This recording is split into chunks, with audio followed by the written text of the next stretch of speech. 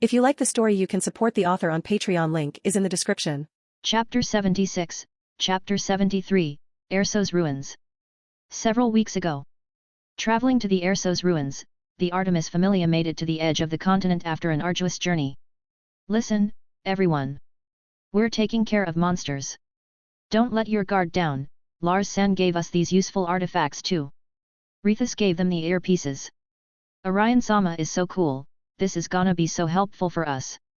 Lant fidgeted around, imagining the dreamy Orion. Lant, how many times do I have to tell you? Lars isn't Orion. Artemis sighed. Really? Then why did you give him an earring made personally by you? I thought you disliked romance. Lant raised a brow at her. That's just a sign of our friendship. Artemis blushed. Love starts with friendship, Artemis-sama. Lant countered. Okay, stop. We will not be talking about this right now, when we're so close to the ruins. Rithus pulled Lant away. Artemis then remembered another friend of hers. She always tried to make her experience love, Aphrodite. Tenkai. Artemis, why are you a stalwart hater of romance and love? Aphrodite, a blonde woman with verdant green eyes, asked her. This again, Aphrodite? I am the goddess of purity. Even friendship with the opposite sex would eventually lead to taint. Artemis had a strict point of view. You'll never get a boyfriend at this rate. Aphrodite looked at her like she was missing a lot. Not like I needed one, Aphrodite. How many times must I tell you that? Artemis sighed. Well, you haven't experienced it, of course. So I want you to fall in love, feel all tingly inside whenever you see your lover, bask in their warmth, kiss each other. Aphrodite swooned at the thought of it. Kissing? How lewd, you'll get pregnant. Aphrodite craned her neck towards her and she looked at her like she was an idiot. Have you heard about the birds and the bees? Aphrodite asked her and Artemis shook her head. Listen closely, all right. Aphrodite winced and she started to whisper to her. After every sentence, Artemis started to get redder and redder. Until she looked like a tomato near the end. How shameless. You've corrupted my ears, Aphrodite. Artemis glared at her. That's how kids are made, silly. Aphrodite sighed at her. Listen, Artemis. I want you to roam the world. You can keep being the huntress or whatever. But when you find someone, a person that you are comfortable around, someone that brings the best in you, a person that you want to be with, do not hesitate. Aphrodite looked at her seriously. Because once you do, you might never have the chance to hold them, make delightful memories with them, and lose them forever, which you will regret for an eternity. Aphrodite knew how she is. Artemis would most likely find someone like that, given how big the world is. But when she loses them, she will never see someone who will make her lower her guard ever again. This is none of my business, Aphrodite, I will never engage in such acts. Artemis was stubborn. Let's see. Aphrodite smiled at her, as if knowing something that she doesn't. Artemis POV. So this is the Erso's ruin, hey? Artemis looked at the gate of the ruin. Let us enter, Artemis-sama. Please be careful. Rithus went head first as their captain. This place is quite creepy. An Amazon shivered at the feeling of the temple. They saw depictions of a large scorpion monster being sealed by the fairy folk as they made their way in. I have a bad feeling about this, everything is going too smoothly. Artemis frowned. The heavy-set doors then closed shut behind them. Prepare for battle. Rithus shouted and the huntresses went into position. The temple shook and they suddenly saw something move in front of them. Its black shell started to glow a crimson red. The glowing lights looked like circuits and something like a red eye shone ominously. A roar made them freeze and the huntresses has never seen something quite like it before. A scorpion-like monster, armored heavily by a black shell. Rithus quickly barked orders. Fire your bows at it. Everyone began shooting at the thing, but their arrows just bounced on its carapace. What is that? One of the huntresses asked, before being hit by one of its legs. She crashed onto the wall and her eyes turned hollow immediately. Chaos broke out instantly as they tried to fight the unnatural beast. Lant. Bring Artemis-sama outside. Quick. This thing is too dangerous. Rithus ordered through their comms. Yes. Artemis-sama, come on. Lant pulled her goddess towards the heavy-set doors. But they were unable to open it. The two pushed it with all their might, but they couldn't make it move, even a smidgen of movement was impossible. We have to help them. I'll use my arcanum. Artemis saw that more of her huntresses started to die. Artemis-sama. Use your arcanum to escape. You have to. Lant grabbed her shoulders. What? Don't be foolish. I must save you children. Artemis denied her. No. You finally met Orion-sama. Listen to me, Artemis-sama. Love is a beautiful thing, Orion-sama is just a mortal. You must experience it with him. Lant brandished her weapons. We will buy time. Open it now. You can't use enough of your arcanum to help us, you'll be sent to Tenkai immediately. Lant smiled at her. Artemis tried to reach out to the young elf, but she already entered the fray. She could feel the door react to her arcanum, but instead of opening it, tendrils appeared and it grabbed onto her. The monster focused on her and the huntresses noticed. Artemis-sama. Lant tried to hit the tendrils, but they were too hard. Leave me. Run for your lives. Artemis shouted out. But they were stubborn, dropping one by one due to the monster that saw them as troublesome flies. Lant got hit by its claw and she flew towards Artemis. My goddess. Please. Promise me that you would at least meet with Orion-sama one more time. Use your arcanum, to experience how beautiful it is to love someone. Lant was bleeding heavily. Her bones were crushed and she couldn't even move anymore.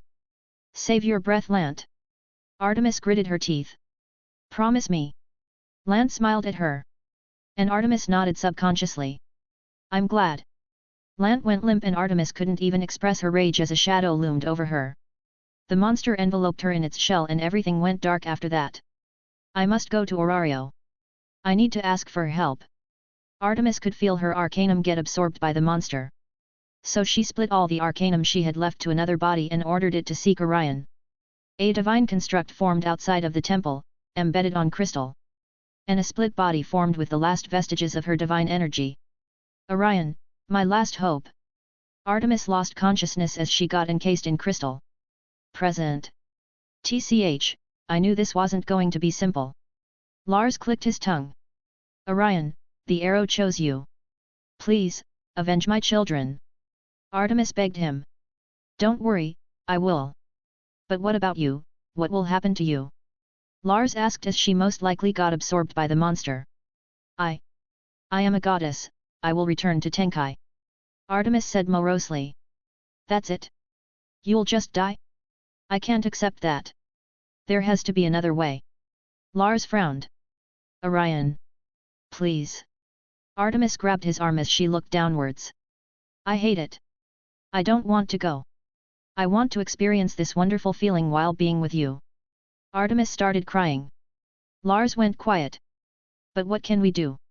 It already absorbed my arcanum. My mortal body is basically dead. Artemis caressed his face. Remember that love story you told me? Artemis looked at him, her eyes full of hope. I am immortal, forever static, unchanging. Lars. I have been in existence for eons.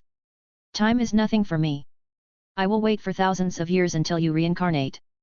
I will wait in heaven. No matter how long it takes. Artemis begged him to end her along with the monster. Clicking his tongue, he pushed her away softly. I can't do that. Lars frowned. Why? Because I'll beat the shit out of it. And Ermid's healing is so strong that even when you're basically half dead, she can revive you. Lars was stubborn. Why? Why can't you just give me what I want? I can't let you die. If your soul gets extinguished by my arcanum, I will lose you forever. Artemis couldn't understand. You gods and deciding things without looking at it in our point of view. I can't accept that. Lars argued. Mortals are selfish. Even more so than the gods. If you want something, don't give up on it. That's how humanity thrives in this cruel world. Lars furrowed his brows. And what I want, is you to not die right now. Your familia is already gone, they might not be close to me, but they sacrificed themselves for you. Do you not care about their sacrifices? Lars chided her and she looked down in shame, not thinking of how her children died for this opportunity. Trust me, I'll take care of this. A monster that can use your arcanum? What of it? Lars dismissed it and Artemis got anxious. She was about to talk again, but he kissed her. Shut up and listen to me, I'll kill it without killing you. Lars. Artemis saw him walk away and she apologized to her children. Thank you for opening my eyes. My children, I am forever in your debt for giving me the push to pursue this endeavor. Artemis thought of Lant. Lars. Save me. Please. Artemis shouted and he waved his hand. Hestia appeared and she had a dark expression. Artemis. Don't give up, he's a capable child. He will save you. Hestia was uncertain, but he's the only one that can do something. Hestia, I believe in him. After all, he's my Orion. Artemis looked at his direction fondly. He's also surrounded by capable children. Let us wait and see what he will do. Hestia prayed that he would succeed, for her friend. Erso's ruin. Everybody arrived near the ruins and the forest looked like it was withering. The forest looks like its life force is getting absorbed. Ryuha frowned upon seeing what was happening. And it pained her to see a forest die. Then we can't wait, it's most likely absorbing tons of life force to take over the world. Lars squinted his eyes. A monster with the trait of being able to absorb energy will accumulate it to the maximum. Not to mention that Artemis Arcanum is being used by it. From above. Hestia felt Artemis Arcanum activate and a volley of arrows made of energy rained down on them. Lars used his psychokinesis to make a shield above them and he gritted his teeth. There's too much, so he had to make the barrier larger. And with its divine nature, his mana was used up a lot. Ha, what gives? Lars frowned. It must have felt my arcanum. And it wants to shoot me down before I have the chance to free myself from it. Artemis explained. Then let's hurry everyone, this will be a mess. Lars sighed. Orario.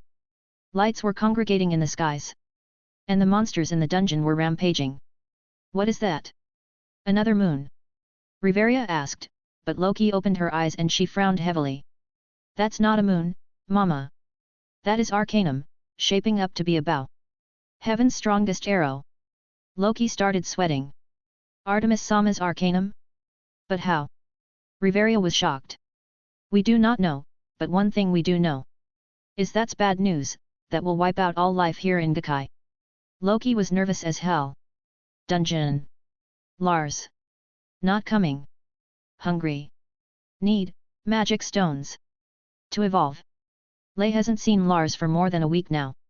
Must. Become, human. Lei's turquoise eyes shone. It then felt that the monsters were agitated in the dungeon. No choice. But to fight. It started going to the upper floors and Lei arrived at the 49th floor. The dungeon spawned all of its monster rexes and tons of the mobs all at once. An army of Fomwars and the Baylor saw it from afar. Evolution. Near. Slaughter. Lei's chest glowed a brilliant sapphire blue. It then began an unstoppable rampage, to level up. Chapter 77, Chapter 74, Antares. Arriving near the ruins, the fog was like the 10th floor of the dungeon. Visibility was basically zero. This place looks and feels ominous as hell. Tioni looked around and it felt like they were going to be ambushed at any time. We need to go and eliminate the threat immediately. Kagaya said with a grave tone. This forest will get eaten up at this rate. Ryuho agreed. Then let's go. This is a job for a heroine like me. Elise was ready. Let's do this like this, Hermes will be ready to take off to retreat with Hestia. Artemis will be with us. Lars started appointing roles. Belnus and Elnia will take care of the monsters that would spill. I'm sure they will come out. Lars looked at Tiona and Tioni. The twins explained the formation as they were still trying to learn Koine. Ermid then gave them a couple of potions and they were set. Let's go and kick this thing's ass. Lars took out a prototype of his ultimate weapon that only he can maximize the strength of. An enchanted sword that splits into several other ones, the Zenith. As it's above and beyond anything Orario will ever see. Though he still needed to reforge it, because it still wasn't at the apex. They went towards the ruins. Hestia waved at them anxiously while Hermes tipped his hat. They are strong, do not worry. Elnia assured Hestia and the Amazonas prepared to kill anything that moved. Ruins. Is this the place? Ermid could feel that something sinister was inside. The walls are being corrupted by some kind of fleshy mass. Lyra investigated. I should burn it off first. Incinerate.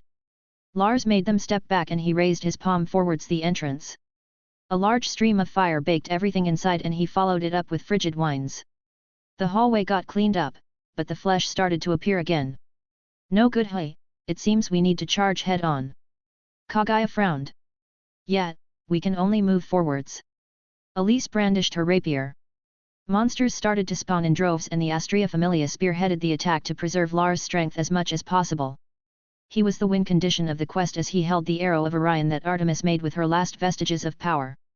The first-class adventurers made quick work of everything. But what's weird is the subsequent enemies that arrived seemed to change. Their shells got harder, thicker, larger. They're adapting. Lars raised a brow. We need to open up a path before we get too exhausted here then. Tiona brandished her swords and Tioni raised her short swords.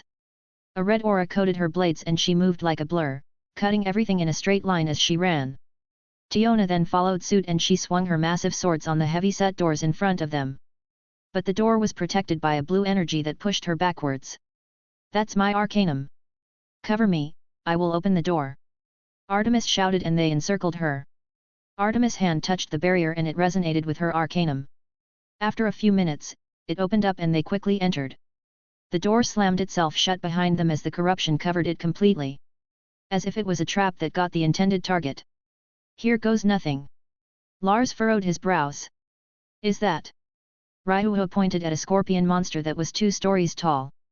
Artemis. Lars could see that she was crystallized on the chest area of their target. The monster's chest closed like a hatch and Lars clicked his tongue. Orya. Tiona charged in head first and she whacked it with her crusher. A shockwave exploded all around the area they were in, but its shell was rock solid. Like it was made of solid auric alum. It's due to my arcanum. It's being strengthened by it. Artemis winced. Don't worry, we'll take it down. Lars patted her on the back. Elise. Let's go. Lars shouted and the redhead nodded. Agaris Alf Synth. Elise charged towards the monster and their weapons crashed on its hard shell. Her fiery sword creating flames and sparks as she held back the monster. Dance. Zenith. Lars poured his mana inside of his sword and it separated into 3 separate blades. Using his psychokinesis to the maximum, his swords attacked Antares with his mind. Lightning drop kick. Tioni did a Kamen Rider drop kick at its chest and a thunderclap resounded as her attack connected. Iai no Tachi. Goka. Kaguya used her magic as 5 blades of light formed around her. The blades moved at breakneck speeds and they hit Antares' joints that were cut by her technique. Lars' swords then lodged themselves into its other joints to prevent it from moving. It's regenerating. Ermid who was blocking for the team saw it regenerate quickly. TCH what an ass. Lars activated the spear on his hand and he targeted its chest. But an arrow made of energy aimed at his hand escaped from its chest. He had to block the divine energy with the spear and he clicked his tongue. Rampaging around, the monster shot purple lasers around like it was going out of style, forcing them to dodge. Luminous wind. Ryuho finished chanting and stardust hit the monster, making its legs buckle. Alviria. Elise stabbed her sword in the gap of its armor. Releasing tons of fire at it as her magic combined with Ryuho's. Lars didn't waste any time and he went towards its rear. He grabbed its tail and he pulled like he meant it. Tiona. Tioni. Lars shouted and they knew what to do. Grabbing its pincers, the twins anchored themselves to the ground as they also pulled. Ea. Lars' muscles bulged as his fingers dug into its shell. Ripping off its tail, he smacked it with it, making it fall down. Lars. Breach the shell.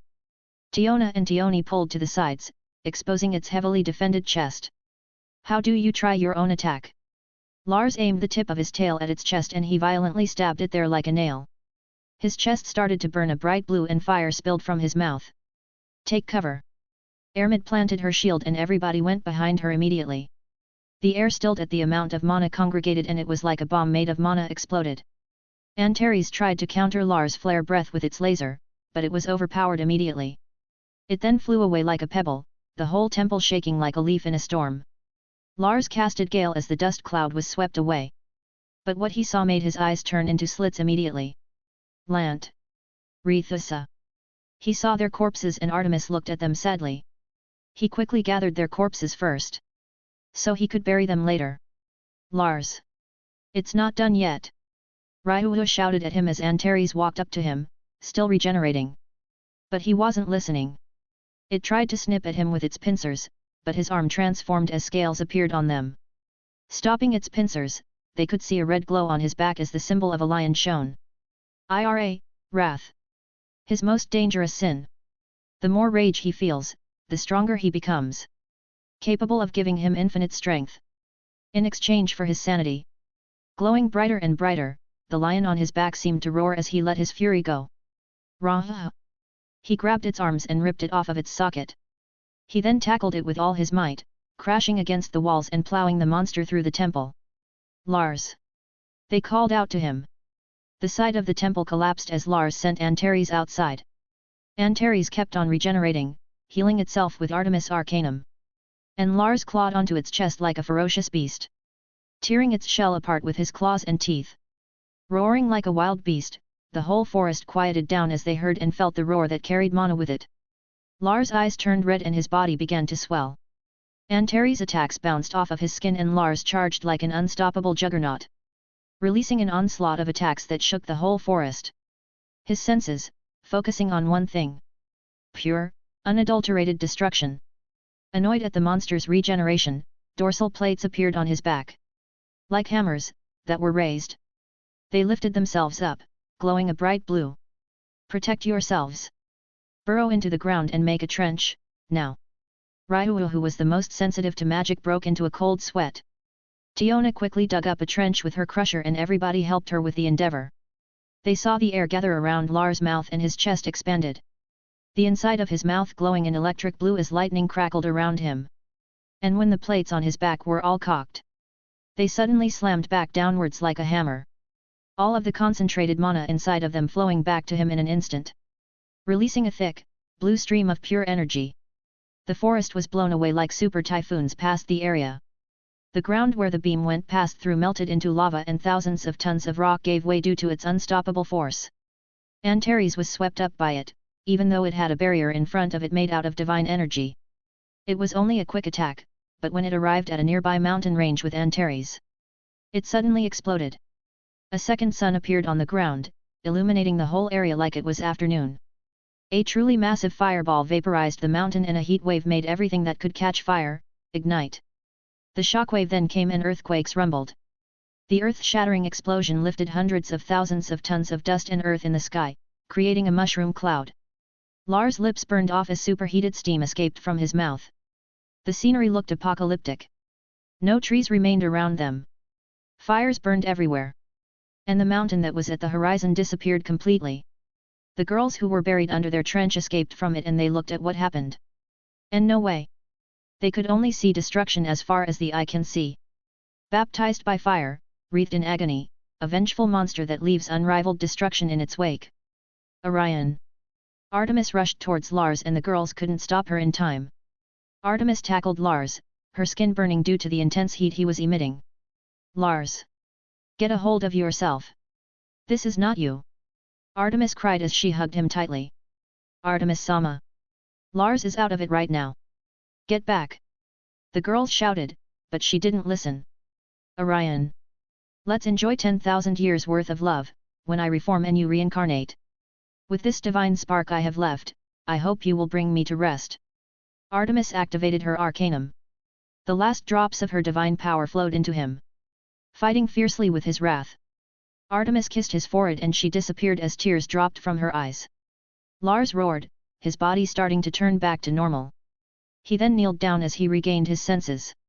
Extreme fatigue racking his body. What just happened? He could feel that he was suffering from tons of internal damage. He then looked around and it looked like a storm passed through. A storm of fire that is. Lars! Are you okay now? Ermid ran up to him and immediately healed him. Why you lost yourself? And Artemis-sama used her arcanum to bring you back.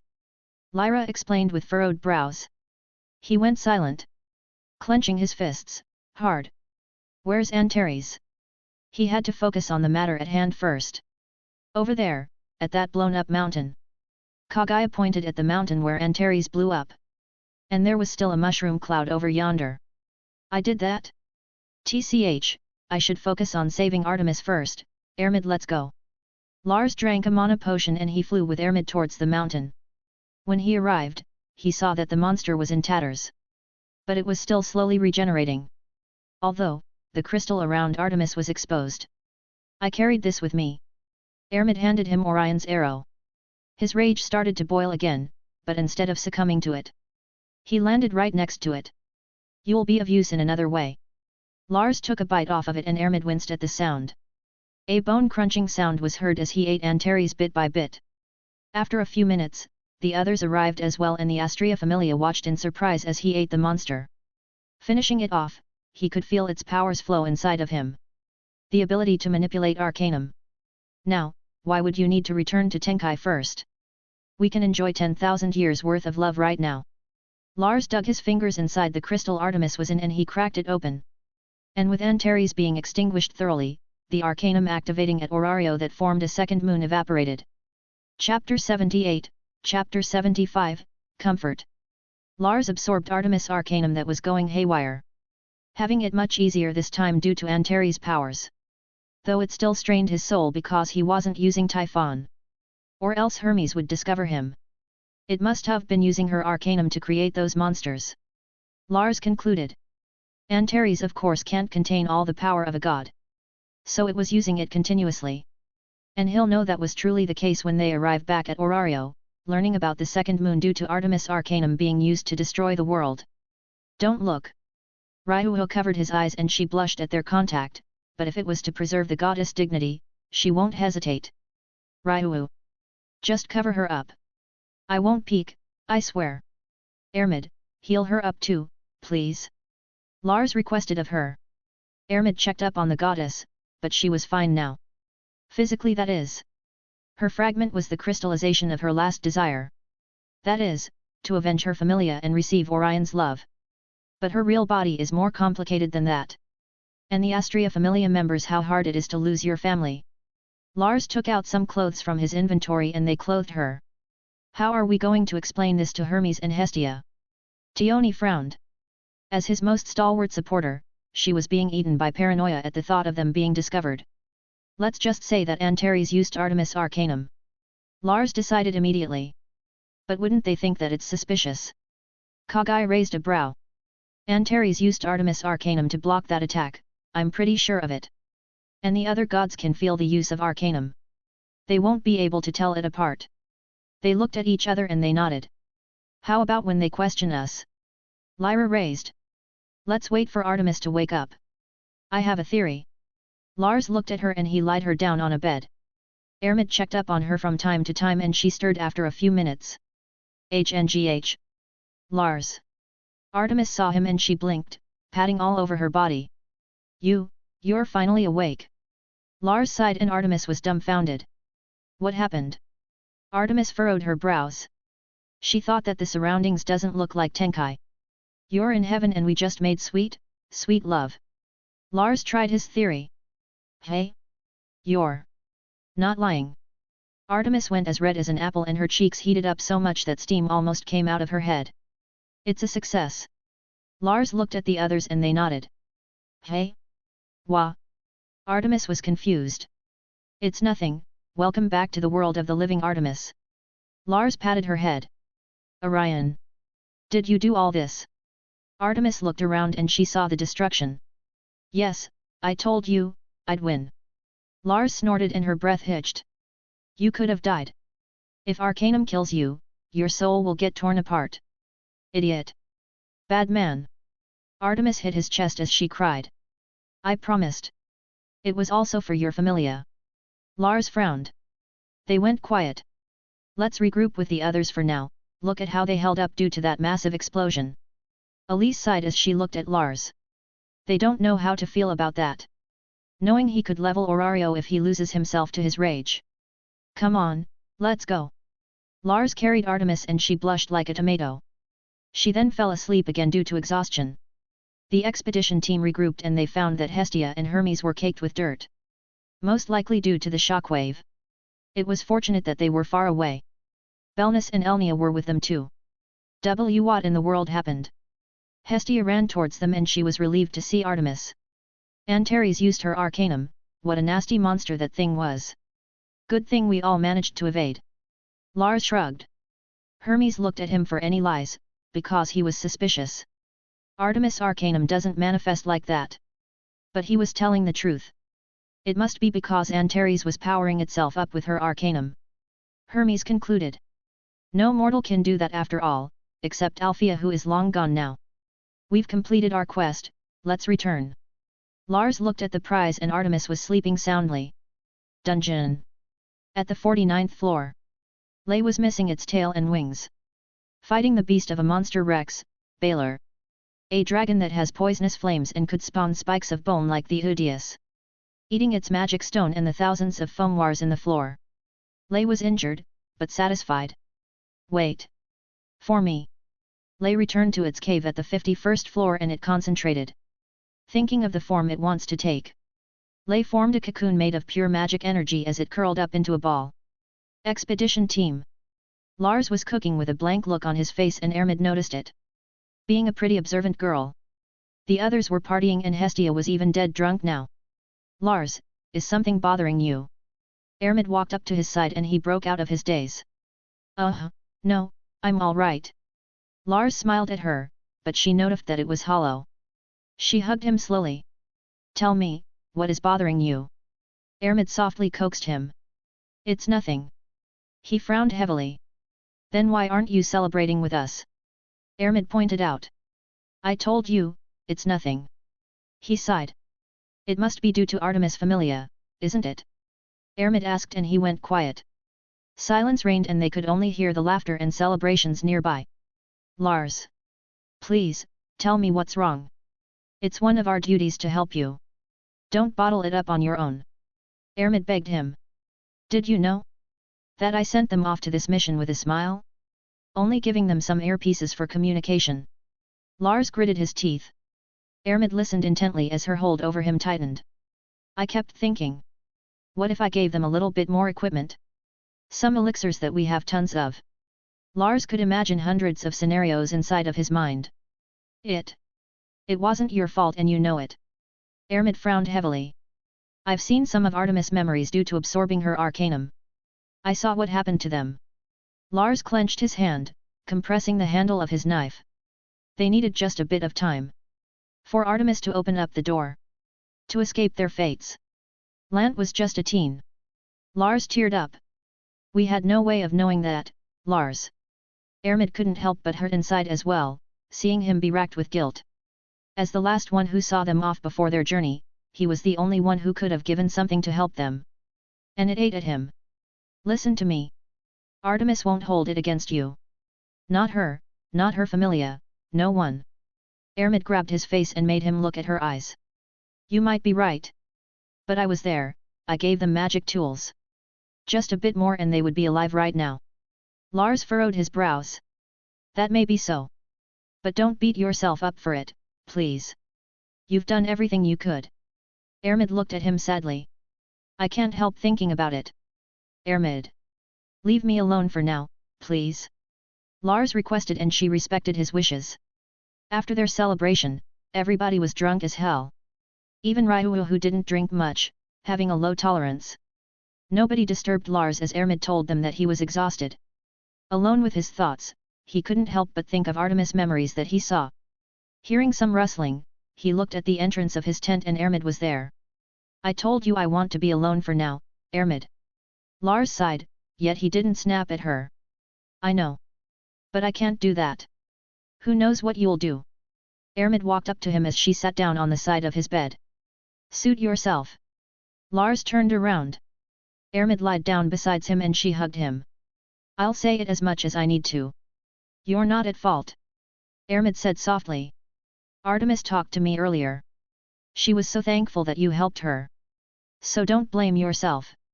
Ermid rubbed her face on his back. Give yourself some credit, you're the pillar of our group. You've helped us grow to what we are now. You've saved countless lives, defeating Antares. He nodded a bit. Artemis Familia would be overjoyed that you've helped a lot of people by killing that monster. I know I'm thankful. Ermid said softly. He faced her and his golden eyes stared at her purple ones. That's why I love you. And it hurts me to see you like this. Ermid didn't want him to feel guilty for something he had no control over. She kissed him and Ermid caressed his face softly. You're my shining beacon of light. The start of it all, stand strong and be proud of what you were able to do. Ermid. Lars hugged her tightly and Ermid sighed in satisfaction. I love you so much that it hurts. Seeing you flirt with Artemis and the others. It fills me with jealousy. Ermid straddled him. Tonight, why don't I make you forget about your problems? Ermid looked at him passionately. She slowly took off her pajamas and her breath started to get faster. Her body heated up, filled with a bit of liquid courage. You're cheating. Lars sighed at her approach. Trying to comfort him. I can't possibly send you out there naked. Lars grabbed her waist and she leaned forwards as her breasts squished on his chest. Lars, let me comfort you. As your paladin, I am in charge of your well-being. She started to kiss his neck. I'll let you work your magic. Lars replied as he reached out to her jaw and leaned her head to the side. Lips smacking and tongues wrapping around each other, they started their night of passion and comfort. Daybreak. Hngh, the sound of their wet kissing resounded in his tent and Ermid reached for his trousers. Rubbing her chest, his hand massaged her breast and Ermid hummed at the warmth of his palm. Yes, I'm yours. Let me make you feel better. Ermid sighed hotly as their bodies' warmth radiated at each other. Taking off his pants, Ermid quickly ripped off her panties. Rubbing his rod with her warm and slightly wet slit, Ermid rocked back and forth slowly as she put her weight on his dick. I'm wet enough, I'll give you the love that you need. Ermid licked his chest as she pointed his cockhead at her entrance. Moving her waist, she groaned as he entered her. Stopping for a bit, Ermid grabbed his face and she kissed him passionately. Their warm tongues creating wet slurps. Don't move, leave everything to me. Ermid panted as she slowly bounced in a rhythm. Yeah, just like that Ermid. Lars sighed at her wet and warm insides that felt like a snug hug. Hngh. So hard and big. Ermid moaned at the sensation of being spread open. I can feel your cock hit my cervix. It feels great. Ermid supported herself, putting her hands on his chest. She then bucked her hips faster and faster, seeking more and more pleasure as her pussy got wetter. That's it, Ermid. Move faster, bounce for me. Lars ordered and she used the recoil of her butt hitting his hips to go up and down faster. Turning into a panting mess, she couldn't help but moan loudly. SHH, they'll hear you. Lars shushed her as he put his fingers inside of her mouth. She sucked and licked his fingers as she bounced on his cock, her lewd vagina releasing tons of juices. Their bed squeaking, Ermid furiously bucked her hips. Feeling herself get closer. I'm coming, Lars. Are you close? Come inside of me. Fill me up nicely. Ermid groaned at the delightful sensations. Her folds being rubbed by his glands deliciously. I'm close too, clench your tight pussy, make it even tighter. He gritted his teeth and Ermid controlled her muscles. She could feel his dick pulsate inside of her as hot, thick, semen entered her womb. So hot. Your seed is entering me, it's so much. Ermid collapsed on top of him and she panted. The night is still young, Ermid. Lars caressed her butt and she kissed him. I'll comfort you as much as you want. Ermid smiled and they continued on. Morning. Lars, wake up. We have to return to Orario. Tiona opened up his tent. Ermid got us good. You made us drink a lot so you could do a night crawl, hey? It's always the quiet ones. Tiona squinted her eyes. Hey. Ermid rubbed her eyes, her face was glowing and Tiona confirmed it. What? Ermid. TCH, I can let it go, she was with him earlier. But we're definitely next. Tiona huffed. This isn't first come first serve, girls. Lars sighed at their antics. Any chance I could go next? Kagaya licked her lips. Kagaya. Marriage comes first. Ryuhu smacked her. Such a sinful guy, corrupting the saintess. Elise shook her head with a shrug.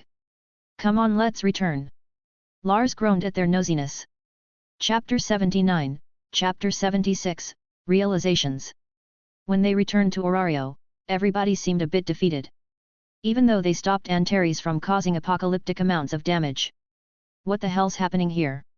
Tioni asked the guards of the Ganesha Familia who weren't letting them in. Ah, we had big scare earlier this week. So we're extra tight on the gates. The guard noticed them and knew who they are, but he has to do his job. Can you call your captain? She will do this faster. Kaguya stepped in and they saw the Astria Familia. Why yes ma'am. The gate guard sweated, seeing Kaguya's sweet smile. Did you really have to scare the guy? He has to change his pants now. Lars sighed. Being pressured by a first-class adventurer is definitely not something someone can deal with. We just came back from a dangerous mission. And we have to bury the huntresses, that's what they deserve at least. Kaguya frowned. Artemis had a sad expression, but Hestia was beside her, holding her hand. Yeah, I bet that your familia members would love to meet with them. Lars smiled softly and they nodded. New friends will do them wonders. Elise smiled as they decided to bury the huntresses in Rivera, beside the fallen members of the Astria Familia. After a few minutes, they were met with a short-haired woman. Pick. Kaguya, did you really have to scare one of the guards like that? She sighed.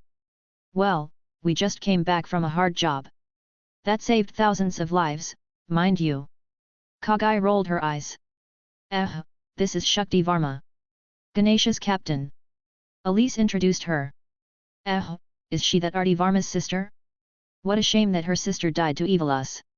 Lars remembered her from Ryuhu and Elise's stories of the Great Feud. The time where he was still on the 39th floor, all alone. Until a demon of talent suddenly crashed onto his house, that is. Lars Johansson of the Demeter Familia. Lars shook hands with her and she nodded. Shakti Varma, as you have heard. She introduced herself. Let them in, boys. These guys are VIPs. Shakti chuckled as Ryuhu pouted at her. Don't call us that, people will say that we're abusing our friendship with you. Ryuhu chastised her. Thanks, Shakti. We owe you one, we're quite tired you see. Lars nodded at her. No worries, just buy me a drink when we meet somewhere again. Shakti waved at them and they entered the city once again. Lars chilled the bodies of the huntresses and he cleaned them up one by one. He then put them in body bags as he went towards the abandoned church where Hestia lives. As Artemis shacked in with her for now. Arriving at the ruins, he knocked on the church and Hestia opened the door. They were already wearing black. Gods are prohibited from entering the dungeon. But that doesn't matter, I'll protect you guys. Lars smiled at them. The two appreciated his help. Meeting up with the Astria Familia, with the brunette goddess included in their trip. They quickly went towards the 18th floor of the dungeon. Utilizing hatches that dropped you down a couple of floors. They were right in front of a mound where weapons and armor were embedded. The Astria Familia's grave. Lars used his magic to dig a hole and he made a hardened lid to protect them. Taking out a large white sheet of arachne silk, he lined the bottom with it and laid down the cleaned-up huntresses one by one. He frowned at the sight of them and Artemis sobbed. Lars covered them with another sheet as he buried them after Artemis said her goodbyes towards them. They'll be happy that you are alive and well, Artemis. Lars patted her on the back and she nodded. Lant already proved that to me. Artemis smiled fondly at the little elf. It will be hard, Artemis. But you can endure. Astria held her hand. We're here for you, Artemis. My home might not be that good, but you're welcome there. Hestia assured her. Thank you, everyone. Artemis appreciated their support. How about we drink and forget our woes, goddess? Lyra asked her. Artemis thought that wouldn't be a bad idea. And they went towards the hostess of fertility after changing.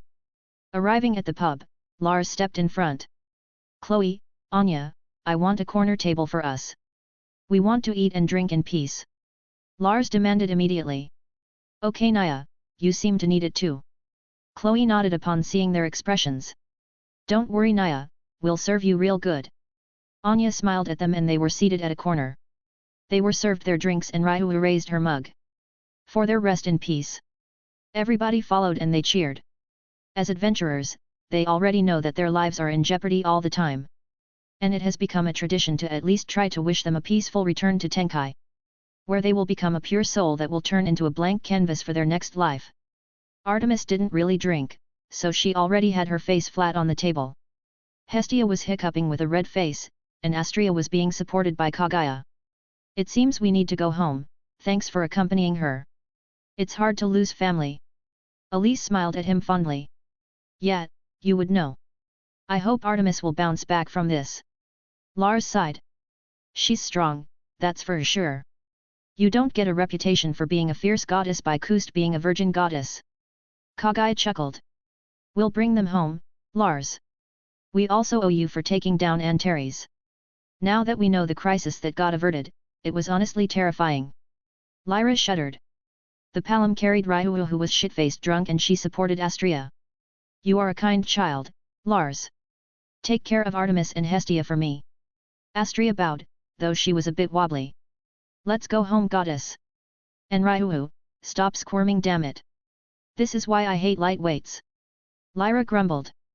Kaguya and Elise then helped Artemis and Hestia get home. Lars sat down on his table alone and he continued drinking. But due to his regeneration, he couldn't get drunk. Unlike the adventurers that have abnormal resistance as a developmental ability, the DA worked differently to his regeneration that just won't let him get drunk at all. He continued drinking alone with a faraway look on his eyes. Naya, do you think we should cheer him up, Naya? Chloe asked Anya. I don't know, Naya, we probably should just leave him be. Anya replied. That would be the correct decision, look at him. He's thinking about something deeply. Don't disturb my junior. Lunwar huffed at them. Lars-san. Seer looked at him in worry. Oi! What's the congregation about? Get back to work. Mia shouted at them and they scrambled to their stations. TCHE, maybe I should squeeze that tight butt and distract him. Chloe pouted. I need to do better. Lars clenched his fists. Artemis Familia won't be the only ones that will be lost in our battle against the gods. Scenes entered his head. Antares, who can't even maximize Artemis Arcanum, can end the world, given time. And it is only a matter of when the gods will learn that he is a genuine god's lair. They will ultimately try to kill me and everyone that is associated with me. Lars furrowed his brows, gritting his teeth hard. The girls, his goddess, his lovers. They would be executed by the gods without mercy. I have to be better, stronger. Even more versatile than now. Lars' introspection led to a conclusion. He's barely a real god's lair, managing to abuse the rules of the gods that they cannot use their arcanum on the lower world. What he needs is the strength to fight them head-on and win, no matter the cost. For his secret is a time bomb that can explode at any moment. And he thought hard of what he needed to do. They won't be enough. Althea is the only person that can stand a chance in fighting beside me. He clicked his tongue. Their Ektroi can supplement their strength when fighting the divine. But the gods can snuff them out easily. Without any problems, in fact. And there's tons of them, as it is the age of the gods. Think, Lars. Think. He didn't even have the support of a god that could fight. Demeter's domain is in farming. Hephaestus can help in creating divine armor and weapons to fight the gods, but that won't be enough against real divinity. Hestia can be a defensive goddess due to her domain of being in charge of the hearth, home, and family. And that's all a big if. Demeter is the only one that he knows would protect them right now. It pained him to imagine Demeter being killed due to his strength not being enough. Allies, I need more allies. One who can stand tall besides me and fight. Lars brooded. He does not have an answer, but he will find it. No matter the cost. Wheat Manor. Lars. Demeter smiled upon seeing him. There you are, with your fond smile on your face. Lars winced upon seeing it. What's the matter? Demeter walked up to him as she held his hand in concern. I just couldn't help it but imagine what would happen in the future, Demeter. Lars frowned. This is because of Artemis Familia, isn't it? Demeter sat him down and she rubbed his back. We are just mortal, Demeter. And the only one who can realistically fight back against the gods is Althea and I. Lars made a realization. That is correct. Demeter agreed with him and he winced. Getting paranoid about the future. Just like what happened to the huntresses of Artemis, he doesn't know what the future entails. Honestly, I'm scared. Demeter. It's us against everyone. And I can easily see it ending bad for us. Lars looked at her seriously. You are right. Demeter went pensive and she thought of what to do. As his patron goddess, she already decided to support him. We must have an alliance with other gods. Hephaestus would most likely ally herself with you. Demeter started to show her wisdom as a goddess that has lived for eons. I have a good feeling about Hepi too, but that's just not good enough. Lars shook his head. Right, she's just one celestial smith against the many more others out there. Artemis would most likely ally with us too. She's known as the strongest archer in heaven. Demeter thought of more people. Loki would most likely join your cause because it's interesting. While Freya. She's weird, but she's a goddess of war. Demeter winced. She'll definitely try to snatch him up. I've already seen his soul. She would cream herself if she gets a glimpse of it. Demeter frowned. It's like she was pimping him to Freya in order to get her support. And it rubbed her the wrong way. We have to be careful about this. And there's still the black dragon to worry about for now, Lars. Demeter caressed his head. She wanted him to calm down for now. You're right, I should focus on the present right now. The Iclos Familia is still lurking around. And our findings on the 59th floor needs more investigating. Lars sighed. He was overwhelmed by the pressure of it all. SHHH, it's fine. Step by step. We'll handle everything. Especially now that you have evidence against Dionysus. Demeter frowned, she kind of expected Dionysus to be scheming something. Being a god of less than savory tastes, but she was surprised that he was taking his time. Yet, his captain is a monster hybrid. Unlike the Xenos who are monsters that reincarnated to have free will, they're people that were revived as monsters. Lars doesn't know how they did it, but it was fucked up. Because humans cannot live with magic stones as their cores. It's like using diesel on a gasoline-powered car. The car would eventually break down. Come, rest for now. You have been through a lot. Demeter hugged him and he could feel his goddess warmth calm him down. Thanks for everything, Demeter. For supporting me, even though it can be considered blasphemy. She smiled at him. I have to take care of you or you'll get into trouble.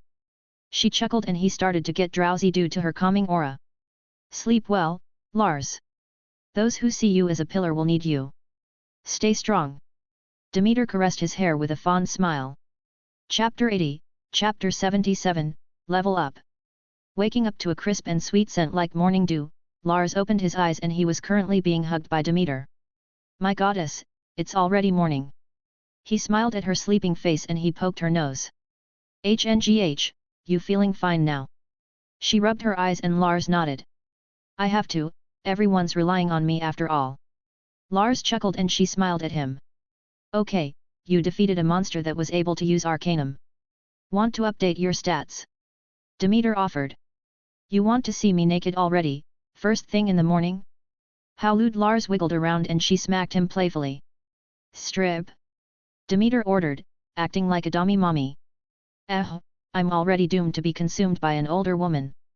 Lars took off his shirt and she started the update.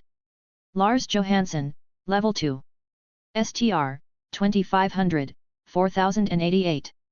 AGI, 2500, 4075. Dex, 2500, 4130. VIT, 2500, 5009. Mag, 2500, 5257. Skills. Typhon. Infinitum Spatium. God's Lair. Septem Peccata Mortalia. Luxuria, sacrifice Excelia to strengthen magic to the point of turning it into grand magic. Gula, devour life and attributes from anything eaten. Limited to the soul's container.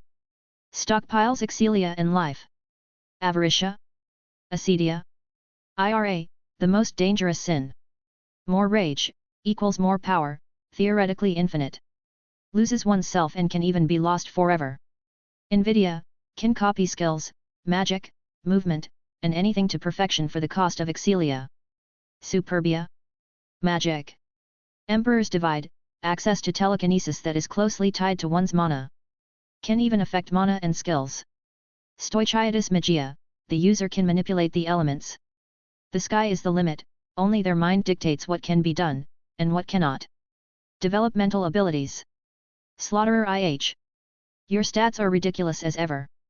And it seems that consuming Rudra's divine essence made your container expand. Demeter sweated at the sight of his stat sheet. Level ups, according to researchers. Also give people an increase of 1000 stat points all across the board. So there's an extra 2000 hidden around there. Demeter explained. Level me up, what's my DOS? Lars asked and she started to check up on them. There's this one that would really be a problem when people realize it. Demeter handed him some paper with a wry expression. Anti-divinity, reject the heavens and their divinity. The arrogant gods shall weep against the blasphemer. You think? Lars chuckled and Demeter sighed. Okay, you're level 3 now. Demeter patted his back and he clutched his left arm. Ah! I can feel the hidden power in my left arm awaken. Demeter deadpanned at him. Sheesh, tough crowd. Lars shrugged and Demeter rolled her eyes. Go on, meet up with everyone. They must be worried. Demeter smiled and he nodded. Slapping his face, he thought of what he should do first. And that is, to encompass everything he can in order to be more versatile. Deciding to focus on his other skills, he was determined to be a master of all trades. Sun Manor. At a certain familiar home, a young lady was currently lost in her dreams. Cass, you're daydreaming again. A gorgeous man with golden eyes smiled at her. Lars. Stop teasing me. She hit him playfully and they chuckled. Hey? Why am I seeing a dream about myself? And who is that? The woman in question was confused. I was just, you know, thankful for everything. I'm kind of being a jerk, but I'm glad that my familia tried that on Belle. She chuckled nervously. Oh, that? Belle could handle it. Kid's got tons of potential. And his aunt is a real Spartan in training. Lars laughed. Wait. Why are we naked? And is that another woman on the side? The dreamer panicked. Seeing an elf, no less. Even though he looks like an Almiraj, he is vicious. Did you teach him to fight like that? She remembered the war game. Of course, he might be kind and dreams to be a hero. But he will never back down against someone that has wronged him, Cass. Lars shrugged. Yet, because of him. We got an easy out of our familia. And here we are now. Lars, I want you again. She caressed his chest and abs. HOH? You were such a shy maiden. Now, you've turned lewd, where did the timid Cassandra go? Lars lifted her up and she yelped. She's still dreaming of this moment. You turned her this way. Cassandra licked her lips. Ah wah wah wah wah. What in the world is happening? The woman named Cassandra watched as her future self and Lars commit salacious acts. She then woke up, panting. Ha, ha. Is that for real? How shameless. I initiated sex. Cassandra blushed like a tomato. I need to change my underwear. Cassandra could feel that she was wet. Oi, Cassandra. Wake up and stop dreaming around. A redhead chided her. Daphne. Why you can't believe what I just dreamed of. Cassandra blushed like an apple. Huh? You getting one of those dreams again, hey? What kind of bad thing happened now? Daphne sighed. She was kind of doubtful of her dreams that she says are prophetic. But the things she dreams about do happen. So as her friend, she didn't just deny her claims. I had a lover, we made passionate love in our familia home. He's very handsome. With golden eyes and a body that looks like cut granite. Cassandra blushed as she fidgeted around. Daphne froze and she stared at her. You crazy? She hit her with a pillow. Isn't that just a wet dream? You pervert. But it felt so real. Cassandra shrunk back, thinking it might be. As her prophetic dreams never did show her something like that before. Anyways. We have things to do, come on. Daphne huffed at her friend. Never in her lifetime did she expect that she would have such lewd dreams. Monstro. Lars was currently learning how to mix potions from Ermid. He might have been able to copy her overpowered healing magic, but elixirs and potions can be used without the healers being present. And Ermid is their sole supplier of it. And he wanted to have more of it. So, I just follow this recipe. Lars checked it out and he was confused as hell. Blue papillon wings. A rare butterfly-type monster that has healing properties. Bloodsaurus eggs and blood. Just checking a few of the ingredients made him think they were making a protein shake or something. I know it's confusing, but we are after the properties of the ingredients. Ermid explained with a happy expression. He was trying to learn her specialty. And she didn't mind the time they spend more together due to it. I see. Hey, Ermid. You think I can give potions 2 or more effects instead of just 1? Lars asked as he thought of the potions of Skyrim. Hey. Never thought of that, I guess you can. Though you would have to tweak every recipe for that. And experiment a lot to try and gain results. Ermid shrugged. This is going to be difficult. But it's worth all the trouble. Lars nodded sagely as he thought of how useful they were going to be. Can you give me an encyclopedia of all the ingredients I can use for potion making? I want to try and make something simple first, like stamina potions. He thought that he should start from the bottom first. And he for sure would need stamina potions for the all-nighters he's going to do. Sure. She smiled at his eagerness and Ermid was happy to oblige. Okay, look at them flirting. Tioni spied on them from the window and she was judging the two. Oi, what are you doing? Alfia just returned from the 59th floor after investigating. Alfia. Lars is just trying to learn potion making. Tioni pointed at them. So he's branching towards other endeavors, hey? I'd say he's wasting time. But he can afford to do so. Alfia nodded and she opened the door. Oh, Alfia. What can I do for you? Lars raised his arms sideways and she hugged him. He then gave her forehead a little peck. Zeus has sent Bell to Orario already. I've been busy investigating the 59th floor. He will be arriving soon. Alfia sighed. Wait, what? Where did you get the letter? Lars was confused, it should have gone through them at least. He sent a message through an Oculus. Saying that he must be near. Alfia sighed. Oh, crap. Then what's your plan for him? Lars panicked a bit, they never did talk about what they'll do about Bell. He did say that he doesn't want to join our familia. It's an S-rank familia, in his opinion it's out of his reach. And he wants to start with humble beginnings, like a lot of heroes. Alfia explained. That's going to be a bit hard. You guys did say he looks like an Almiraj. Then isn't he a scrawny-looking kid? Tioni raised a brow. Not to offend you Alfia. But an Almiraj doesn't really inspire confidence on people. It's more cute than deadly, alone that is. Ermid agreed with Tioni. They thought she would get angry, but instead. She nodded in agreement. Yes, my Bell does look cute doesn't he? I have to beat off the hussies with a stick when he arrives. Alfia nodded sagely. Don't worry about her, she's really proud of her nephew. Lars smiled wryly. Damn straight, I am. He grew up nicely even with that pervert's guidance. And even if he wants to be a philanderer, I'll beat it out of him mercilessly. Alfia squinted her eyes. The other two gulped. Isn't your lover a philanderer? Tioni puffed her cheek as Lars hasn't taken her yet. This is different. Alfia dismissed her immediately. Yeah, this is about Bell.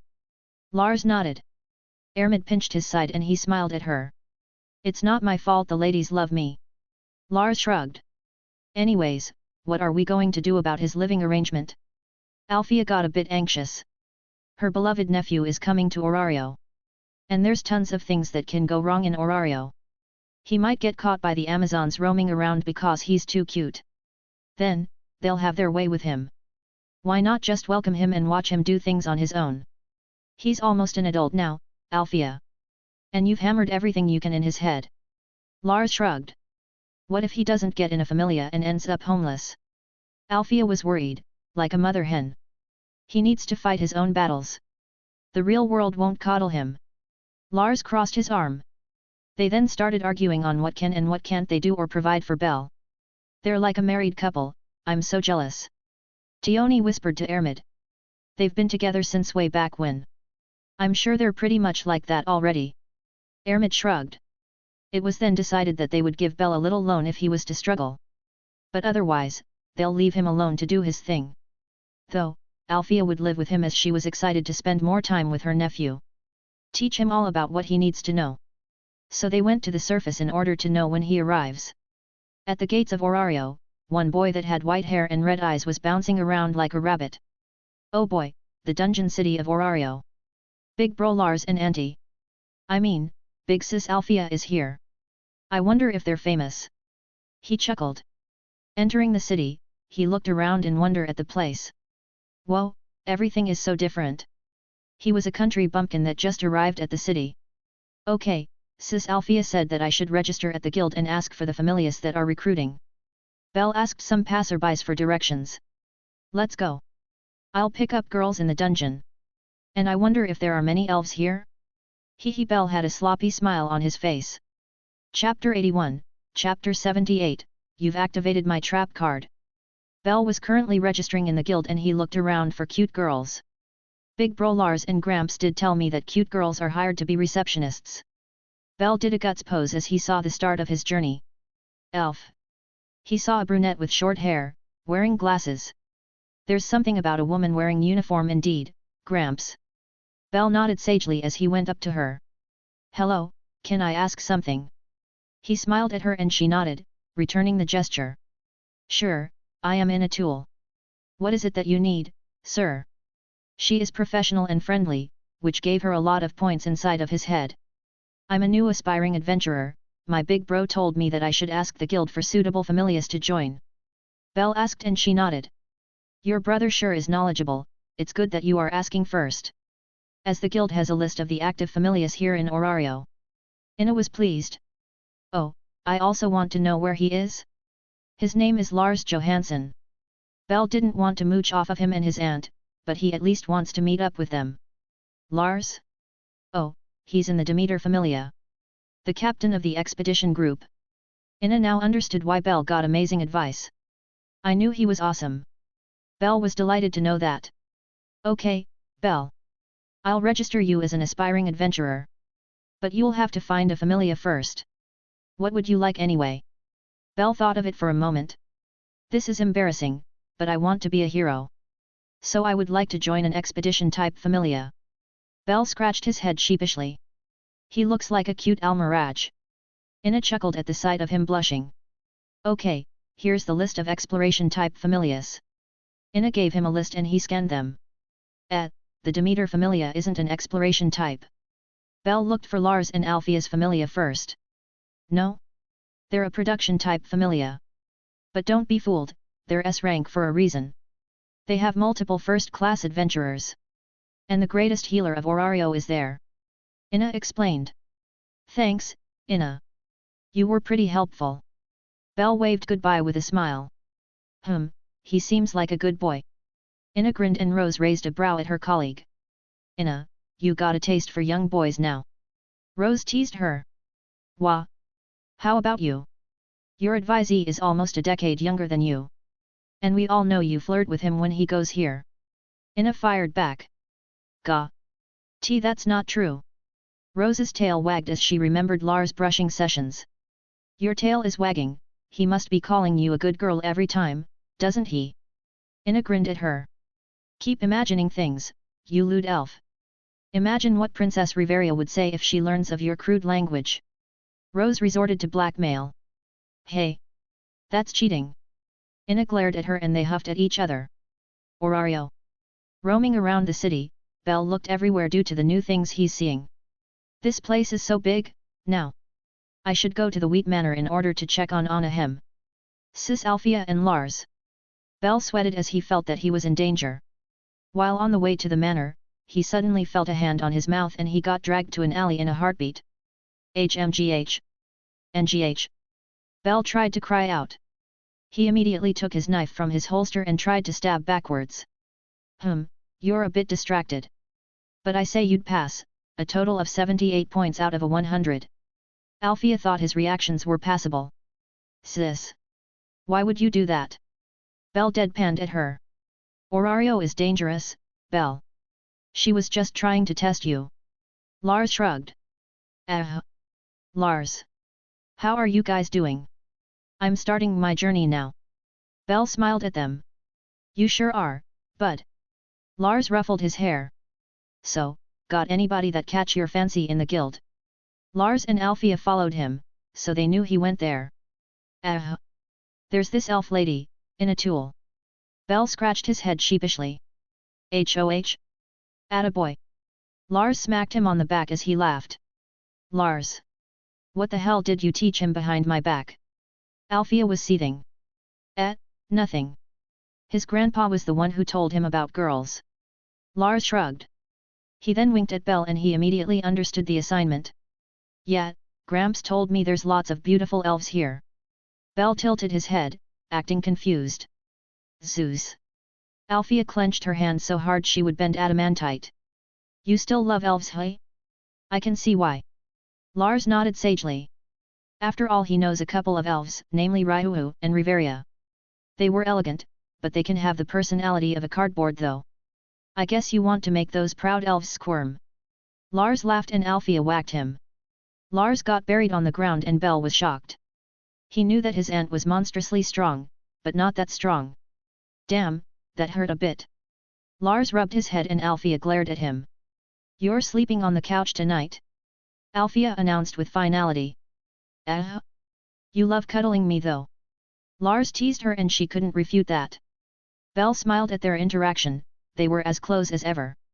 But he suddenly had a realization. He's sleeping on the couch tonight. She loves cuddling him. Belle blinked dumbly. Ah! Are you sleeping with my aunt? Belle screamed in realization. Sister! Your big sister! Don't you ever forget it! Althea raised her fist and Belle winced. Ah, yeah. I forgot to tell you, Belle. I am your uncle now. Lars said to him seriously. Belle's soul escaped from his mouth. What? You don't approve? Althea raised a brow. And no. No. I just didn't expect it is all. Belle glared at Lars. Don't look at me like that, I'll set up a date for you. You got the hots for that elf receptionist, right? I know someone in the guild. Lars put an arm around his shoulder. If you say so. Belle thought that was fair. He will not. Althea glared at Lars. Come on, let him live a little. The kid's seen his first elf, you know. Lars raised a brow at Althea. He's too young to be dating. Althea snarled and Lars rolled his eyes. Old enough to go adventuring, old enough to smooch some elf ladies, isn't that right? Lars laughed as he smacked Belle on the back. Please don't tease me so much. Belle smiled wryly. So? Any pics on what familia you want to be in yet? Lars asked him and Belle brightened up. I'll go try the Loki familia first. If I tell them that I was trained by you guys, they'll definitely accept me. Belle was all smiles. Ah, but you won't. Althea looked at him seriously and Belle's parade was shot down. Belle was confused. You're definitely not going to use our names, Belle. It would be too easy otherwise. Lars explained. That's true. Belle realized. And especially not Althea, she's a super-duper secret agent that's specialized in going on deep expeditions by her lonesome. Lars warned him. Really? Her mission is secret. Belle was amazed that his aunt was so important. Yeah, you'll get killed if you tattle her name to anyone besides us. Lars told him with a chuckle. You're joking, right? Belle laughed, but they didn't laugh with him. You're not serious? He asked just to be extra sure, but they weren't replying at all. Gulping heavily, Belle broke into a cold sweat at the implications of his aunt's job. Is she like Orario's top adventurer or something? Then I should really step up my game. Belle smacked his face. I'll go and apply to the Familius. I never forgot to bring a resume, Lars. Belle took out some paper from his bag. Lars read it and he nodded. Yup, you're going to have an easier time if you just give this to Familius. Althea gave him the side eye. Belle's resume was basically empty. And the only noteworthy thing there was he killed a surface goblin, which is like a more dexterous child at best. I can't rely on you two, I'll have my adventure on my own. A hero needs to be the pillar of the people. Belle said seriously. Lars patted him on the back with a smile. Well said, Belle. But don't forget, not all heroes work alone. Majority of them received help. He's right, send Lars a message through the guild if you're struggling, Belle. Althea reminded him. She just couldn't resist doting on him. And for the neurotic woman, being open to help means she's spoiling him plenty already. I'll give you guys a message when I've joined a familia. Belle took his backpack and he started running around to check for familias to join. How long do you think will he last before he gets down in the dumps? Lars asked Althea and she sighed. I'd say a week. Althea saw Belle, he was a little boy. Just 5'5", he doesn't look like he can swing a weapon for his life. A scrawny kid that looked like a cute Almiraj. Familius would definitely think he won't even last a day in the dungeon. You don't believe in him enough, I'd say that he'll last for a month before his spirit breaks, as well as his wallet. Lars shrugged. Suit yourself, I just hope he joins a good familia. Althea snorted. Then, let's celebrate your nephew's debut as an adventurer for a bit. Lars smiled at her and she stopped, liking the sound of that. Lead the way, handsome. Althea learned that Ermid got her hands on him when they were on Artemis' quest, so she wanted some time with him. Gotcha, let us go. My fair maiden. Lars linked his arms with her and they went to the hostess of fertility. With the cat girl, May, cursing once again due to Lars' presence. They celebrated Belle's arrival to Orario. They grow up so fast. Althea still remembered little old Belle back in that nameless mountain village. With his large eyes and slightly chubby cheeks, he definitely won her heart. Though she still wants to gouge his eyes out as it reminds her about Zeus' pack mule that scored Meteria. They definitely do, it's been a few years now. Lars smiled and Althea looked at him fondly. Remembering the days they had in the 39th floor. When it was just the two of them. To Belle. Lars raised his drink and Althea toasted with him. While they were celebrating, somebody walked up to them. Lars-san, it seems you've been having a lovely day with Meteria-san. A black-haired elf greeted them. Ah, Philvis. Let me introduce you to Meteria. Lars gave Althea a quick side eye and she nodded. Hello, Philvis. It is nice to meet you, I appreciate your effort in shipping such a valuable item for me. Althea started coughing and she controlled her blood with sheer force of will to make her face pale. No, it's not much for me. It has been in my possession for a week now, actually. Philvis' eye twitched in annoyance. As Lars forgot about her instruction to go to the guild. Ah, sorry. I forgot about our arrangements. I just want to spend every single day with Meteria, you see. Lars looked at her fondly. Althea almost rolled her eyes at his flawless acting. What a scammer, this guy can fool anyone. How about we go to our familia home? It is right there, I would love to give it to you as soon as possible, Meteria-san does not look good. Philvis looked at Althea with concern. That sounds good. Please lead the way, Philvis. I am forever in your debt for this. Lars bowed at her. They then went towards the Dionysus Familia home. Chapter 82, Chapter 79, An Offer. Why play these kinds of games in the first place, Lars? Althea signed to him incredibly quickly. It's fun, Dionysus would most likely ask you to join whatever shit he's doing. And I want you to join. Lars had an eat-shitting grin on his face. Ha, you and your games. Why not just destroy them right now? Althea wanted to be efficient. You're as cold-blooded as ever. I want to learn what he wants, what he's planning, what he thinks will happen. Then make it all crash and burn when he thinks it's going to succeed. Lars' expression terrified her. He was on demon time. Lars then shook his head a bit, his skill influenced him a bit. So, go get Tiger. Lars smiled and Althea started to think about it. She then had a twisted grin on her face too. You know what? That sounds absolutely amusing. I'm just glad that Meteria-san would get cured by a holy branch from our trees. It warms my heart. Philvis held back a frown. She was absolutely disgusted that the holy branches of the elves are an accessory to do evil. But that was what Dionysus wanted. And he still accepted her, even though she's a filthy monster now. Thank you once again, Philvis, you're a miracle. Lars smiled at her. Gritting her teeth, Philvis felt complicated. Why is such a loving individual her lover? This would be so much easier if he wasn't here. Philvis couldn't help but feel guilty. She was already a monster. Yet here she was, plotting and making his lover into the destroyer of Orario. We are almost there, I am happy for you too. Philvis' face almost twitched. Lars and Althea were definitely a real couple. Althea is known as a cold-blooded and calculating witch. Yet her expressions were truly genuine. She is happy spending time with him. And he's all over her personal space. She was worse than elves. She would beat you until you were half dead if you tried touching her. Everybody that was active when the Zeus and Hera Familias were still the reigning groups knew that. They arrived at the Dionysus Familia home and were led to the guest room. Anyone? Philvis asked and they nodded with a smile. Don't drink anything, Demeter warned me. I'll decrease the amount in the cup with my skill. Lars warned Althea. He developed another neat trick with it. Combining his psychokinesis with his skill, he can put things inside or outside of it far away his person. Althea nodded, and she wasn't dumb enough to drink anything from an enemy. Even though her abnormal resistance is the highest in the whole world. No poison works on her, even those that could melt your face off. Philvis served them some tea and they pretended to drink it. Lars-san, can I borrow Materia-san for a second? I need to do a ritual before I can give her the branch for it to be at its maximum efficacy.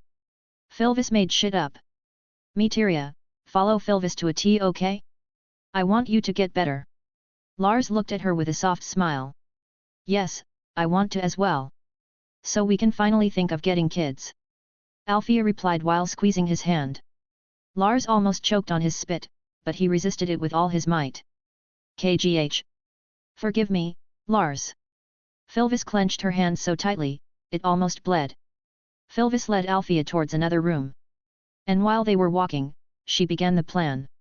So you go with Materia now? Maiden of Silence. Philvis commented, and she was instantly planted on the wall by Althea. How do you know that, elf? Speak before I turn your neck 360 degrees. Althea squinted her eyes. I've been active since the reign of your familius. I saw you having a date with Lars. Philvis quickly replied. She didn't have her full strength right now. And the elf doubted that if even she did, she would still get butchered like a pig. Harm a hair on him and I'll crush you all like ant under a boot. Althea warned her, and Philvis, who was coughing, nodded. My God wants to talk to you. The offer I gave to Lars isn't just a lie. Philvis explained, and Althea squinted her eyes. Just like Erebus offered to me? I do not have need for it. As a level 7, my lifespan has increased for dozens, even hundreds of years.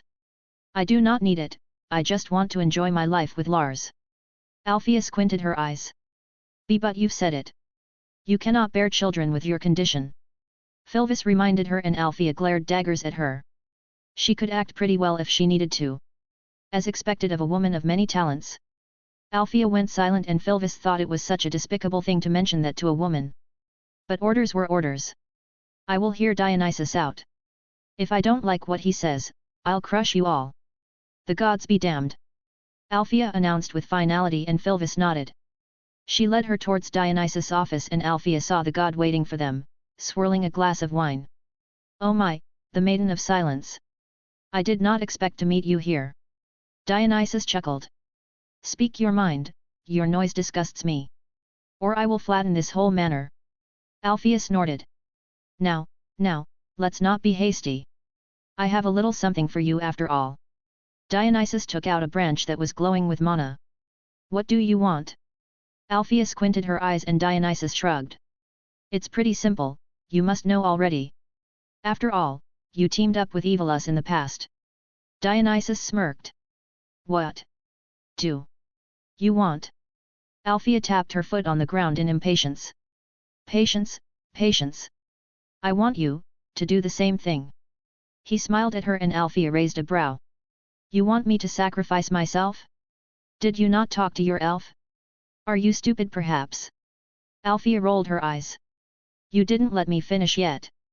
I want you to destroy Babel and cause a monster surge. Dionysus licked his lips. Thinking of the monsters in the dungeon escaping. Causing havoc on the world just like in the olden times. Before the gods descended to the mortal world. You want me to destroy Babel? What about Lars? Althea looked like she was struggling to decide. Do not worry, just make him leave Orario before you destroy Babel. It's that easy, isn't it? Dionysus smiled. Then what of the branches? If I destroy Babel, Orario will be overrun by monsters. I need the holy branches regularly. Althea furrowed her brows. Philvis will continue to supply you the goods. How can we double-cross such a powerful adventurer? You already know we can get it, just like 7 years ago. Dionysus smirked. Fine. But a hair on him gets harmed, you're free game. Althea warned them, and Philvis gulped at the pressure she was releasing. Dionysus then tossed her a holy branch, and Althea checked it first. Tell me when, Babel is much easier to destroy than the Leviathan anyways. Althea left, and Dionysus began to laugh when they made their exit. Philvis guided them out, and when she returned, Dionysus was beaming. Did you see, Philvis? The monster of calamitous talent, much stronger now than she was 7 years ago. Due to what? Due to her love to that Lars. He licked his lips. I can already imagine the despair she would suffer when he dies. It will be the best orgy that I would ever witness. Kaya ha ha ha. Dionysus laughed like a maniac. Forgive me, Lars-san. Philvis just stayed silent. Monstro. What did you got there for me? Lars grinned at Althea and she gave him the holy branch. Ooh, this one's fancy. I think Ermid would love this as an ingredient. Lars was excited about the effects it would have. When it was ground up as medicine, even my uncurable curse was lifted for a moment. It's quite amazing really. Althea was impressed by the thing. The Zeus and Hera familia tried everything. But they couldn't find anything to try and cure her or Meteria. Holy branches from sacred elven trees helped, but they just staved off the disease. Needing constant doses of it like maintenance. Even so, this thing is still amazing. Your disease is definitely supernatural. So we might be able to do some rad stuff with this. Lars juggled it around. Thanks for the free goods, Dionysus. You fucking cocksucker. I want you to think that everything is going your way, for now. Lars laughed like a maniac. Did I told you that you'd fit in with evil us? Althea deadpanned at him. What? I'm part of the good guys. If you fuck these guys up, it's poetic justice. Lars rolled his eyes. I wonder how he'll react when he learns that we're both in it. That we're just getting everything we can from him till he's dry. And then, everything comes crashing down. A face-splitting grin appeared on his face. It will definitely be amusing. Althea smirked as well as they rubbed their hands, imagining it. They're being really scary right now. Tiona hid behind Tioni. Ermid, can you calm them down? They have this really evil-looking expression on their face. Tioni winced. It just didn't feel right to see them like that. Yup, evil. Belnus said in Koine, starting to get proficient in it. Are they going to murder someone and take everything that's valuable for them? Elnia raised a brow. Leave them alone, it will pass. Ray shrugged, already used to it. Yet, Lars Chi and Althea Chi can get like that sometimes. LYD explained. They then watched the two try to think of scenarios of how Dionysus would react to his plan going up in flames. Orario. Bell was currently handing out resumes to Familius left and right. And he looked frantic in doing so, why wouldn't he? When he's in big trouble. Ha, stupid. Stupid. Why did I buy a map and a guide from adventurers? Bell got duped. He got scammed by adventurers. Telling him that they have a comprehensive map of the dungeon. And that they have a life-saving guide about the monster's behaviors and patterns. Ah! How would I know that the guild sold those for much cheaper? Bell pulled his hair in despair. Checking his funds, he only has about 500 valis left. Enough for a dingy room. I can't believe it. I'll have to rely on Althea and Lars so soon. Bell teared up at the unfairness of it all. And no. I need to send out all of my resumes to the Familius. Bell shook his head as he psyched himself up. He continued his efforts, deciding to wait until tomorrow for any news about his applications. Retiring for the night, he slept hungry. As the room he paid for cost everything he had. Next day, Bell drank some water to make his stomach full, waiting at the guild for any familia to take him in. I need to do something. I can't rely on them just yet, it's too embarrassing. They can't know I got scammed, when the two of them always told me to be careful of them. Bell got depressed. Roaming around Orario, he remembered Lars' wisdom. He can always work part-time, just look for busy stalls or shops. So he looked for a shop that was being swarmed by customers. And it was a Jagamarkan stand. Boss. Need a hand? I can work for you, I came from a farming village. Bell started to pack the potato puffs in paper. Then I'll just have to accept ye. The owner began to fry them while Bell sold them as he asked their prices from the owner. And with their teamwork, making the dream work. They started to outsell the rival Jagamarkan stand at the other side of the busy street. Cool. My sales will drop. I can't make bank and pay my debts at this rate. I have no choice, you forced me to do this. Hestia, who was the goddess of all potatoe and fried, squinted her eyes. Lars said that men are freaks. I guess I'll have to try drastic measures. Hestia was wearing flip-flops, so she sat down in front of the stand and showed her feet. Ooh! A goddess feet! The adventurers that were around the place flocked to Hestia's stall. How about that? She grinned at Belle, who was shocked at the turn of events. A burning rivalry then formed as the two of them stared at each other. Chapter 83, Chapter 80, I Close Familia. Lars was preparing for an expedition to the lower floors. His most intense one yet, in fact. He was only wearing some shorts.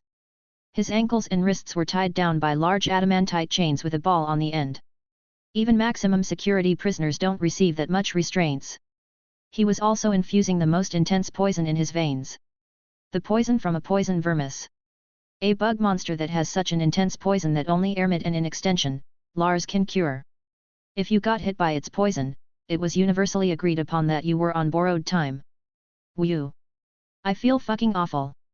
Lars' muscles were paralyzed, twitching uncontrollably, while being melted by the poison. You're insane. Tioni glared at him, his recklessness was too much. Yeah, that's insanely dangerous. Tiona agreed. I have the power of God and anime on my side. Have no fear, I will prevail. Lars did a guts pose. And you won't even use any magic, what if you get injured? Ermit glared at him. She was his personal doctor, and everything he did scared her. Then I won't get injured, it's as easy as pie. Lars nodded sagely and the Amazons nodded at his logic. Whatever. Just do your own thing. Ermit rolled her eyes. Oh, I will, I'll grind Excelia like nobody's business. Lars began to go out of Monstro. He was prepared to dive for at least a week. Should we follow him? Tioni bit her nail as she looked at him go.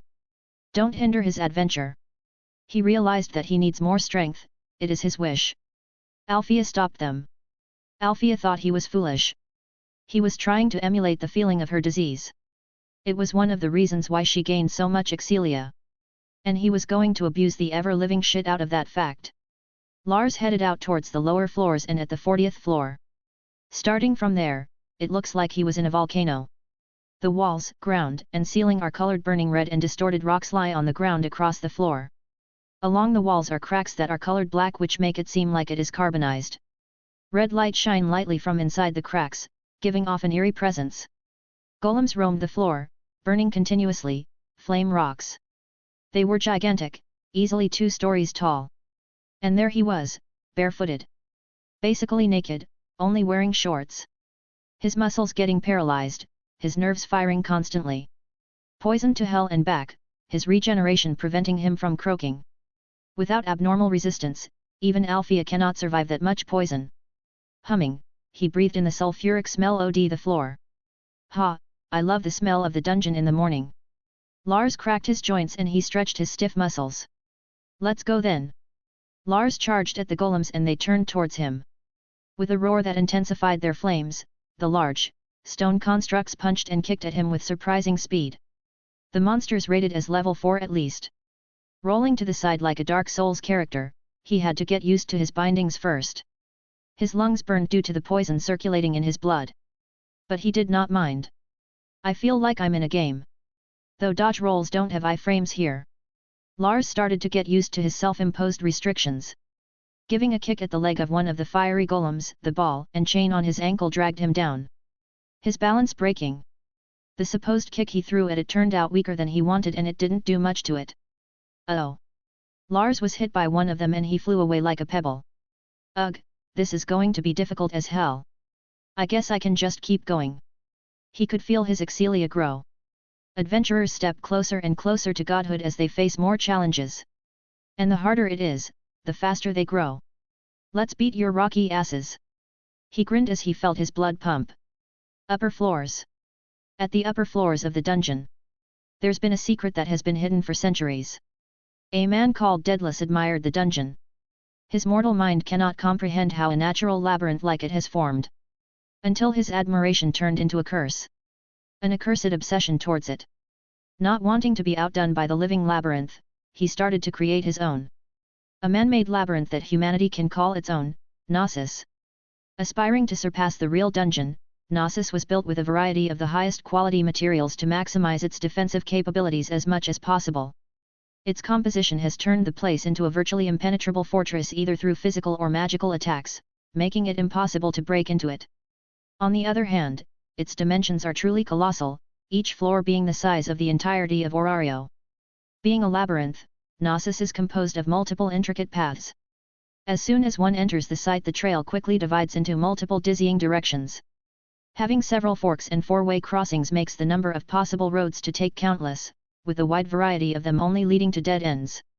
Although its structure is typical of a labyrinth, its complexity is extremely high, easily surpassing that of the Deadless Street, a place famous for being impossible to escape once one becomes lost in it. And it has been used by Evilus to be their secret base, ever since the Great Feud. Even after the fall of the organization. TCH, we have been hiding for months now, Dix. A bald man with a great sword clicked his tongue. What do you want to do? Get captured? We had to let the heat die down, Gran. People are looking for us. Dix rolled his eyes. The leader of the Eye-Close Familia, a level 5 with black hair. Wearing goggles to hide his precious eyes. As the descendants of Daedalus have magical eyes that can open the auric alum gates of Gnosis. Thick and heavy-set doors that can repel almost anything. Even level 6 adventurers will find it hard to destroy it. But we can continue that now, isn't that right? Eye-Close. Dix looked to the side, where a god wearing what looks like a tracksuit. Ha, arrogant brats are making their patron god their lackeys now, et. Eye-Close sighed. But your fun will stop if we get caught, won't we? Dix smirked at him. TCH, what can I do? Woe is me, little brats that are barely a century are abusing me. Eye-Close stood up with a shrug. There's no reports that have been made to the guild. And nobody has been asking about the Familia. Eye-Close grinned and Dix smirked. Heard that, boys? We'll be eating good today. Haul your asses and start searching for prey. We'll be extra careful and use the exit to Melon. Dix licked his lips. They cheered, bored out of their minds from doing nothing but twiddle their thumbs. Let's start the hunt. Dix brandished his spear that had a crimson point, looking cursed. Middle floors. Hiya. Haruheim finished off a bugbear with a stab through its skull and she sighed. How is that, Tioni-sama, Tiona-sama? Haruheim smiled at them and they clapped.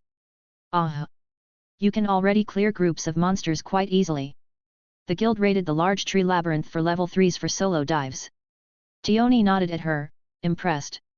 Althea and Lars weren't quite used to using her weapon. Althea hasn't seen Far Eastern adventurers besides Kaguya. And she hasn't copied everything needed to be proficient with it. As is the case with Lars. So she goes to the Stardust Garden frequently to train with the resident sword master of Astria's Familia. I want to catch up to you guys immediately. Haruheim did a guts pose and they winced a bit. Lars-sama called it power leveling, right? Do you think he'll agree to train me like that so I can reach level 3? Haruheim's tail wagged. Sorry Haruheim. But I think Lars would definitely not use that method on you. Tiona had a wry expression. Hey? Why? Haruheim was confused. You see. The reason why Ermit is still level 4? It's because it's extremely self-destructive. Tioni explained. Ermit had to cry tears of blood to level up so quickly in succession.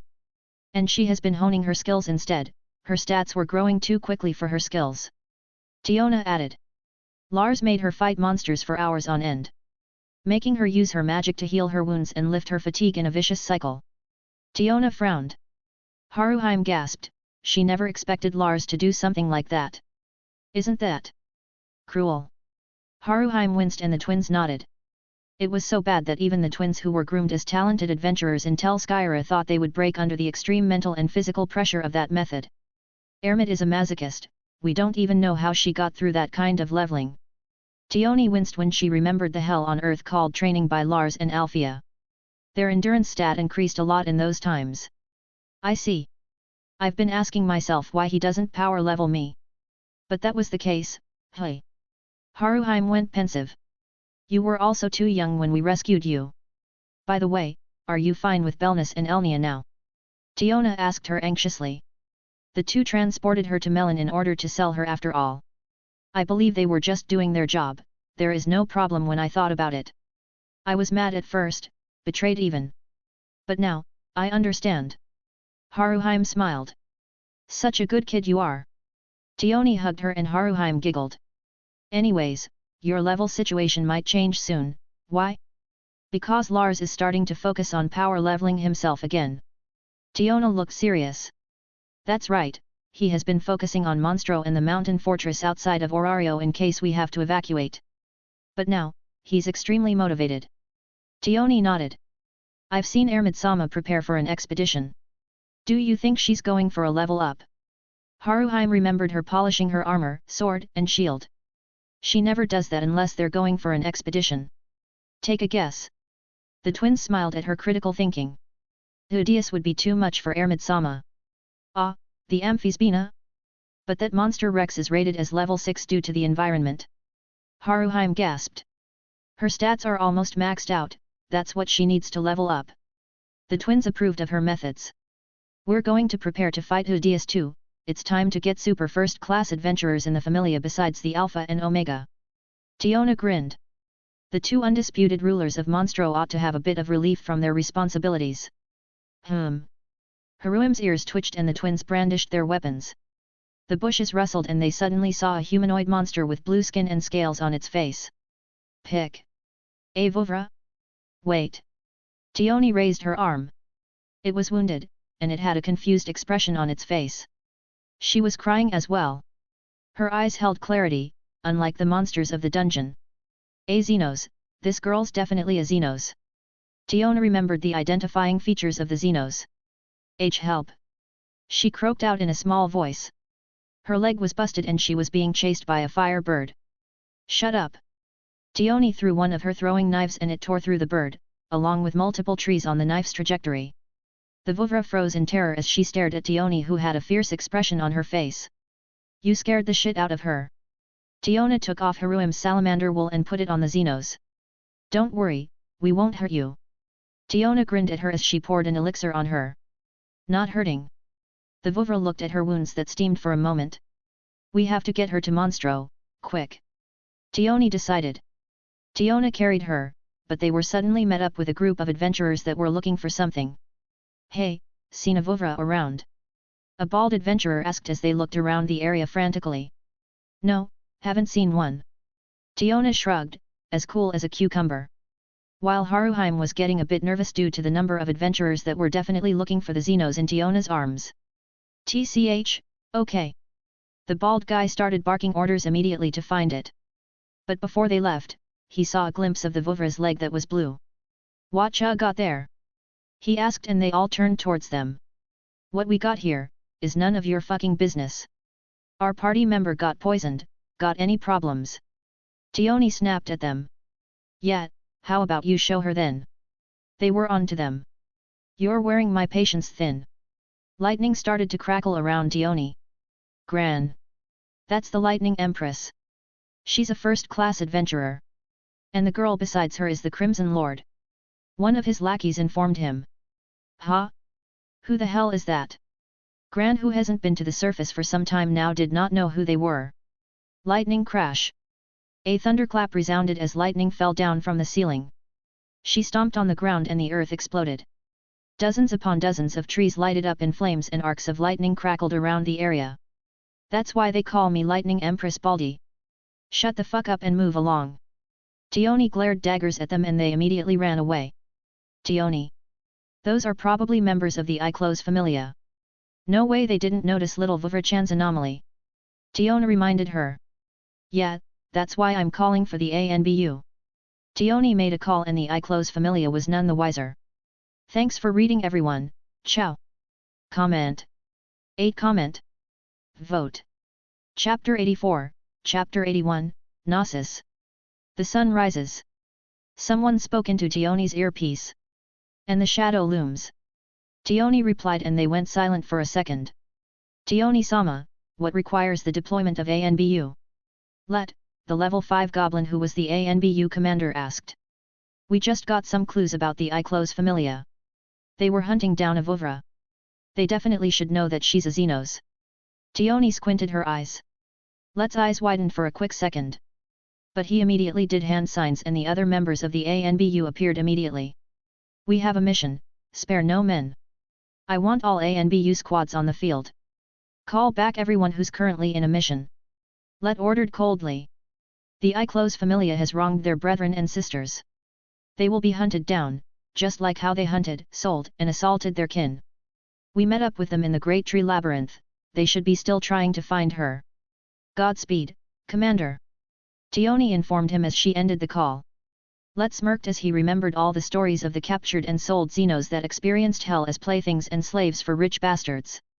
Perform a perimeter from the 19th floor to the waterfall basin. Box them in, no mercy for the wicked. Let gave his final order and the squads disappeared. Lars-sama, we have sightings of the Iclos familia. Let informed him and Lars smirked. Don't kill them, observe. We should know where they're hiding. Ants will always lead to their burrow. Then, we'll pour in molten metal in it. Lars scowled as he tore apart a Valgong dragon. Yes sir, we will wait for your return from your deep dive. Let bowed even though he wasn't there and they began tracking the Iclos familia like bloodhounds. Lars. He cracked his neck as he took care of the Valgong dragons that hit him a couple of times with their breath attacks. Good thing my shorts is fireproof. Lars patted down his shorts and he ate the last magic stone he got his hands on. The dragon's vase always did give a lot of material. With them grouping up at the 58th floor. Now, let's see if I'll find anything in the next floor. Lars looked at the entrance to the 59th floor. He descended lower, the place was still a jungle. Now, where are those plant bastards? Lars climbed a pretty large tree to get a bird's eye view. They've done well to hide. This floor is much larger than Orario. I need the ANBU and Monday to investigate this floor. Lars rubbed his chin. He can't feel anything astray. The jungle was scrambling his mana sense. The vegetation was emitting some traces of mana. Which was natural, as they weren't exactly made by the dungeon. If Alfia's information about the 59th floor to the 70th is correct. So he made his way to the entrance to the 60th floor and what greeted him was a winter wonderland. Even he shuddered at the biting cold. Fuck, it's freezing here. Lars soldiered on. TCH, remember the teachings. No matter how cold it gets, I can't turn on the heating. And no matter how hot it gets, I can't use the AC. Lars did a guts pose. This place might be good to get some cold resistance. Gods know I already have a lot of heat resistance. Lars shuddered at the cold. He shivered consciously so he would feel colder, trekking the snow and permafrost towards the next floor. And arriving at the 61st one. He was immediately met up with yetis, ice golems, and white-furred wolves called Cocytus wolves. Lars grinned at the amount of their mana. They were easily level 6. Turn into EXP you bastards. Lars charged at them as he started to brawl with them. Upper floors. Shit, we lost the thing.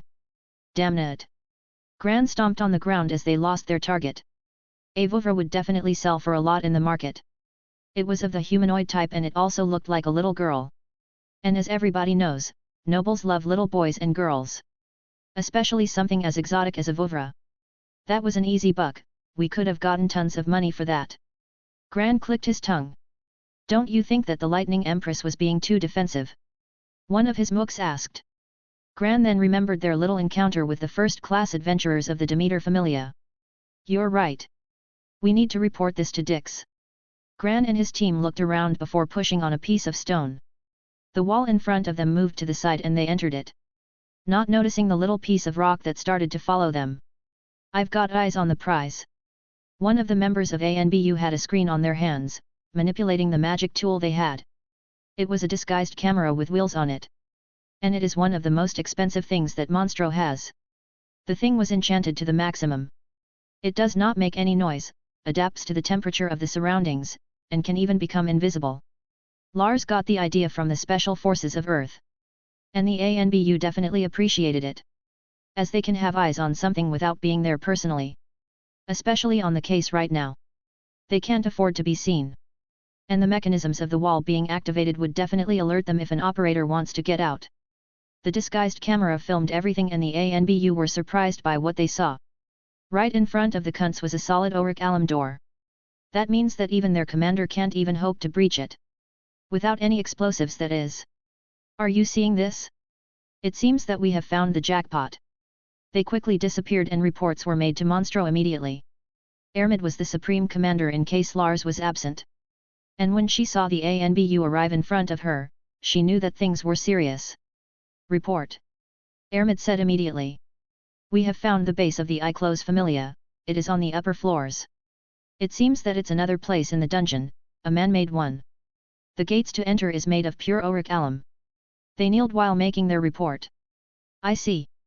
Ermid rubbed her chin as she thought of what Lars would do. Now that we know that their base of operations is on the upper floor, then it's logical to assume that it is connected to the surface. Ermid nodded at her hypothesis. The only place that the Hermes Familia hasn't searched for is Daedalus Street. It's too large and complicated for them. Ermid frowned. She thought of how they'll make a search there. Ermid then looked at the ANBU squadron. They were humanoid Xenos for a reason. With their uniform and masks, they can pass for a human. ANBU, inform the regiment that you will be going to the surface. Search every nook and cranny of Daedalus Street at night, failure is not an option. Ermid squinted her eyes. Yes, Supreme Commander. They disappeared and Ermid sighed. What the hell is Lars teaching those guys? They're like ninjas or something. Ermid heard some stories from Kagaya that the ANBU were like ninjas from the Far East. She snapped her fingers and another operator appeared behind her. Call for the executives, we'll be hunting down some rats. Ermid said coldly. Lars made her into the officer in charge for a reason. Beneath her empathy and altruism as a healer, she was a cold, calculating, and apathetic person. She can dissociate like a professional assassin that's jaded about all the missions they've had. Monstro. The first-class adventurers gathered and Ermid nodded at their swiftness. We have clues about the Iclos Familia. They're hiding in a man-made fortress inside of the dungeon. Ermid revealed and they raised a brow. Do we storm them? Althea cracked her knuckles. No, we don't know what will happen if you collapse the place. Ermid rolled her eyes at Althea. She might be their ultimate deterrence, but God was she a handful. Without Lars to reel her in, Althea would always be on a hair trigger. The woman definitely had problems. TCH, it would be easy.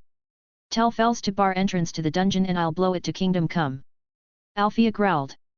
The Iclos Familia were a thorn on Lars' side. Her beloved was stressing over them. And she doesn't react kindly to any stimulus against Lars. Calm down big sis, you'll create more problems for Lars if you cause chaos. Tioni rolled her eyes. And with that, she went quiet. But that doesn't mean she had to like it. TCH, I will refrain. Althea clicked her tongue as she closed her eyes and whispered ataraxia. In her own bubble as she used Silentium Eden. What do we do then, Ermid? Tiona squinted her eyes. She might be happy-go-lucky, but enemies were enemies. And as an Amazoness, they always repay their debts with blood. I've had the ANBU check Orario to see where the exits are. Ermid gave them the written reports and they read it. So we wait. Tioni gritted her teeth. Those who have wronged her husband must die. We must. This will turn into a chaotic mess if we try to purge them and they escape. Ermid glared at empty air. They agreed, nodding at Ermid's decision. Lars would definitely want to box them in like the rats they are. Their time is near, we can wait for a few more months as we map every escape route they have. Ermid adjourned the meeting and they grinned their axe for their necks. Orario. One Bell Cranel was waiting for his resumes to be reviewed by the Familius. But he wasn't getting lucky. And he glared at the stall right in front of theirs. The big-booped woman also glared at them and they stared at each other. Their rivalries was burning as hot as ever. I'll sell more than you today. Mark my words. Bell fried the potato puffs furiously. With you and what experience? I'll have you know that I am the queen of Jagamarkans. Hestia gritted her teeth as she packed the hash browns with practiced ease. The goddess of all things fried and potato-y didn't receive her moniker for nothing. And with Lars cheering her on, she worked harder than ever. TCH. People just flock to you because of your boobs. Belle pointed at her accusingly. Wah? How dare you? I'm a celestial virgin. Hestia was flabbergasted at his rudeness. You keep on wearing those things you call clothes. And you seduce everyone with your feet. Belle countered. Gah. Well. This is my casual clothes. And I can't buy good ones yet. But that's the privilege of being a beautiful woman. Hestia had a smug look on her face. Belle cursed the unfairness of the world. Wait, did you say you were a goddess? He blinked. Omu, bow down to the goddess of the hearth and family, oh ho ho, Hestia laughed like an Aja-sama. Belle went up to her and Hestia raised a brow at his actions. Can I join your familia, goddess? Belle scratched his head sheepishly.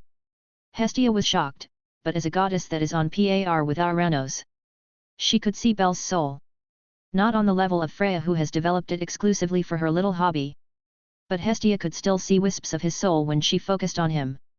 And what she saw was a pure, white, soul. A beautiful and clear soul like pure, driven snow. You want to be my child? Hestia asked in confusion. Well, I can't just sell Jagamarkins forever. I have a dream and people to reach. Belle smiled and Hestia could feel his sincerity. My first child. Ha! Take that, Lars. I finally have my first familia member. Hestia bounced around and other things also bounced. Belle blushed at the sight and he coughed. So, Lady Hestia? Would you accept me? Belle smiled as he thought of getting into a familia. Sure, but that means my reign as the supreme ruler of Jagamarkins is unchallenged. Hestia smirked at him. Fine. Belle shook her hand and Hestia smiled at him fondly. Welcome to my familia, Belle Cranel. I am the goddess of the hearth and family. Pleased to have you. Hestia welcomed him. Thanks, goddess. Belle got excited as he could now receive access to the dungeon. Chapter 85, Chapter 82, Beginning of an Adventure. Hestia brought Belle into her dilapidated home, the abandoned church in the ruins of Orario. But Belle didn't really care about that and he was all smiles. This is the only thing I can afford for now, Belle. Are you alright with this? Hestia fidgeted around in shame. Goddess, a roof over our head is good enough. As long as water doesn't leak, and drafts aren't a problem, then it's alright. He smiled. Okay. Hestia grinned, thanking the heavens that her first child is such a saint. They then entered the abandoned church and she began the process of giving him her fauna. Okay, Belle. Strip. Hestia ordered and Belle opened his eyes wide in shock. What? Did you lie about being a celestial virgin? Belle blinked dumbly, hiding his body with his arms. Wah? No. It's to give you the fauna, you idiot. Hestia fumed, she doesn't wear her title with pride like Athena or Artemis, but she wasn't no desperate bitch. Oh. My bad. Belle scratched his head sheepishly. Remembering Althea's words to avoid hussies at all cost. Or she will come knocking, and he doesn't want to know what would happen. Hestia pricked her finger to give him her ichor and his back glowed. Oh, Hestia. You finally found your first child? Congratulations. Artemis clapped at the side. The goddess of the hunt has softened up since the event of the Ersos ruins. And Hestia felt complicated about it all. Omu, it's because I'm a hard-working goddess. Hestia's smugness rolled in waves. Belle chuckled and Hestia finished up her bestowing of fauna. But she scrunched up her face at the sight of a skill. What is this? Ambitio freeze? Burning desire, a longing, an ambition to reach the pedestal in which they stand upon. Hestia read the description of it and she was shocked at what it can do. As long as the skill bearer's ambition does not waver, then his burning passion will lead him to the steps of divinity. The stronger his ambition, the faster he could do so. This is really, really dangerous. I need to talk to someone before telling Belle about this. Hestia broke into a cold sweat. Just imagining the gods knowing about his skill gave her anxiety. Are you done, goddess? You suddenly stilled. Belle asked and Artemis also noticed her surprised expression. Why yet, welcome. Hestia gave him his stat sheet and Belle looked at it with awe. Even though all of his stats were at 0, he could finally start his adventure. Thanks goddess. I'll report this to the guild and I will receive my starter pack from them. Belle wanted to go into the dungeon immediately. After he left, Artemis raised a brow at her. Did he have something ridiculous in his fauna? Just like Orion. Wah. So you've finally started to climb the stairs of adulthood, hey? Hestia smirked at her and Artemis turned into a stuttering mess. But what did you see Lars do? Is he that ridiculous? Well. Belle has a skill to accumulate excelia as long as his ambition doesn't cool down. And his gain is relative to it. Hestia revealed. That's overpowered, the gods will have a field day with him. Artemis imagined the chaos.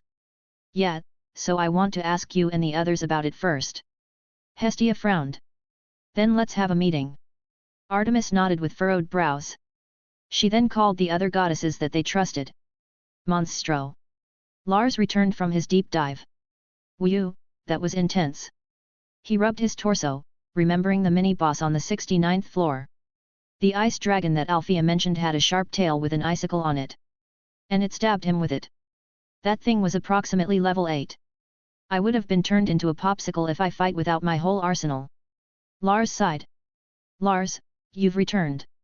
We have made decisions to find all the entrances and exits of Gnosis when you were diving the dungeon. Ronyi waved at him.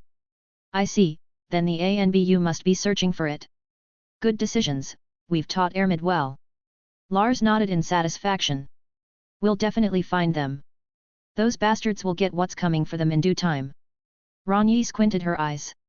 Oh, definitely. I'm waiting for that time, they've proven to be elusive, but that's going to end soon. Lars grinned. Althea then walked up to them as she noticed the mana beacon that is Lars. His mana is so thick and strong that she could see it from a mile away now. Lars, I want to go to the surface. Monday can protect Monstro now, I have an objective. Althea asked of him. Did Bell already find a familia? Lars was impressed that he managed to find one. He's been working at a Jagamarkan stand to make ends meet. You should know who it is, by now. Althea gave him a clue. Ah, Hestia hey? Then he made a good decision at least. Lars shrugged and Althea nodded. I will be mentoring him full-time for now. My Bell will accomplish great things. Althea was sure of it. Okay, you doting auntie. Lars chuckled and she smacked him. Don't call me that. It makes me feel old. Althea glared at him. Don't worry, you do not look old anyways. Lars kissed her and she snorted. But she accepted his logic for now. Any news from ANBU, Ronyi? Lars asked her while she was still there. Nothing that important, it's just that the Loki Familia is going for an expedition. Ronyi reported. Monstro already knew of it and they're preparing for it, as the Loki Familia are planning to dive to the 59th floor. Their record was the 51st floor. Expeditions were extremely hard. There was a reason why the Zeus and Hera Familias had level 4 or 5 supporters. They had to guard their supplies fiercely. Or the whole Familia's morale and integrity will crumble inside the depths of the dungeon. I see. Lars rubbed his chin in thought. Well, I haven't hanged out with Ace and Riveria for some time. Maybe I should go with them. He also didn't know anything about the prowess of the Loki Familia except Ace, who he's quite close with. And as one of the only Familias that can be a threat to Monstro, he wanted to know more. Fels was a great help in giving them the skills and magic of the various notable adventurers in Orario, but he wants to see it firsthand. Tell Ermid to keep on cracking the Iclos Familia's hideout. I will go with the Loki Familia to scout them out. Lars ordered and Ronyi saluted. The Arachne scuttled along and Lars smiled. Ace and Riveria, hey, guess I'll bring some Jagamarkans. Twilight Manor. Currently, the Familia already reported to the guild that they would be going for a deep expedition. Finn, I think we should ask some support for this expedition. You remember what happened just a few weeks ago? Riveria walked up to the legal shouta. Ah! When Artemis Sama's Arcanum was hijacked by an ancient monster. Finn rubbed his thumb as he remembered the second moon that formed in the sky. He definitely thought that it was the end of the line. Now, he understands how dangerous and out of reach the gods are. And without the help of the Freya Familia, the monster stampede that resulted of Artemis Arcanum going haywire would have destroyed Orario. Though the two top Familias did thought that it was weird that nothing came from the deeper floors. The only ones from the deep floors that arrived near the surface came from the 37th to 48th floor. Not that they were complaining. As an army of Fomwars would definitely be out of their pay grade. I agree, Finn. We don't know what's happening down there. The more the merrier, right? Gareth chuckled. Yet, my thumb isn't hurting. But I've got a feeling about this expedition. And when I thought of bringing in some allies, I felt more secure. Finna agreed with their decision. Then, I guess I should give Lars and Elise a call. They'll be value. Riveria got cut off as the doors of their Familia home got kicked down. An intruder? Hat, what a brave bastard you are. Argana licked her lips as she looked at the entrance. Argana, wait. Finn tried to stop her, but she charged at the person who kicked down their entrance. But she was suddenly slugged on the face and the level 6 Amazonas crashed through multiple walls before stopping. The shockwave blew away the dust cloud and everyone stilled at who was at the entrance. Lars? Are you an idiot? Why didn't you just enter the place normally? And did he just neutralize a level 6 like that? Riveria was shocked out of her mind. As far as they know, Lars is only a level 3. Yo, how are you doing? Lars greeted nonchalantly. Gritting his teeth, Bet glared at Lars. His audacity made him bristle, the Twilight Manor was his territory after all. You fucking bastard! I'll crush you! Bet's hot-headedness prevailed, forgetting that Argana can beat the absolute shit out of him. Hey, I told you guys to put your dog in a leash. It's always the dog's named Cupcake that bites. Lars dodged him and he put a collar on Bet. Down, boy. You're too excited. Come on Poochie Boo, haven't gotten the rabies vaccine yet. Lars clapped at him. Why can't I move? Bet tried to move as hard as he could. But Lars' psychokinesis prevented him from doing so. Lars! You troublemaker! Riveria glared at him while Gareth laughed. Lars! Long time no see. Ace was like a speeding rocket as she used reinforcement and her wind to jump at him like a bullet. Whoa, easy there princess. That would have definitely killed a normal person. Lars cushioned her with compressed wind and he spun around as he grabbed her. Sorry. Haven't seen you in a while. Ace apologized as she looked at him like a puppy that saw their human return from work. I've been busy, had some things needed to be done outside. Sorry about that. Lars smiled at her fondly as he ruffled her hair. Ha, did you really need to break down the front entrance like that? Finn sighed as he rubbed his temples. It's much more fun that way, where's the excitement in knocking? Ain't that right, Loki? Lars laughed. Yuppers. But you're still paying for the damages. Loki chuckled at his antics. They got along for a reason. And Loki wasn't stupid enough to not dig about Demeter's favorite child. If Demeter so chooses, she could make the world move against somebody. You. We're not done. Argana licked her lips ferociously. Damn, that's hot. But I'm not in the mood. Lars shrugged and Ace glared at them both. For his comment and that Argana was ready to fight him in a death battle. Argana, calm down. Lars is a guest here, no matter what you think or want. Back calmed her down and Argana clicked her tongue. Her instincts were flaring. She wanted to kidnap him and make kids. Even Finn or Gareth can't just smack her away like how he did it earlier. And she could still remember their first time meeting. Argana can only imagine how much stronger he was, now. TCH, I'll get you someday. Argana bit her lip in desire and Lars smiled wrly at Ace who pouted at him. It's not my fault that I'm pulling ladies left and right. Lars raised a brow at Ace. Lars. Riveria shouted at him for tainting Ace with thought of philandering. What? It's true. Loki shrugged and Riveria rubbed her temples. Anyways, you should have thought of contacting me through the guild already, haven't you? Riveria. Lars grinned at her and her face twitched. Ha, can this guy read minds? Riveria sighed and she was starting to doubt if trying to invite them was a good idea. Chapter 86, Bad Blood. Camping at the 28th floor, the expedition team was awed at what Ermit can do. Never have they ever seen an all-rounder like the Silver Saintess. She protege, she Adasi, and most importantly, she has your back. Man, Ermit's new magic is awesome yet. Tiona grinned and the team agreed. She's like a strategic class specialist. Similar to Riveria-sama, but the only difference is, Ermit is on the vanguard. Ryuhu nodded. And somebody else heard her. An elf that was extremely loyal to Riveria. Humph, Riveria-sama is still the best. Her magic is more versatile. A honey blonde elf shouted. Yet? Well, Ermit can block monster Rexes on her own. And she almost cut its head with one swipe of her sword. Tioni clapped back. Fight! Fight! Finn smacked a second string member that was chanting. Shut up, Raoul. You're not making this any easier. And the Amazon twins would eat Alicia for breakfast. Finn sighed as he massaged his temples. He could feel it, he has never seen them in true action before. But their namesakes said it all. You can't be called Lightning Empress and Crimson Lord without being dangerous. And if a fight breaks out, he was sure that their group was much more superior in combat prowess. After all, Lars, who was mysterious as hell, was looming around them. And he can smack Argana away like she was an annoying kid. We still don't know much about him except he's friendly to Riveria and Ace. I doubt we want to get on his bad side. Finn grabbed his thumb. Oi, it's true that Ermit is a better all-rounder than Riveria. Lars tried to defuse the situation. But Alicia Forrest Light, Riveria's #1 fan, was fuming. Their roles are different though, you can't compare them. Riveria here's an artillery mage while Ermit is a vanguard. Lars patted Riveria's head and Ermit's. The elves in the Loki Familia gasped as Lars simply patted her head like it was nothing. Lars. Please don't pat my head like I'm a child.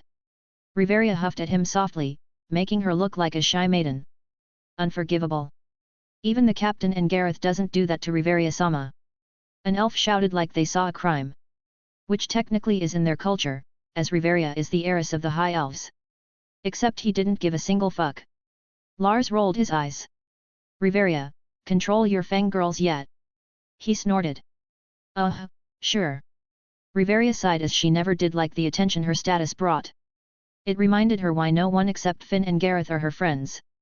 Until Lars suddenly appeared, that is. You guys, Lars is a friend of mine. Don't do anything rash, do you understand? Riveria glared at them. But Riveria-sama. Alicia was about to complain. Do you understand? Riveria squinted her eyes and they shut up. At least she can control her little cult following, impressive. Back agreed at the show of might. This is making me excited, oi. Lars Johansson, I request a duel. Argana wanted to fight for real. She wasn't stupid, far from it. She knew that Lars was hiding his real strength for a reason. The Amazonas can still remember the grand spell he casted on Melon. I guess Ermit is here to heal her anyways. Lars thought it was inevitable. And it was a miracle that she hasn't hunted him down in the first place. Maybe Callie gave them some directives. Whatever, let's get this over with. He sighed. Wait, I want to do this. Tioni stood up and she cracked her neck. Arcs of electricity escaped from her body as her hair swayed a bit. HOH? Little Tioni, have you forgotten what you went through with me already? Argana licked her lips. Tioni glared at her, remembering the hard times back then at Tel Skyra. Where she would be beaten half dead by Argana every day. That's different. You have no idea what has changed, Argana. Tioni squinted her eyes. There was a reason why the twins gave any Excelia that could be gained to Ermid. After fighting Belnus and Elnia, their Excelia needed just a little push to level up. Their stats were already maxed out. Finn, they definitely have some bad blood between them. Should we let them continue? Gareth frowned. I can already read what their leader thinks. Lars is fine with this as Ermit is right there. Finn sighed. And he had to agree, with the Silver Saintess there as a safety net. He would rather let them settle things for now. Back, how are ye? Tiona greeted her mentor from Tel Skyra. She got trained hard by Back, but she was like an older sister that she never had. Tioni isn't exactly an older sister even though she was born a few minutes earlier than her. I have been good, Tiona. I just hope that they don't kill each other or something. Back pointed at the two who were squaring up. Yeah, but I guess it's great that you got out of Tel Skyra. I did notice that you didn't like it there. Tiona smiled at her and Batch's eyes widened. Yes. I want to find my husband on my own and explore the world. I was actually envious of you, Tiona. It's good to see that you're doing well. Back smiled at her under her veil. I've found my hero. She was all giddy and Back was genuinely happy for her. Meanwhile, the other student and mentor were like loaded springs, ready to smack each other to oblivion. I guess I'll proctor this, start or whatever. Lars yawned and the two looked at him with a glare. Take this seriously, Lars. This is a fight for you. And all the trauma we got. Tioni shouted. Yeah, but real battles don't have timers. Lars shrugged and Tioni was suddenly slugged by Argana. Her face rippled as Argana's fist got a clean hit on her. A powerful sucker punch made her fly away like a pebble. Tioni spun in the air and she grabbed the ground with her amazing reflexes to anchor herself. She then spat on the side, getting rid of the blood in her mouth that was starting to pool. Sorry, Lars. I forgot that this is a battle, not an exhibition match. Tioni's expression turned cold. Yes. I like that look on your face, Tioni. Come. Argana had a crazed expression and they clashed against each other, crashing their arms. A shockwave exploded and Argana was pleasantly surprised that she only has a slight advantage over Tioni. Curious? It because I've maxed my stats before leveling up to 4. And my stats now? It's at SS. Tioni grinned and she head-butted her. Argana got planted on the ground as the camp trembled at the terrible might of first-class adventurers. Especially because they were the brute force types. Good. Argana sprung back like a mousetrap and she drop-kicked Tioni right at the chest. It's a good day to die. Tioni. Argana followed her like a feral beast. It is. You crazy bitch. Tioni replied and their fists crashed against each other, releasing a shockwave that scared the level 4s. Their bodies vibrated due to the force of their blows. It was like there were bombs exploding. What in the world? Ace-san is level 5, but she can't output that much power. Lefia was gobsmacked. That's because they're trained by Lars. I've gotten stronger too when he began training me. But they're with him all the time. Ace replied comprehensively. And that surprised Lefia more, sparking her jealousy at Ace's obvious bias for Lars. That's because if what she said earlier is true, then her stats is equal to a level 6s. Finn smiled wryly. They're that strong. Alicia gulped as she looked at the earth-shattering blows being thrown around left and right. The arena they fought in already looked like a landing site of a meteor shower due to the craters around. You. I've always wanted to break you. Tioni growled as she dodged a kick and grabbed Argana's leg. She smashed her onto the ground, treating her like a makeshift hammer. Argana kicked Tioni's arm and she spun in the air. Her unpredictable trajectory confused Tioni as she released an upwards kick towards her chin, making her see stars. I would like to see you try. Argana grinned as she snaked around Tioni while she was stunned for a split second, which was enough. Argana then bit Tioni on the neck. Arg! Tioni cried out in pain as she was brought to heel. That's Argana's nasty curse, Kalima. It drains the opponent's stats via drinking their blood and her endurance decreases as payment. Riveria frowned. Curses were definitely rare and Lars looked at it with interest. Can I copy that and maybe teach it to Tiona? It was perfect for Tiona who can control blood.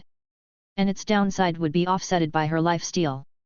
The Loki Familia looked at Lars who was calm. And they were curious why. They then saw the reason.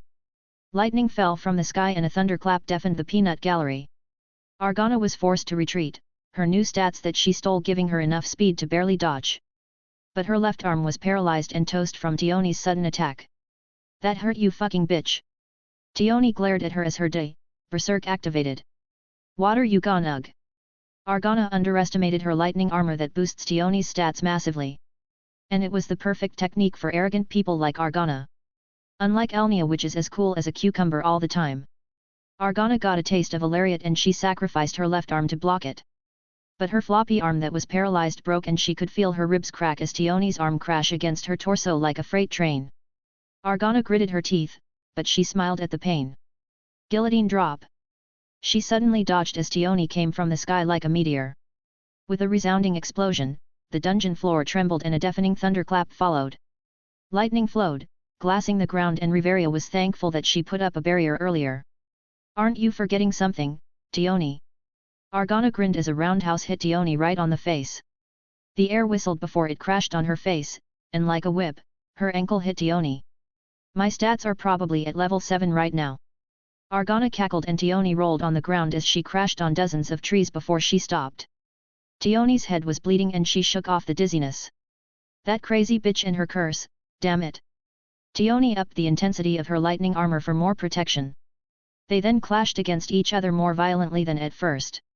Lightning spewing around while Argana's brute force caused earthquakes. Argana! Tioni screamed. Come and kill me. If you dare. Argana laughed. Hell stab. Tioni concentrated her lightning on her legs and one arm. Argana, who threw a punch foolishly, couldn't withdraw back now. And her arm split in the middle as Tioni's knife hand stabbed through Argana's ribs, rupturing her right lung.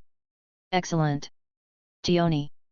Argana coughed up blood on her face and the Loki Familia was horrified. Okay, let's stop here. Show's over, folks.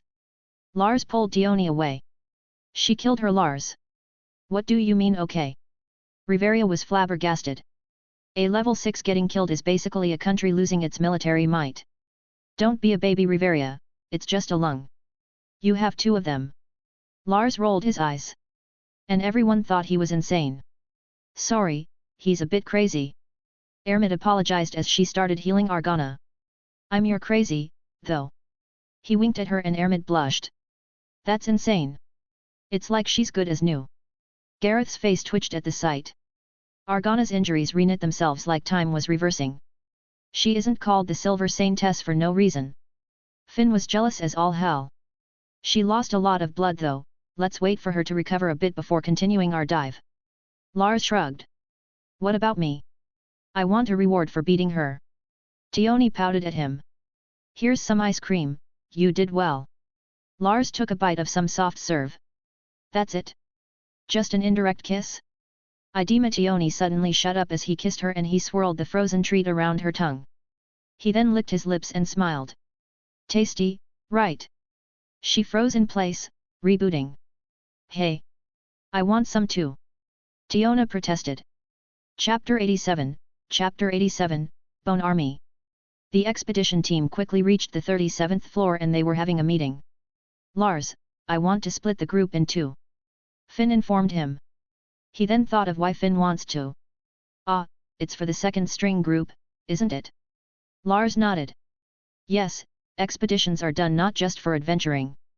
We want them to gain some excelia and the perfect place for it is the Colosseum. Finn smiled. The second string group gulped. Isn't that place extremely dangerous, Naya? Unlimited monsters spawn from there. A cat girl was nervous. And the monsters there were approximately level 4 too. They would be spawning everywhere to try and overrun them. That's why it's the best place for you to farm excelia, Anakity. Don't let me down, it's for your sake in the first place. Finn explained. Gyuhu, okay Naya. Anakity's ears flopped down. They will be having a deathmatch in the Colosseum for sure. I guess Ermit can be there for you. Heal them if necessary, Ermit. Lars ordered and she nodded. Accidents can happen, nobody was excused from it. And it was a good idea for a healer to be on standby. I will only heal you if I think you are going to die though. Suffering builds character. Ermit said with her monotone expression. She's a character all right. Riveria had a wry expression. Haruheim, come with them too. It's a good chance to fight stronger monsters safely. Lars nodded at her and her tail wagged. Yes. Lars-sama. She wanted to be more useful and level up as soon as possible. So she was thankful for the opportunity. Okay, let's get along now you zygotes. I'll be making sure that you live before Ermit can heal you. Gareth laughed as he didn't want them to get healed for minor injuries as well. The harder they fight, the more excelia they earn. Then Dione will take care of Odious. Dione most likely received enough high-class excelia to level up from her fight with Argana. Lars looked at her. Aye boss. I will definitely destroy them bones. Dione saluted and he nodded. Good girl, now let's get you to level 6 and dive down to the deeper floors in order to explore the frontier. Lars smiled and the groups separated. Riveria and Finn wanted to see how Dione fights. They've already seen the Lightning Empress, it's time for her twin. Argana who recovered now didn't mess with them anymore as she respected Dione. Though she's still curious about Dione who's more carefree. Dione, are you as strong as Dione? Back asked and Argana listened intently at her words. Actually, Dione is much stronger than me if she decides she wants to kill you. Dione shrugged and they looked at her like she grew a second head. Wah! How is that possible though? Your stats must be equal. Riveria Finn asked. Her skill, extremely dangerous. Tailor-made for killing people. Belness answered for them. The reason she was able to have a hand over her back in Tel Skyra was due to her mist. In a pure one-on-one battle, Dione would win against almost anyone. Only Back and Belness has a chance in beating her in their current lineup. Isn't my Dione awesome? She can go on for days. And armies are terrible against her, they'll just make her stronger and stronger. Lars smiled. Hee yes I am. Dione giggled and the Loki Familia blinked at her. Why would she be stronger than you, Dione? Riveria decided to ask. Ace and Bet were also curious as hell. They saw how Tione beat Argana, the two of them were sure that the Amazoness would beat their asses. Except if Ace uses her unique skill, Avenger. Blood magic. Elnia answered and they all froze. Tiona then smiled at them and Finn felt his thumb go numb. They did not expect such evil magic being used by Tiona, it was so out of character that it wasn't even funny. Yet, my blood rage cranks my power to the maximum. The more blood I spill, the stronger I become. Tiona explained with her cheery attitude. The Loki Familia didn't know what to say to that. Here, Tiona. You'll need this. Lars gave her some crimson pills and she bit into it immediately. What's that? Ace asked. It's medicine to increase her blood production. She'll be fighting bones. Lars shrugged and they nodded in understanding. I won't let you down. I've increased my control over my magic just like Tione. Tiona was ready and they arrived at the monster Rex's spawn point. Incoming. Ryu, who was sensitive to malice, twitched as she felt the massive amount of it forming. A large, black, skeleton then arose from the ground, floating like a ghost. Let's get this party started, you bony punk. Tiona raised her hands and Lars gave her weapons. Her feet cracked the stone beneath her as she took her crushers, they were the heaviest weapons in Orario. Come at me. Tiona charged as she entered the bone zone. Spartoi began to rise like it was a zombie movie and Tiona crushed them into dust with her two-sided blades. Her destructive power is something else. Finn nodded as he observed. He definitely didn't want to get hit by her, even through a block. She's fast, with tyrannical strength. I'll get flattened in a second. Leffia winced as bone-crunching sounds resounded. Humph, I'm still faster. Bet snorted as he tried to repair his ego. You actually aren't, she's carrying thousands of pounds of weapons on her hands. Ace pointed out. Tiona's weapons had a thick spine, it weighed thousands of pounds each. It was perfectly balanced by being two-sided. Else, it would require so much torque to wield. Balanced, as all things should be. Aura. Tiona jumped on a skeleton's head and its skull shattered into 1,000 pieces as she launched herself at Udius. With a mighty roar, it swung its arm at her and its size meant that its blow came at supersonic speeds. Tiona roared as she clashed with the monster Rex's arms. A shockwave exploding as their attacks made contact. But she was midair. And she couldn't fly, so she was sent to oblivion, flying towards the dungeon wall. Creating a plume of smoke made of dust. Is she all right? Riveria winced. I would have died against that attack. And she was damned sure of it. That's according to her plan, you will see. Lars was carefree and Tiona's landing site got cleared of the smoke. She was bleeding all over, but she was grinning. Ah, so that's why. Finn could see the effects of the medicine she took earlier. Her blood was gushing like a waterfall, a normal person would have died of blood loss for sure. That hurt. Tiona was still all smiles and she cracked her neck. She started chanting and her green eyes started to turn red. Sanguine. Her blood coated her blades and the crimson liquid seemed to come to life. Riveria winced as she saw it. That would be terrifying in the battlefield. Riveria can imagine the carnage she would cause. Her strength then increased massively as her bleeding continued. And it began to intensify as well. That's extremely self-destructive. And she called it blood rage, right? Won't she go berserk? Finn compared it to his magic. Hell Finagas, it increases his parameters a level and makes him go berserk. She actually displays tons of control over her emotions. Lars nodded at Tiona's mental strength. Especially because she came from Tel Skyra. And unlike Tione who was quick to anger, she resolved herself to always smile like the Argonaut. As a symbol of hope that anything will be alright, no matter the odds. Tiona punted a Spartoi towards Udius. Using it as a baseball as she batted it with the side of her weapon. The skeleton hit Udius on the face and Udius' head was sent reeling for a moment. Gotcha! Tiona hovered in front of it, intent on smashing its head open like a watermelon.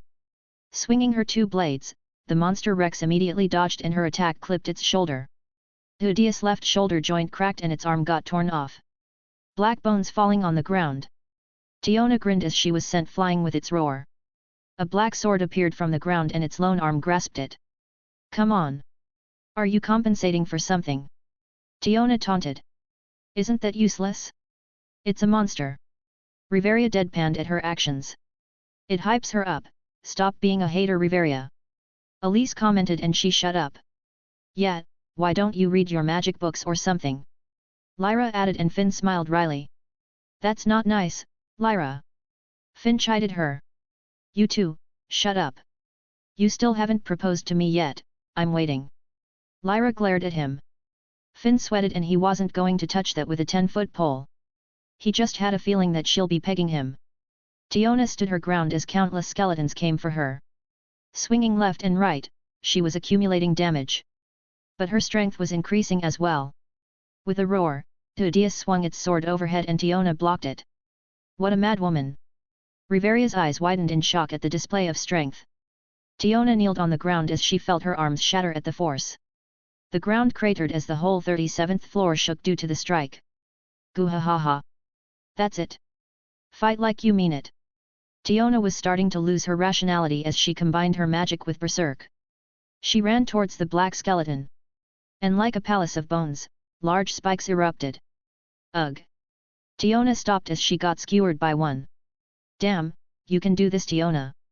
Lars frowned. Tiona flexed her ABS and it shattered the spike on her abdomen. Rah! Heavenly foot of pain. Wings of blood formed behind her as they flapped. The blood then turned into jets that propelled her downwards. With an earth-shattering blow, Tudia's head popped like a watermelon and her axe kick shattered through its spine until it reached the monster Rex's sternum. All while a large spike was in her abdomen. That's metal as fuck, come on. Let's get you healed up. Lars made her fly towards him as Tiona was gassed out. He then poured tons of elixirs on her after pulling out the spike that skewered her like barbecue. Ugh, I don't wanna fight skeletons again. They don't have life to steal. Tiona gritted her teeth as Lars pulled the spike. Yeah, that's why this is a good opponent for you to achieve level 6. Lars shrugged. Good job. The others congratulated her, and it was definitely impressive enough for a level up. Meanwhile at the Colosseum, chaos was prevailing. Casters. Bombard the back line. Vanguards, push them away. Raoul, the CO leader of the 2nd String Regiment, was barking orders for their lives. The Colosseum immediately spawned more monsters for their large group, and the horde of monsters launched an onslaught of attacks. This is going swimmingly. Farm the monsters there, they said. It's perfect, they said. Naya. Anakity was in the front lines as the other leader, trying to lift the pressure off of the team. Hiya. They're not ending. This is exactly what I needed. Haruheim was farming EXP by taking care of stragglers that broke through the formation. Are you crazy? We'll get killed is what's going to happen. Raoul was under lots of pressure, trying to order everyone for survival. They're relentless. This isn't going well at all, Naya. Anakity frowned. In just 30 minutes, they were already starting to fatigue. It was insane, the Colosseum was like a monster parade. And it wasn't just weak-ass monsters too. It was popping off level 4 monsters in droves. Humph, I guess I'll give you a hand. Ermid grumbled as she used Dia Fratel. Light started to shine as multiple sanctuaries appeared below the team. Thank you. Saint-Sama. The 2nd String Regiment cheered, but they noticed that their wounds didn't heal. They stared at her, but she just gestured for them to go. Come on, get. I'll make you fight for hours on end. Ermid said with a straight face, and they paled. She just took care of our exhaustion. But not the injuries. Raoul muttered, and Ermid had a smirk on her face. A demon, Naya. You're not a saint.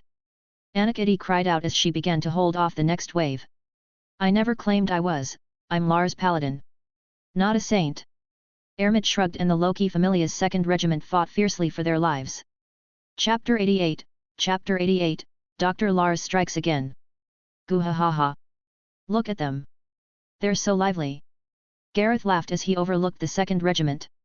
Ermid was taking care of their fatigue, and they were forced to fight endlessly. Fatal wounds was what Ermid promised to heal, so they just used potions for their injuries. This is hell on earth. We're fighting perpetually. Raoul complained, and their morale was starting to dip. Ha, ha, I'm starting to blank out. My chants are getting slower. Alicia's ice magic that fires a barrage of ice was getting slower. Increasing the strain on the vanguard. Reinforcements, Naya. We need reinforcements. Anakity was letting more and more monsters through. Her combat prowess was starting to degrade due to mental fatigue. Battles took a toll on your mind as much as your body after all. But just like Murphy does to soldiers that need reinforcement, they did not come. Huddle up into a corner. Fight them off against a wall. Raoul was desperate as they backed off into the wall of the Colosseum. Ah, I guess I have to step in. Gareth sighed at Raoul's bad decision. And it was shown right as they hugged the wall. Kaya! They spawned from the walls, you fucking idiot! One of them cried out as she got grabbed by a barbarian. Have no fear. For I am here. Gareth crashed on the ground and he swung his axe, shattering the ground. They then got healed by Ermit as a bonus for lasting as long as they did as Gareth held the rear guard for them to escape. Ha, ha, I thought I was gonna die, Naya. Anakity was panting heavily, her life was flashing before her eyes. Oh? You guys lasted for 2 hours. Not bad at all. Finn nodded at them with a smile. He wasn't scared at all due to Ermit's presence. Not bad? You mean evil? Braver? More like scammer. Anakity whined. Come on, you guys are going to have tons of improvement once Loki updates your status. Finn smiled. Ugh, I think I'm going to pass out. But I can't. Raoul groaned as he looked at Ermit, who has a stone-cold face on. Lars tosses us in the Colosseum alone, you should do better. Ermit gave her review and they looked at her like she was crazy. Alone. Luffy y'all looked at the Colosseum and it was like a fiesta down there. Everything was out to kill you. Do you wanna stay here for a day or two? Lars asked Finn.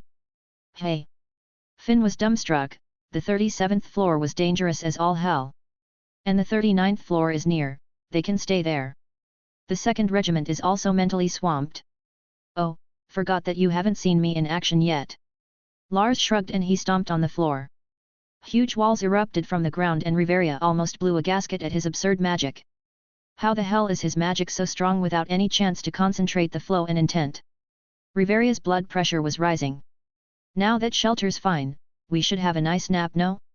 Then throw them back in there. Lars grinned. He also wanted Haruheim to get more EXP. So it's a win-win. And even though he doesn't know how the Loki Familia will react when Monstro gets revealed, stronger adventurers are welcome. The dungeon is alive and Lars doesn't know how it will react when his team inevitably goes much deeper. You're crazy, I really want you in my Familia. Finn grinned at him. Ew, I'm not into dudes. Especially not little dudes that look like kids. Lars grimaced. Finn laughed and they started setting up camp. The Loki Familia was in awe at Lars' makeshift walls so they would have shelter. But they also stared at them with jealousy. Because Lars' camp was basically a home. The Astria Familia members were playing snakes and ladders with the Demeter Familia and Haruheim was giving them some tea. Lars also had a fully functional kitchen. He was cooking up a storm, he could cook for an entire army on his own due to his psychokinesis. Fuck, I'm jealous as hell.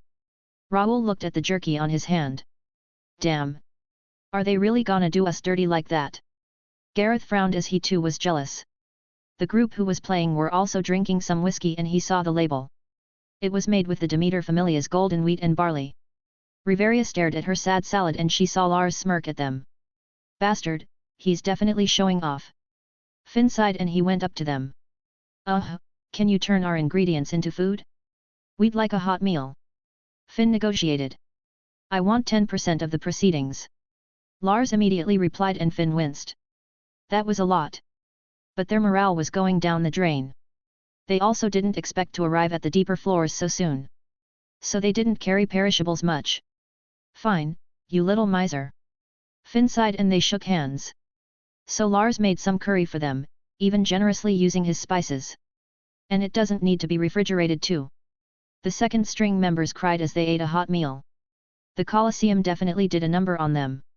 Another 5% for showers. Lars set up a shower for their group and Finn grimaced. Take it, Finn. Riveria is royalty. If they can get baths, she would rather pay in gold than to be stinky. I also have deodorants. Lars started selling things too. Alfie is right, he is a scammer. He's jacking up the prices. Ryuha frowned as Riveria bought some of his wares. I guess my potion-making skills are quite useful. It was one of his creations in his downtime. As experimenting with potions is quite difficult. Ermit is just built different.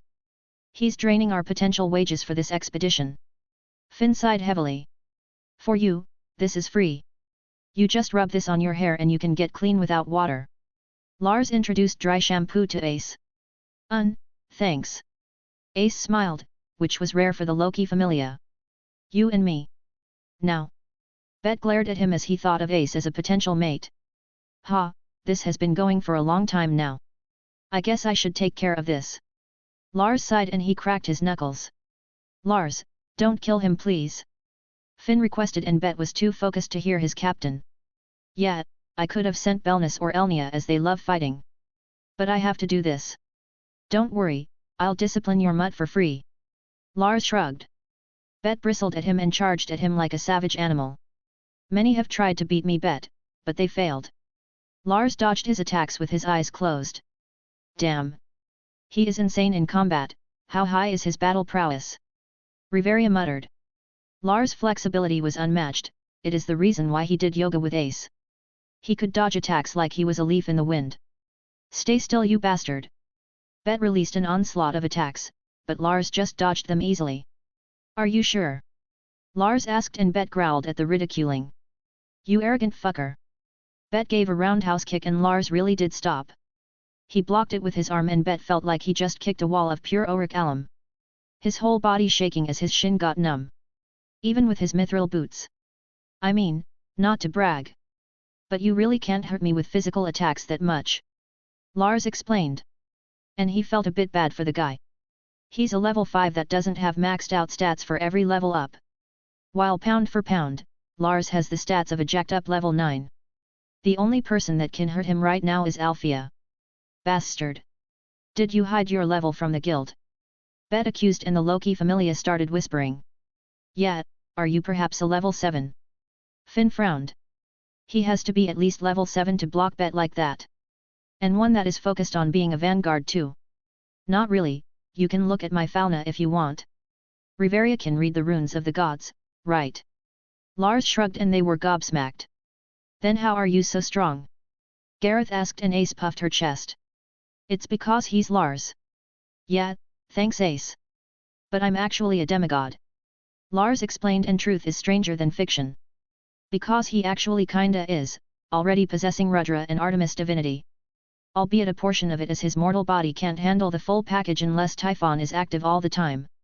Fine. Hide your secrets. Bet started to run circles around Lars to build momentum. Especially with his skill, Fenris Wolf that makes him faster. He then released an axe kick at Lars, spinning in the air for maximum might. Lars leaned his head to the side and Bet's attack planted him to the ground as it hit him square on the shoulder. I actually felt that, like a tough massage. Lars shrugged as he climbed out of the ground. W-wah. Bet was shocked and it was suddenly lights out when Lars slugged him on the chin. His world got rocked and Bet passed out for a quick second before he forced himself to freeze his muscles in place with pure willpower. Can I have some privacy with him? Lars asked the others and they nodded. He held back massively if what they saw wasn't an elaborate illusion.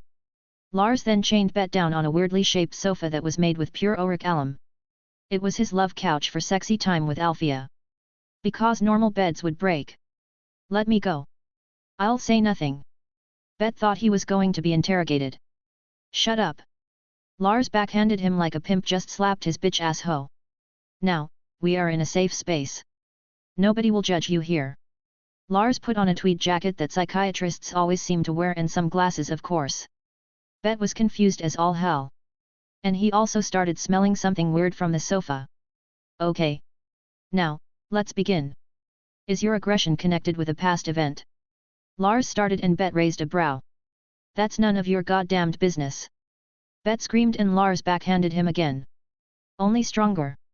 Shut the fuck up and answer, I promise that I won't judge you, but I'll fuck you up. I'm here to help. Now, answer the goddamned question. Lars glared at him. Bet went silent for a moment. It is. Bet almost snarled as he scrunched up his face at remembering what happened. Okay, and how does that make you feel? Lars noticed that it must be a pretty big event. Does it matter? Bet snorted and Lars raised his hand again. It makes me feel useless, weak. Bet frowned. I see, it must be due to an incident concerning a fight. Lars speculated and he flinched, confirming his guess. Can you tell me what happened that day? Lars asked, and Bet gritted his teeth so hard he thought it would shatter. It was a normal day like usual. My tribe, the Loga tribe, were werewolves that lived on plains. Bet started his story. I went hunting. And when I returned, he started shaking, so Lars gave him some gum so his brain would focus on eating, tricking him. Chew it, it will help. Lars ordered, and Bet was shocked that it did. My tribe was attacked by a monster. Everyone died, even my lover and sister. I dug out her corpse under some rubble and she was split in half horizontally. Bet started tearing up. I see, my condolences. It was hard, hey. Lars patted his shoulder and he nodded. They went silent for a moment. But what is the reason you are more aggressive towards people? Especially those who are weaker? Lars asked. I came here to Orario and joined the Vidar Familia. I got stronger. Then I left to hunt down the monster that killed my tribe. But when I returned, the Familia was decimated. My girlfriend died as well. Bet clenched his fists. An unfortunate incident. And you must have been like that to prevent weak people from dying. Lars speculated, and Bet nodded. If they can't get strong enough to protect themselves, they should just quit. Because people who get left behind would rather die than to hear the news that they're gone. Bet's tears flowed and Lars nodded. Admirable, but it is flawed. People would most likely endanger themselves more if you insulted their strength, Bet. Lars sighed. He looked surprised at that, thinking that they would give up. Humans are stubborn, they'd rather fight and die to spite you. Lars informed him, and Bet blinked. Now, what did we learn? Lars wanted to know if he understood. Insulting people will just lead to more stupid deaths. Bet groaned, he wasn't the smartest tool in the shed. And he isn't used to interacting with people. Okay, that's good. What do you think can we do instead? Lars raised a brow and Bet thought for a moment. Tell them that they're not ready yet. Bet asked as he was unsure. Good, that's a nice alternative. Now, I want you to think deeply about this. Aggression is your coping mechanism. Telling people that you trust about it will help. Lars advised. We all started somewhere, be kind to others. What was their names? Lars asked. Luna, Renee, and Selenia. Bet muttered sadly. Were they kind? Bet reminisced them. They were. He replied, and Lars nodded. Then strive to be like them. What would they say if they saw you bullying newbies? Lars took off his bindings and Bet went pensive. It's done, he's done crying. Lars called out to the others. You fucker. I thought you won't be judging me. Bet wanted to strangle him. Well, I didn't. But they will. I never did tell you that what we talked about is private. Lars shrugged. HOH? Little Bet cried. I gotta hear this. Gareth got curious and they swarmed him for details. At least that will start his redemption arc. Nicely done as always, me. Lars patted himself on the back. Chapter 89, Chapter 83, To the Deep Floors. Ain't cha gonna ask Demeter for permission first? Loki asked Lars and he waved his hand lackadaisically.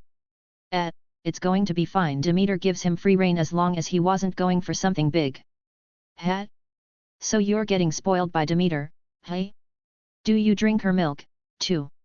Loki grinned at him, thinking that he would flinch at her question. No, not really.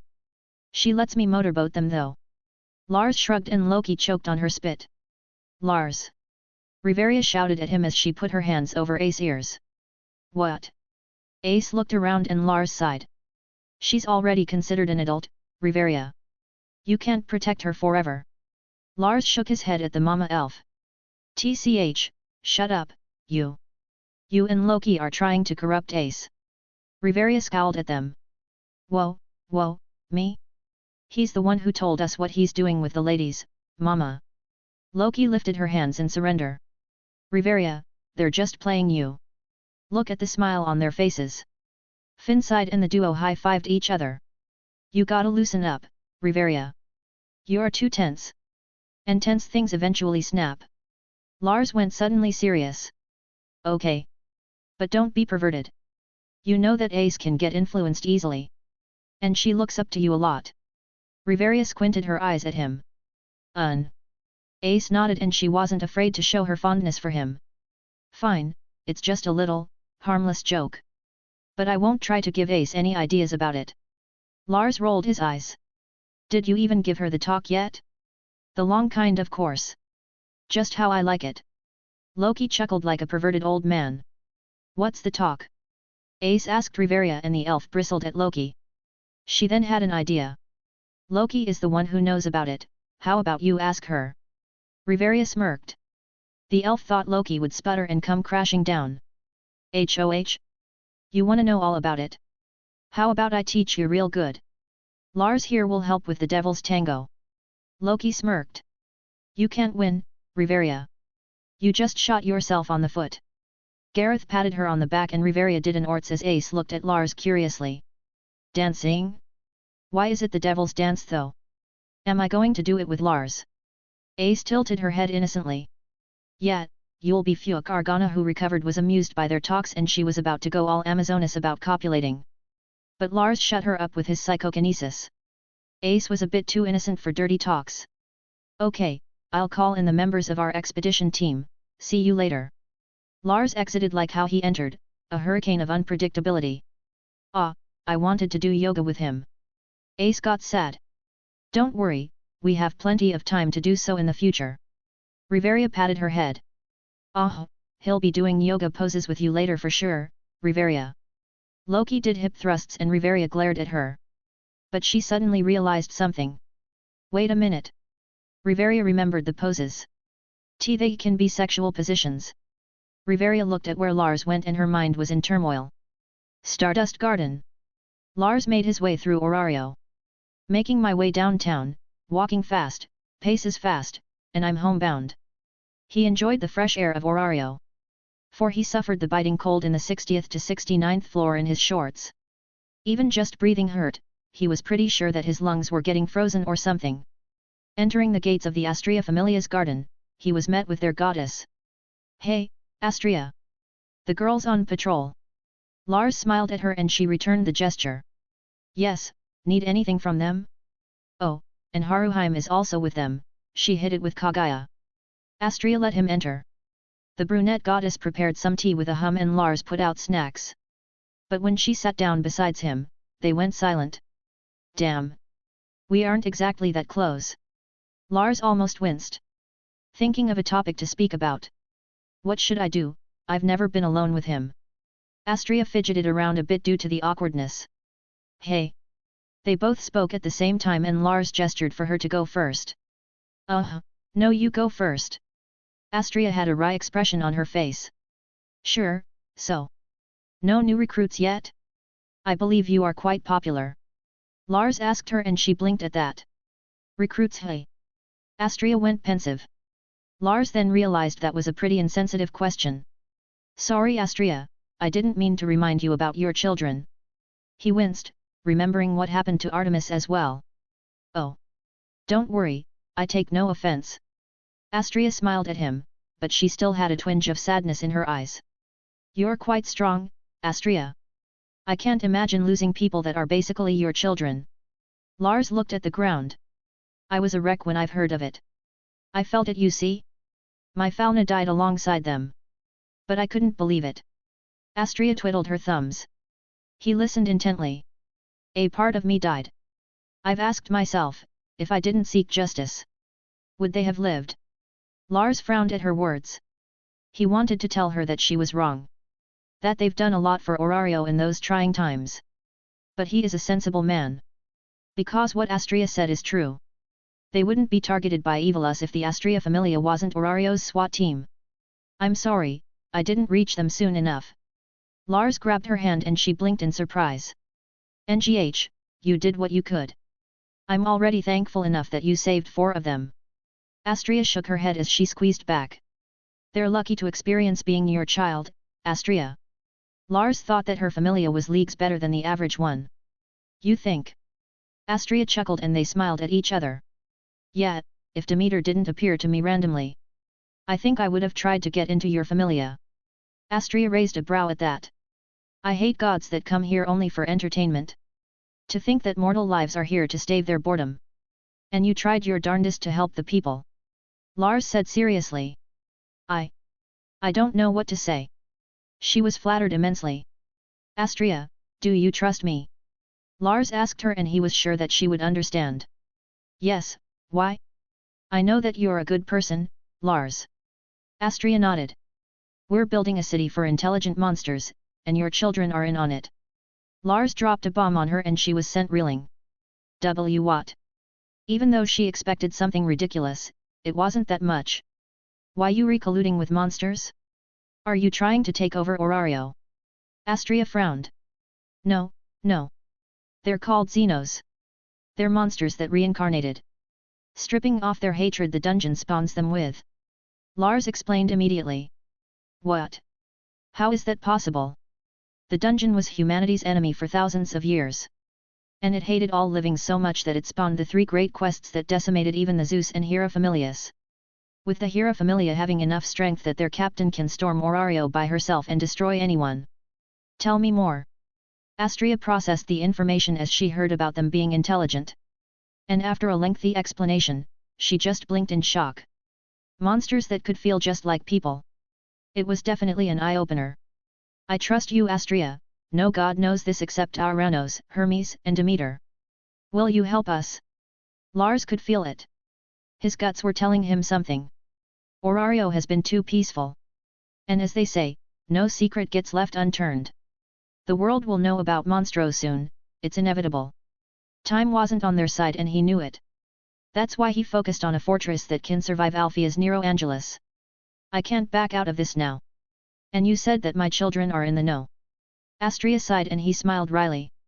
Well, I gotta get some leverage. He chuckled and Astria smiled at him. Thanks, Astria. I know that this is a bad deal for you. After all, you're not exactly a fighter. Lars hugged her out of joy. He needs all the gods in their ranks. Heaven knows they would make things much easier. Lars. Astria's eyes widened in surprise and the door suddenly opened. Sorry, we didn't see anything. Lyra immediately closed the door again. Well, that was quite the timing. Lars snorted. See, can you let me go now? Astria could feel his heat and she got a whiff of his musk. His skill, luxuria, affecting his body. The sin of excessive desire's passive effect made him a beacon of sexual appeal. They were hugging. Astria-sama's not a virgin anymore. Ryuo was heard screaming. You idiot, has no one given you the talk yet? They have to fuck before she loses her virginity. And we ruined their moment. Kagai rebutted. Fuck. Elise was shocked out of her mind. So Lars-sama is giving Astria-sama his love. Such a fearsome man, as expected. Haruheim praised. I say you guys just join M at this point. Just strip and bend over, he won't reject you. Lyra shrugged. Astria blushed like a tomato and Lars sighed. We're here, you know. Just enter the goddamned door. Lars ordered and they went in. We didn't mess up anything. Ryuo asked, fidgeting around as she glanced at her goddess and Lars. Oi, aren't you the lewd one here? We just shared a hug. Lars squinted his eyes at Ryuo.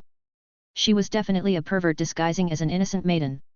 The Irofa was thinking too much of lewd things. Lars is right. Why are you always saying that people will get pregnant or they're shameless? Elise looked at her suspiciously. Why are you teaming up on me? This is a cultural difference. Ryuo was betrayed. Oh, you're definitely thinking of other things. Don't tell me you haven't had dreams of Lars. Kaguya smirked at her. Ryuo was about to speak out, but her words died in her throat. She did dream about him holding her hand. In public no less. Such lewdness from a proud elf. Ha, shut it you guys. I came here for a reason. Lars sighed. Well, let's get started then. Kaguya slid off her kimono and even Lars was surprised. Kaguya. Cover yourself, you shameless woman. Elise stood in front of her and Ryuo put her green cloak on Kaguya, pulling on it. Hooking her face with the fabric, looking like she was trying to suffocate her or something. I didn't come here for pleasure, by the way. I'm inviting you guys to an expedition. To the deep floors. Lars chuckled at their antics. An expedition? Tell me more. Lyra, who was their strategist, got interested. They did need an upgrade. With Lyra turning into a level 4 and the other 3 being level 5. The Astrea Familia needs hundreds of millions of valis for first-class equipment. They then agreed immediately after he told them about the expedition with the Loki Familia. Woohoo! They will definitely see yours truly's awesomeness. Elise was pumped. I am curious about the Loki Familia's strength. Kaguya smirked. It will be an honor to be with Her Highness Riveria. Ryua was actually excited to meet up with the High Elf Royal Princess. Haruheim, you're going too. We'll be revealing you. Then we'll use your broken support skill as a reason for your explosive growth. Lars thought of power leveling her. If Ermit is their paladin, then Haruheim will be their bard. A Japanese bard, the type who dances like an idol. Then let's get the gang, shall we? Lars grinned as they made their way towards Monstro. The whole expedition group of Monstro was gathered, alongside the Astrea Familia. We'll be doing a deep dive into the dungeon. We're going to kill anything in our way. Lars huffed. And that way, the ANBU will be able to patrol the higher floors much easier. With the Loki Familia out on an expedition, we'll be able to map down the Iclos Familia's fortress much easier. I don't know about you, but I love me some high-quality auric alum and adamantite. Lars grinned. You're gonna rob them clean, I love it. Ermit beamed at him. Chapter 90, Chapter 84, Silver Saintess. While the Loki Familia prepared for the expedition, Lars ordered Monstro to start hiding the city. Move, move, do you see anything? Lars pointed at the buildings that were covered by cloth that was painted like camo. No sir. Ray saluted and Lars nodded in satisfaction. Never did expect camo to really be that effective once you blend the colors well. Lars rubbed his chin pensively. Lars, I have a request. Althea walked up to him. What's this about? If you want to kill Bet for kicking off Bell from the Loki Familia, then the best I can do is for you to beat him half dead. Lars shrugged. No. I want to beat that mutt black and blue, but that's not what I'm requesting. Althea squinted her eyes in rage. I want to go to live at Hestia's church for a while. Althea was a bit torn. She wanted to spend time with him, but Bell is a noob that might get frisky in the dungeon. Ah, you want to train Bell, full-time hey? Lars nodded in understanding. Yes, he needs it now. More than ever even. Althea has been spying on him. And the little rabbit is already descending too fast for her own taste. It was not bad per se. Althea is from a generation that explorers go on real, blood-pumping adventures. They dive the dungeon for glory and strength. Majority of them died for it too. Unlike the adventurers now that stay in higher floors to earn money. She was being a doting aunt. Sure, go look after Belle. You're a very clingy aunt. Lars snickered at her. He had to block a strike to his face and a shockwave exploded when her fist smashed onto his palm. Whew, your punches are no joke, my maiden of silence. Lars kissed her hand and she harumphed with a blush. No fair, you're catching up to me. Althea snorted and he smirked. Can't let my neurotic princess protect me forever. Lars laughed and he gave her a kiss. Orario, ruins. Althea walked through the crowd of Orario without fear, showing her face. As long as nobody links me to Lars, he'll be fine. Althea thought of Dionysus' little captain. And that she is definitely stronger than the redhead they encountered at the 59th floor. She must have a trick up her sleeve, humph. No matter, I'll crush them like an ant under a boot if they try something. She was getting antsy again. Her hair trigger fuse was acting up once again. Hey, so this is where they live, hey? Althea looked at the abandoned church fondly. Meteria used to go there. She loved the church, saying that the atmosphere of it was soothing. And it was also the place she used to hide in years ago, at the height of the great feud. Definitely not proud of that decision. But there was no more choices back then. She remembered her disease racking her body. The only thing keeping her going were her insane stats and Evala smuggled holy branches from elven forests. Now, I should introduce myself to Belle's goddess and that Artemis that Lars painstakingly saved. She was going to hit two birds with one stone. And when she entered the church, she saw Artemis with a deadpan expression. Looking at Belle and Hestia dancing while brushing their teeth. Wah! Althea was flabbergasted by the sight. He looks like an almirach that's begging for its life. So cute. Althea was mesmerized. Not noticing that her idea of cute was incredibly horrid. Ah! Auntie? I mean. Big sis Althea.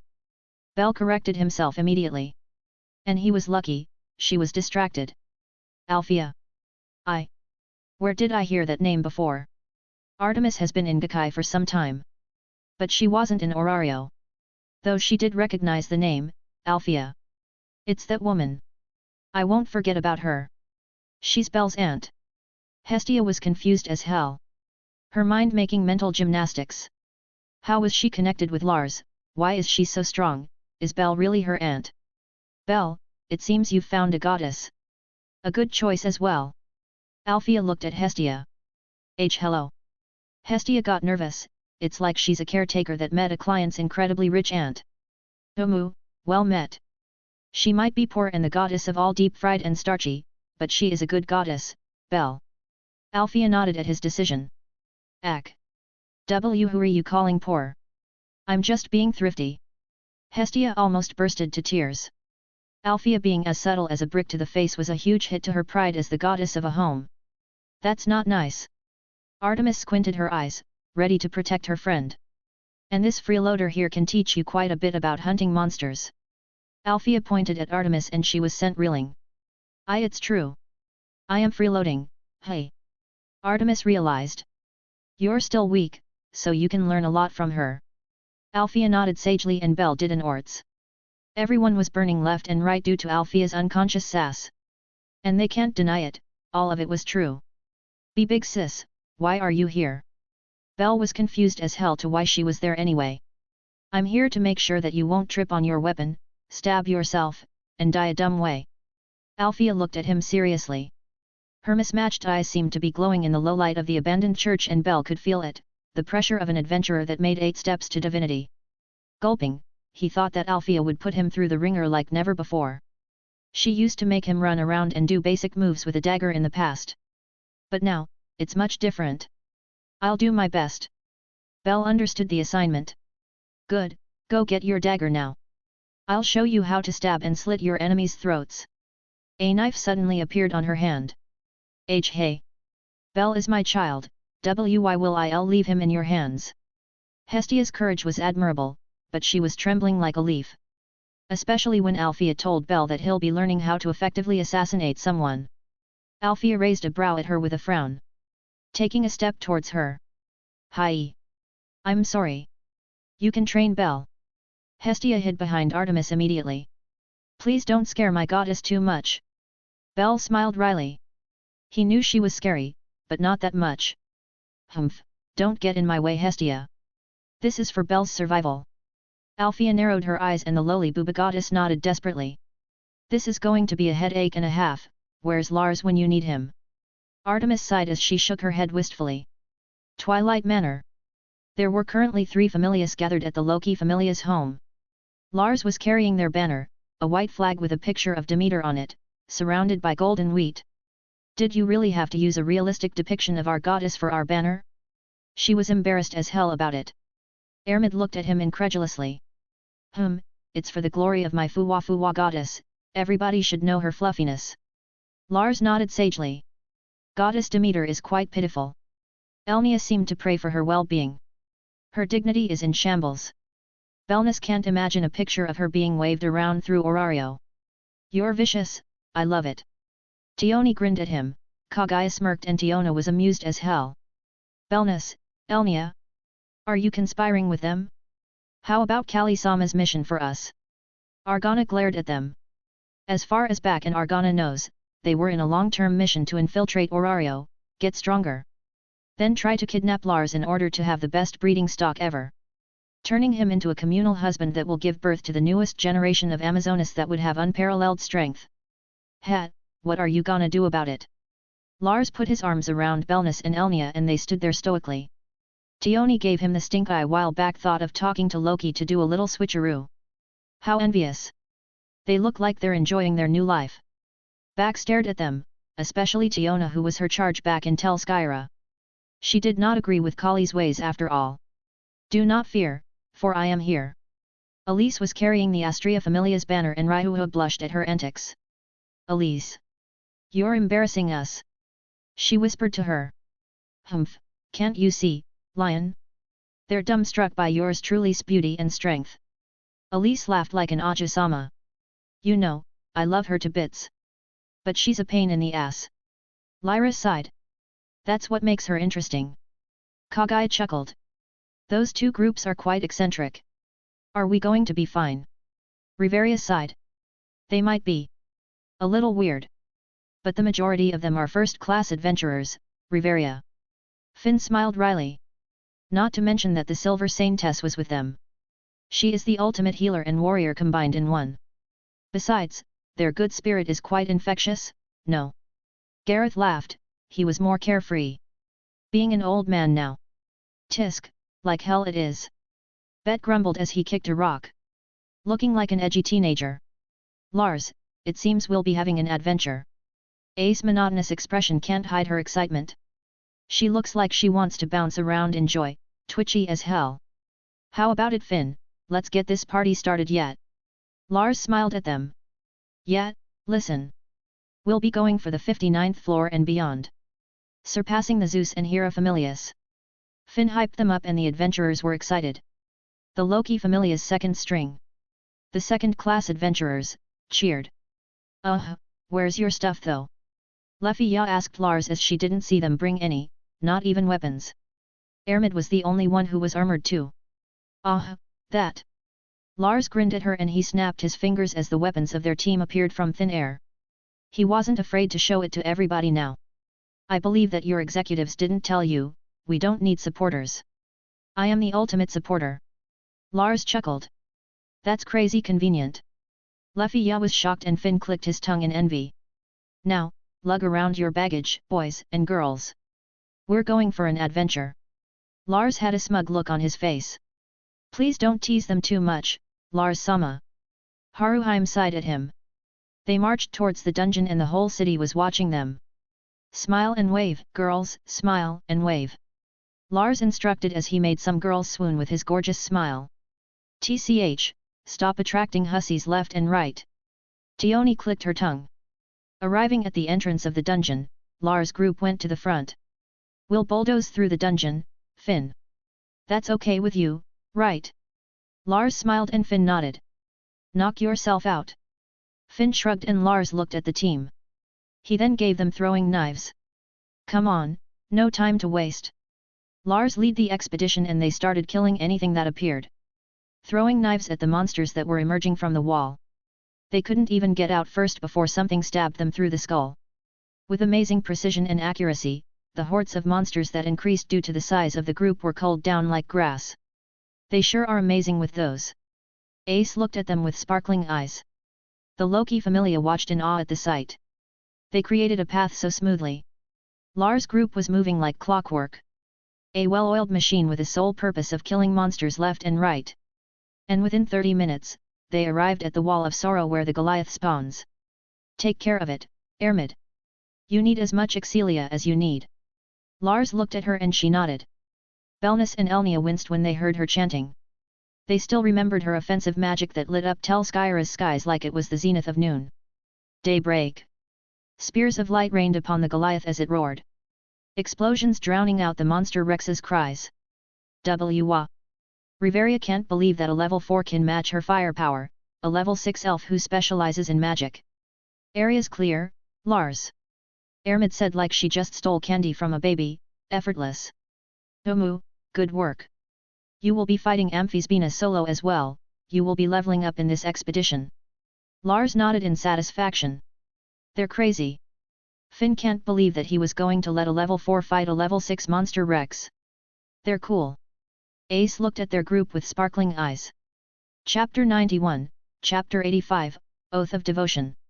Speedrunning the middle floors, the Loki Familia were quite impressed at their current vanguard. They're efficient and super powerful. Their healer can bulldoze through hordes of monsters with ease. While the others take care of small fry. Riveria nodded with a raised brow. Honestly, I really want them to be in the Familia. Finn was jealous of having such skillful adventurers. Especially Ermid, she's a bulwark that can tank as much as Gareth. And not can only she dish out a lot of damage with her massive sword that was glowing white, she can heal groups of people too.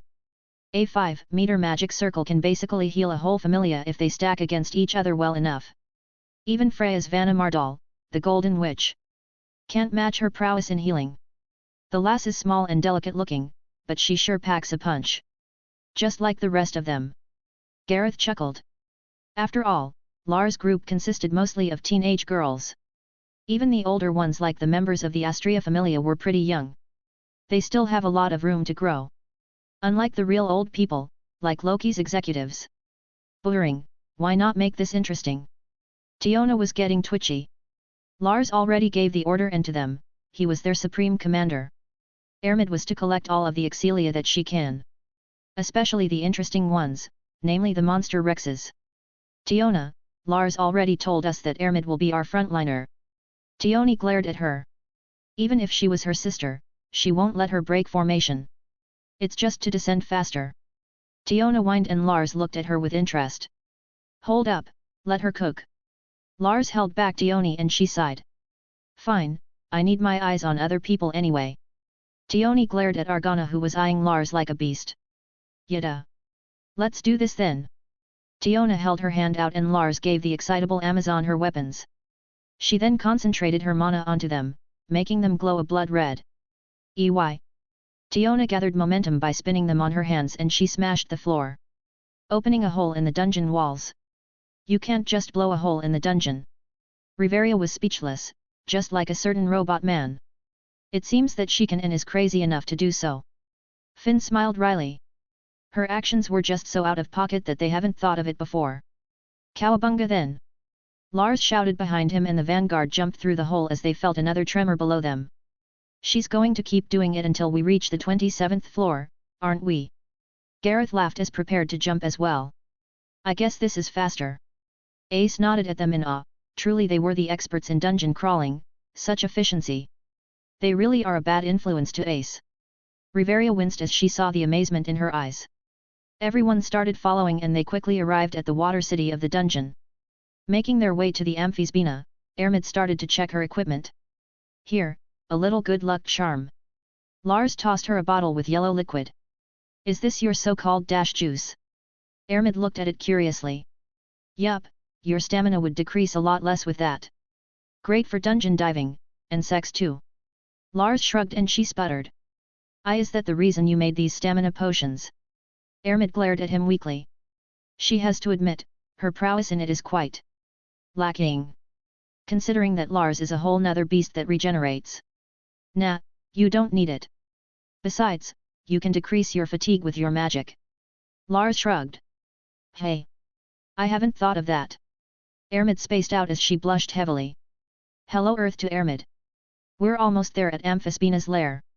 Tiona puffed her cheeks at her. TCH, boasting in front of us. Come on then, let everyone know that you have lots of sex. Tioni was jealous as hell. We do. Lars nodded at the fact and Ermid blushed like a tomato. You. Stop announcing it to everyone. Ermid bashed him with her shield. Oi, it's coming. Stop flirting and take this seriously you fuckers. Bet grumbled. A large waterfall led to a sizable lake and there was a two-headed dragon that appeared from underwater. It was bigger than the Goliath and it had a white and blue head with crystals jutting out of its heads. So that is my enemy? I guess it is time to level up. Ermid raised her shield as her armored foot cracked the ice beneath. Are you really letting a level 4 fight that? It's rated as level 6 by the guild due to the environment. Riveria got worried. No problemo, Ermid can take care of herself. And if she can't beat it, that means she's in for a spanking. Lars shrugged. Their quality of levels is next to none. All of their stats even broke through S. And there has only been one instance of that, Althea. Until he came into the mix that is. Their containers for Excelia grew larger and larger. Especially Ermid who has maxed out stats since she was level 1. It's the reason she couldn't level up to 5 for some time now. If Tiona or Tioni helps her, she won't be able to level up, lacking the high-quality Excelia needed. Meanwhile, Lars and Althea are too busy to make sure that she is safe. They have changed their policy in power leveling for quite some time now. After all, safety is the #1 priority. Except for Lars, everything for him is fair game. Foul beast! I shall smite you! Ermid began chanting as she raised her sword. Preparing a supercharged spell. Daybreak! Man-sized fishes and whalerd wannabes were appearing from the water, breaking through the ice. And when they surfaced, their red, beady eyes saw the lights as hundreds of javelins fell like rain. A barrage of artillery hit the whole arena and the battlefield shook due to the exploding spears of light. The amphibian roared in pain as chunks of its body got taken off of its large body. Amazing! Such strength! Lefia was in awe at the healer's magic. Ermid was a vanguard, she thought. But she could heal people and cast such strong wide area magic. The ugly mug of envy and worthlessness loomed inside of her head. Ugh! Even though I have fairy ring, Ermid is still much better than me. The paladin's silver hair flowed in the wind as shockwaves exploded all over the place. What are you feeding them? How can she use such destructive magic? Riveria looked at Lars with a raised brow. I let her Shugandas. Lars nodded sagely and Riveria was curious. Shugandas. She tilted her head. Shugandas nuts, got 'em. Lars was satisfied and Riveria glared at him. Let me hit you, just this once. Riveria rolled up her sleeve and Ace intervened. I want a Shugandas nuts too. She took it literally and Lars smiled wryly. Maybe once you've had the talk. Lars couldn't take her seriously. Amphibian roared as it glared at Ermid hatefully. It dived deep into the water and swam upwards at the waterfall behind it. Using its large body, it then did a dive bomb at the lake below, creating a tsunami of ice-cold water. Lars' group went behind him and he raised his hand. The water stopped in front of him as if he was Neo. I could really use some shades right now. He thought that psychokinesis was cool. You could have done that for us too. Bet shouted as the Loki familiar ran away from the tsunami. My name is Elf. Viashalheim. Riveria quickly chanted and her familia was protected by a magic shield. You can lick your balls dry anyways, dog breath. Besides, only your supporters are in danger from that attack. Lars rolled his eyes. Finn sighed as that was true. But being doused by ice-cold water is bad for morale. Especially tons of them that was going to wash them away. Ermid raised her shield as she blocked the tons of water that assaulted her. The white head of the monster Rex then spewed red mist from its maws, a cloud of it quickly forming around her. Your poison does not work on me. Ermid swung her sword and the mist was blown away. Experiencing the worst of Lars' power leveling, she was immune to most poisons by now. Come! Dragon! Ermid crouched and she charged at it with surprising speed. Wait, she's level 4 right? Why is her speed comparable to a level 5? Ace was curious. That's because her stats are at that level. Tiona shrugged and Ace felt a bit frustrated. Because she wasted her foundation to level up as quickly as possible back in the past. Now, she could see the effects of maxing out your stats before leveling up. Weaknesses. Ermid's purple eyes scanned the dragon as she tried to find its weak point. Her brutal training has turned her into a fine warrior that seeks to end them as quick as she starts them. For why do battle, when you intend to prolong it? If you could do that, then it isn't a battle in the first place. True warriors fight to kill, not for sport. So she tried cleaving one of its heads as she jumped in mid-air. Hap! With a swing, her great sword whistled and the white aura that seemed to be holy light on her sword hit its thick neck. The amphibian tasted the bite of her sword and its thick scales shattered at the violent blow. Thrashing around as a quarter of its neck got cleaved, it glared at her like she was its nemesis. Ermid saw the build-up of mana on the blue head and she immediately raised her shield. Baptized with a deluge of blue flames, her silhouette disappeared under it. The temperature around the battlefield started to rise. That thing's fire is quite nasty. It isn't as concentrated as the Valgong dragons but it burns longer. Ryua winced. Don't worry, those are lukewarm for a paladin, my paladin. Lars smirked. Ha! Ermid broke through the blue flames and she released an overhead slash at the gap between its necks where it connects to the body. A deep laceration formed on its body and blood flooded the waters as it bled. With a roar, the amphibian began to converge magic and the peanut gallery has never seen it do that before. It's concentrating its magic in its body. Riveria was confused. Hearing bone-crunching sounds, the expedition team winced at the brutal noise as something emerged from its wound. Another head? This has never been documented before. Ermid frowned. HOH? I guess that's the trump card. Lars smirked. It went on a rampage, all of its heads releasing breath attacks haphazardly. Red mist covered the area and blue flames ignited it, turning it into a makeshift bomb that shook the entire floor. The middle head then roared and it released white flames, combining poison to its hotter fire. Water sizzled and the heat inside of the floor began to skyrocket. Prepare your antidotes just in case. The air is poisonous right now. Finn ordered immediately. With a gasp, Ermid looked back at the team and she was worried about Haruheim. Blocking two sources of flames, Ermid gritted her teeth as she was pinned down, unable to use her healing for the expedition team. What do I do? Her shield started to glow due to the heat it was receiving and she was only offsetting it with her mana that was getting drained quickly. Ermid. I believe in you. Lars shouted and she heard it through the baptism of fire she was under. Yes. I'm his knight, his paladin. If I can't beat this lizard, then I will fall in the future. Ermid gritted her teeth. I am the sword and shield of my lord. My purpose, to aid others, protect the weak, and punish those who threaten them. Show mercy to thine foes, but temper it with wisdom. Ermid stabbed her sword to the ground as she raised her hand. Golden light came from above and everyone who was poisoned suddenly felt themselves get cured. A fortress of light also appeared in front of them, right behind Ermid. The three-headed dragon tried to fire all of its breath attacks. Especially the red mist that also has anti-magic properties.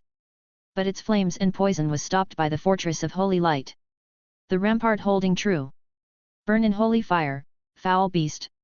Empyrean's judgment. She picked up her sword once again and it burned with white flames. She then swung it forwards and a torrent of absolving fire gushed out of it.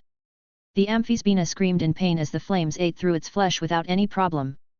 And instead of black ash forming after dying, it disappeared in motes of light. Seemingly purified by divine flames. Ermid was about to suffer mind down, her vision blurring. Tipping over, she was caught by Lars. I accept your devotion, Ermid. You're my paladin, don't ever forget it. Lars smiled as she lost consciousness. Chapter 92, Chapter 89, Creepy Crawlies. At the surface of Orario, Belle was currently being scolded by Anna. Geez, Belle. You've only been an adventurer for a few days. And you're already going to the 4th floor. Adventurers stay for weeks on the first one. Anna sighed. She was worried that he would get in an accident like her other advisee, Maris. She was lucky that the Demeter Familia's expedition team were going down to train their newbie. Sorry Anna, but I can handle them. I got training from someone since I was young, you see. Belle smiled. Who is it? Anna raised a brow. From Big Bro Lars. You know him right? Belle remembered that Anna called him the captain of their expedition team. Wait, really? How did you meet him even? Anna was surprised. Well, he visited my mountain village back when we were younger. Belle grinned. Okay. Since he trained you, I'll approve of you going until the 10th floor. But 6th onwards, you need at least a supporter. Anna nodded at him. Really? Okay. Belle was instructed by Althea to start an adventure or he will never grow. She grew up at the time where adventurers either die as fodder or became first class. It was do or die. Even second-class adventurers were considered weak back then. Just be careful, okay? Buy some armor, it will help you when more monsters start to spawn. Anna sighed at his joyful expression. Where do you reckon I can buy some? Belle saw the Hephaestus and Goibneo Familia shops. Even the lowest prices were at 5 digits. I'll show you later, stay at the 5th floor for now, alright. Anna smiled at him and he nodded. It's a date then. Thanks Anna. I love you. Belle ran away as he couldn't wait to get in the dungeon. That boy. Anna was surprised for a second. HOH? I love you, he said. Miss Ha, her small colleague heard it. Rose. Anna just got confessed to. And she looks happy. Miss Ha called out and Rose appeared quickly. TCH, Anna. Aren't you ashamed? Going for cute little boys. Rose teased her. W. Shut up. Lars is 9 years younger than you. Anna rebutted and Rose was sent reeling. He isn't a newbie kid though. Rose argued back, but her argument was weak. They then started arguing who was the one that loved teens while being adults. Ha, Lars is in an expedition. I hope he comes back soon. Freya, aka Seer Fleva was sweeping the front of the hostess of fertility. When she saw someone who was running towards Babel. Seer saw his soul and it was a pure white soul, as pure as driven snow. Such a pure individual. Seer blinked dumbly. She wanted him in her familia immediately. As an avid collector of individuals that are unique, she couldn't resist. So she hatched up a plan. Belle was running and he wasn't paying much attention. Seer acted like she was just cleaning and she walked towards his trajectory while he was in her blind spot. Look out! Whoa! Belle crashed onto her and Seer yelped. Hat, how's that for acting? Hook, line, and sinker. Seer grinned inside her mind. Ouch! Seer winced and Belle helped her up. Sorry. I didn't expect to run into someone. Belle bowed immediately. I wasn't looking to, so it's all okay. Though there is something you can do to make it up to me. Seer smiled at him. Sure. I can do it, miss. I'm Belle Cranel by the way. Belle introduced himself. Call me Seer, Belle. And it would be nice if you came by the hostess. She pointed at their establishment. Sure. I'll come by later. Belle ran again and Seer secured a connection. Hat, too easy. Seer thought that Belle would definitely achieve great things. She got a closer look on his soul, and there was a deep red color in the middle of his pure white soul. His determination is on fire. I wonder what he'll achieve. Seer smirked and she has put Belle in her watch list. 52 ND floor. I wonder if Lei Chan's fine. I hope it's fine, though showing up now is a bad idea. Lars frowned. Thankfully though, they cruised through the floor without Lei doing another surprise visit. Okay, put on your salamander wool. This is going to be difficult. Finn ordered as they prepared their descent to the dragon's vase. The flares of the Valgong Dragon is a threat that can't be taken lightly. After all, those bastards can shoot through dungeon floors with ease. They'll get one shot if they're hit by it square on. I have a plan. Have you ever heard the word skydiving? Lars asked them. Oh no you don't. This crazy bastard bore a hole through the floors and jumped in it with us. I thought I was gonna fucking die. Lyra rejected it immediately. You baby, you loved it. You had a heart-stopping surprise. Lars rolled his eyes. I don't think that's a good idea with these many people. Elise looked at the Loki Familia. Yeah, that was fun. But it's too fun, these guys would get a heart attack. Kaguya pointed at the 2nd Regiment. And they were terrified of what Lars would do to them. I say we go with it. Argana of course was a fearless killing machine. It sounds fun. Back shrugged. Raoul and Anakiti were shaking their heads. It does. Ace imagined it, skydiving while Valgong dragons fired their beams at you. We aren't doing it. Riveria looked at her sternly. No way, we're going to die. Raoul, who was quite cowardly, stepped back and then it happened. There was a rumbling sound and the ground started to heat up. Dodge! Gareth pulled him away immediately and a flare of a Valgong dragon decimated the ground he was on. Cowabunga it is! Lars jumped on the hole and flames erupted from it as Riveria screamed. The Astria Familia and Lars group followed immediately. Though, Lyra was screeching still. Not Agaayan. The Loki Familia heard her screams fade away as it was replaced by the sounds of beams being fired. Fuck, no time to waste.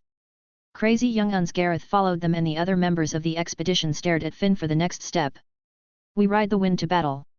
Finn thought it was incredibly stupid, but the dragon's vase is their major hurdle right now. And the Familia needs to learn how to fight them as the future executives.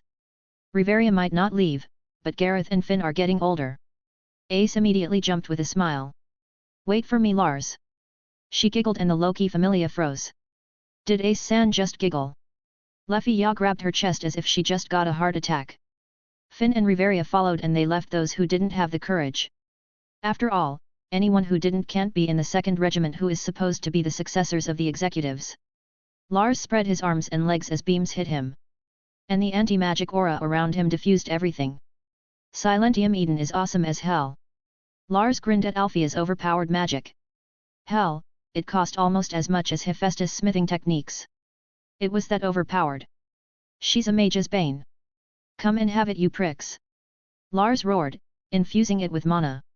The Valgong dragons then stopped. Let the Loki Familia deal with them. Haruheim. Go and fight a dragon. Lars laughed as he shouted at her. Haruheim nodded seriously though, chanting her magic. Grow. That power and that vessel. Breadth of wealth and breadth of wishes. Until the bell tolls, bring forth glory and illusion. Grow. Haruim's tail started to glow. Confine divine offerings within this body. This golden light bestowed from above. Into the hammer and into the ground, may it bestow good fortune upon you. Grow. She finished her chant and Haruheim was coated by an aura of her magic. I'll give you a boost. Lars used his psychokinesis on her and Haruheim was launched towards the Valgong dragons. And she fearlessly kept her focus on the nearest one. Hiya! She let out a warcry as she stabbed the unsuspecting dragon on the head. Her sword plunged towards its skull and Haruheim killed it due to her increased momentum. I will not fail Lars Sama's expectations. She charged and jumped towards another. Stabbing it through the eye as she clung to it. I knew she had it in her. Kaguya almost shed a tear at the sight, a mere level 3. Fighting high level 5 dragon monsters that are ranked as superior species. That's my girl. Make me proud. Lars clapped in excitement at the scene. Lars Sama killed a green dragon when he was just a toddler and unblessed. I will kill you. Haruheim repeatedly stabbed the dragon's eye violently. I've raised her well, beneath her cute and shy personality. She has that black Air Force energy. Lars nodded in satisfaction. The rest of the Loki familia arrived and Ace quickly used Ariel to kill anything that moved. Tempest, no dragon will be left alive. She squinted her eyes at the Valgong dragons. Being as efficient as possible, she started stabbing them through the eyes and heads with her sword. Zipping around the battlefield like a monster assassin. She's gotten really good with her technique. Ace used to brute force everything. Kaguya nodded at Ace change in how she does things. Tomu, that's why her sword needs the Durandal trait. She was just rampaging around with a sharp stick. Elise chuckled. I heard that. Ace pouted at them as the wind carried their conversation to her ears. And now that she's more self-aware, she got embarrassed. At least you're like an assassin now, not a murder hobo anymore. Lars gave her a thumbs up. Lars, shut up. Ace puffed her cheeks in anger for lacking delicacy. Ace-san is as incredible as ever. Lefia watched her idol kill the dragons. A stray breath attack then came to her. A shield appeared right in front of her and she felt a big hand pat her head. Stop dilly-dallying, lass. You can get killed easily here. Gareth advised and Lefia nodded nervously. Come here you lizard bastard. Gareth charged at the Valgong dragon that almost cremated Lefia and he gave an uppercut on its chin. The dragon's massive body was lifted off the ground and he grabbed its tail, using it as a club to beat the other ones to death. Ha, Gareth is too excited. Finn shook his head at the dwarf's eagerness. This is uncharted territory after all, it must have sparked something inside of him. Riveria sighed. The 2nd Regiment began to charge, seeing Gareth's display of power. While even the Astria Familia was just shocked at seeing Lars walk through the blazing attacks aimed at him like it was a warm shower. He was just taking a stroll and swinging his arm like a conductor and a Valgong dragon's neck would snap. That guy is seriously overpowered. Lyra grumbled. Isn't that what makes him so delicious? Kaguya licked her lips. Kaguya. Ryuha shouted at her lewd comment and Elise glared at her. What? I know that you two are thinking of getting down and dirty with him too. His rock-hard muscles pressing onto you, his strong hands grabbing you. Kaguya whispered to them and they imagined it. Don't tease them too much, they'll overheat. Lyra sighed. And while they were exterminating the abominable dragons, bugs began to pour in from the 59th floor. They're quite disgusting. Ace winced when she saw them. The huge caterpillar-like monsters were wriggling around creepily. Why are bugs here? And they came from the 59th floor. Finn immediately sensed that something was wrong. Yeah, the 59th floor is a tundra, right? Riveria added. Let's just start killing them anyways. Kaguya shrugged and she swung her sword on one of them. The guts and juices of it exploded and it hit her. She noticed that her battle kimono was smoking instantly. So she did the sensible thing and took it off in a heartbeat. And being one to follow the traditions as a noble, she didn't wear any underneath. Those are some sweet cheeks. Lars gave her a thumbs up. Thanks, I work out. Kaguya winked at him. Elise and Ryuhu immediately cover her. What are you doing? The two of them screeched and Kaguya sighed. Look. Kaguya dropped her sword that was also starting to melt. The two shut up after that. Their body fluids can melt even first-class weapons. Use ranged attacks and magic. Finn shouted out. I guess bugs will be on the menu. Lars squinted his eyes as he wondered if Dionysus was responsible for the irregulars. Chapter 93, Chapter 90, Bug Extermination. Everybody started to back off from the stampede of caterpillars that want to melt your face off. This is bad, real bad. Gareth winced as he looked at the familia. They didn't exactly have weapons that are capable of dealing with them. Only Ace has one, with Meowmere having the Durandal trait. Finn, we need to evacuate. Riveria furrowed her brows as she started chanting. Leffy ya. Start chanting Arie Leavatian. We need to escape from here. Riveria immediately called out to her student in magic. Why yes. Leffy ya nodded and she stood still, beginning to chant her magic. Copying Riveria's spell. Somebody walked up to the horde though. Finn, let me try to deal with them. Ace cracked her neck. Once a murder hobo, always one. Ace would definitely do good at a Xiangxia story. Lars nodded sagely. Ace. Finn called out to her, but she already used aerial and Ace swung her sword as fast as she could. Shockwaves of magical energy escaped from her sword. The pink sword slashes butchered the disgusting bugs like they were made of paper. They dropped a patchy magic stone just like the plant monsters that Lars and Althea encountered in the 59th floor. So it really is due to Dionysus, hey? Lars saw the mutated magic stones. And even though Ace was making quick work of the horde, they weren't really decreasing fast enough as more of them came from below. No more games I guess. Stop chanting, Leffy ya, Riveria. He patted their shoulders as he walked up. Ooh. Lars is going to show us how he really fights. Tiona got excited like a kid in a sugar rush. Her hero hasn't fought them seriously in ages. And the last opponent he fought like that was Antares. Dance, Zenith. Lars uttered and his sword that looked like the night sky, dotted with stars floated in the air. You okay, Ace? Lars smiled at her as she began to sweat, her mind was seriously tanking due to combining Ariel and Meowmera's magical nature. I'm quite tired. Ace steadied her breathing as she began to get a headache, using tons of mind in quick succession was detrimental. Then I'll take it from here. Lars stood in front of her and his blades indeed danced. They split into four and a storm of slashes was released in front of him. Using his psychokinesis to the limit, they outputted as much strength as his arms. The Loki familia could hear the swings of the swords as they cut through wind and air faster than sound. How can you even begin to think of fighting that guy? Bet asked Argana, who was panting like a bitch in heat at the display of power. I fight him, I lose, then he ties me up and has his way with me.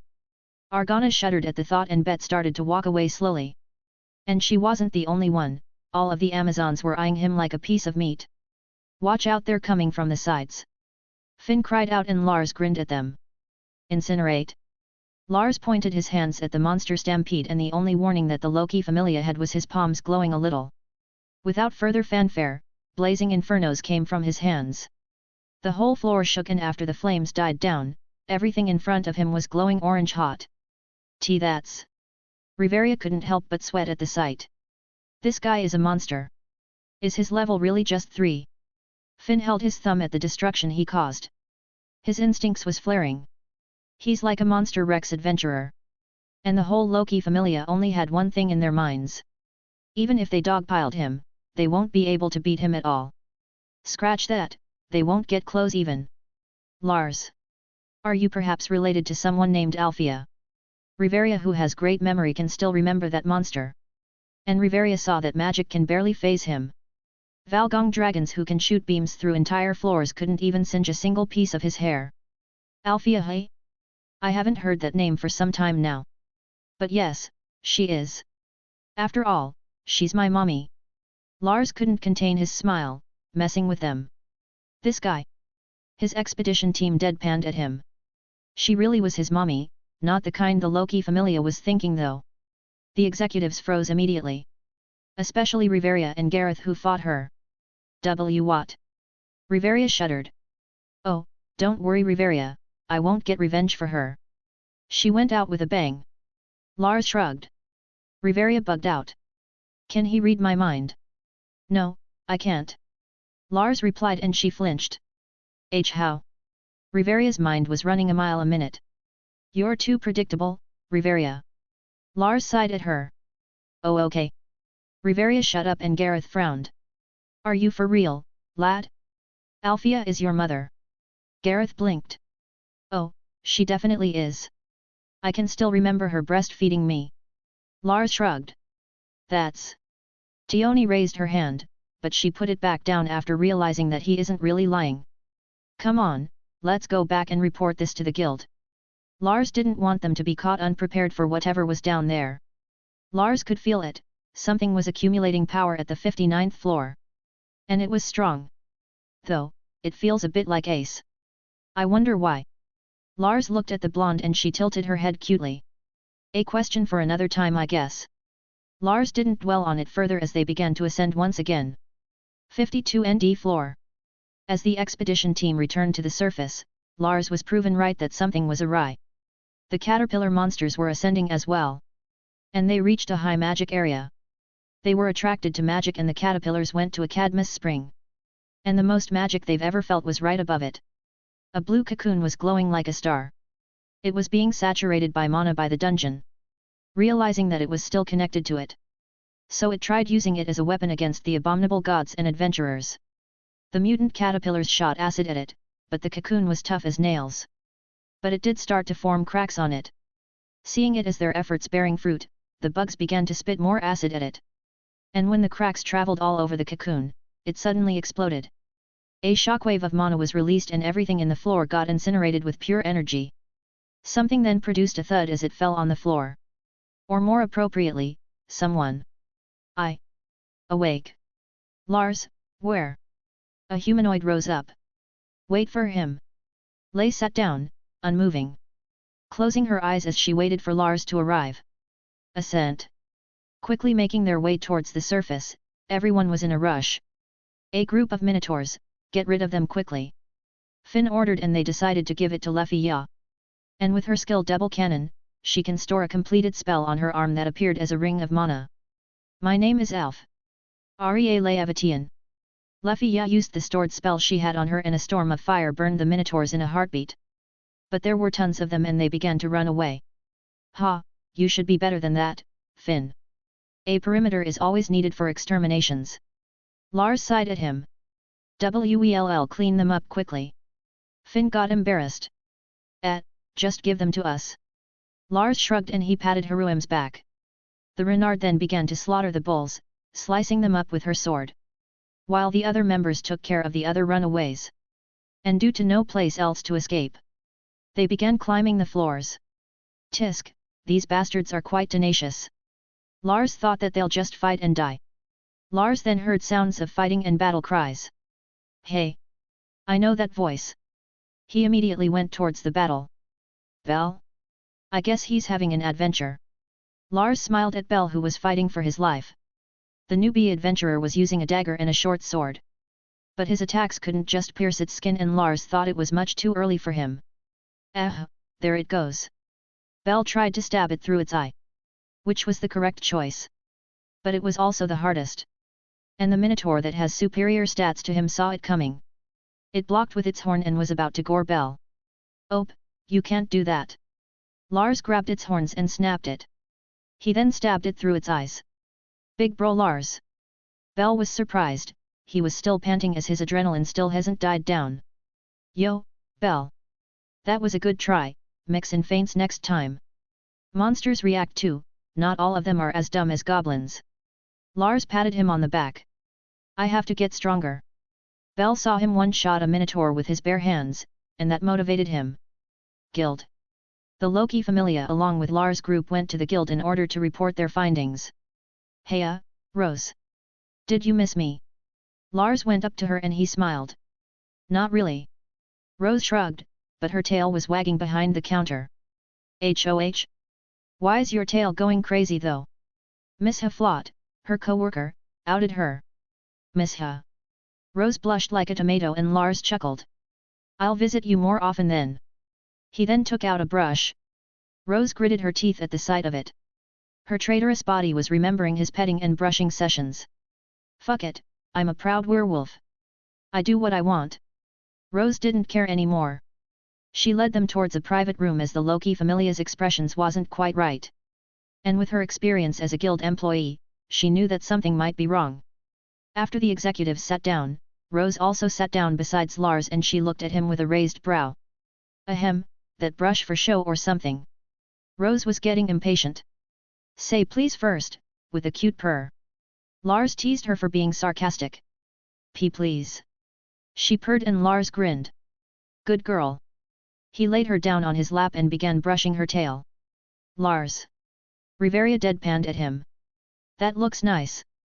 Ace gave him the side eye as Rose closed her eyes in pleasure at the pleasant brushing. Want me to brush your hair too, Ace? It's Rose's turn right now. Lars promised that he'll brush her hair too and she beamed. How are we going to give our report? Finn face-palmed as Rose was obviously not in her right mind as Lars rubbed the base of her ears. She was getting high due to her body releasing natural endorphins. I don't know, why are you asking me? I'm just here as a witness, this expedition mind you. Was initiated by the Loki Familia. Lars shrugged. The other executives were about to complain, but they quickly shut up after thinking for a bit. I'll just start writing the report. Riveria, can you get someone else? Finn sighed. Riveria nodded and she rolled her eyes at Lars. Who's a good girl, you are. Lars was treating Rose like a pet. After a few moments, Riveria returned with her friend's daughter, Ina. How may I help you today? Ina was prim and proper, a professional. She then winced, seeing Rose on Lars' lap. Receiving glares from Tioni and Argana. We encountered new species from the dungeon and it ain't adding up. Gareth spoke up. What do you mean? Ina raised a brow. We encountered bug monsters. They were large caterpillars with acid as body fluids. Riveria handed her a magic stone. This feels weird. Ina as an elf, even half can feel that the magic stone is tainted. Yes, they were definitely not normal. And they can even corrode first-class equipment. Finn pointed at Kaguya. I lost my sword to one when I killed it. The thing melted it and I noticed its acidity when it splashed on my kimono. It began smoking instantly. Kaguya explained. Ina wrote everything down quickly. This is concerning. Do you think this is due to the incident from earlier? Ina asked. No. Not really. The monsters rampaged due to the danger of Artemis Sama's arcanum. But that's about it, this is different. Finn answered. It's true that nothing came from the deeper floors. But the monsters they came across today felt unnatural. Like they were tampered with. Especially with the appearance of their magic stones being like that. Whatever it is that's happening down there. We were unequipped for it. Riveria looked at Lars. Except for this guy. I'm sure he could have bulldozed through anything there. Riveria remembered his overwhelming strength. We need another expedition to go to the source of the matter. Or at least we think it's the source, the 59th floor. Finn's intuition was quite sharp. Lars' team just went quiet as they definitely knew that the 59th floor is the anomaly that caused it.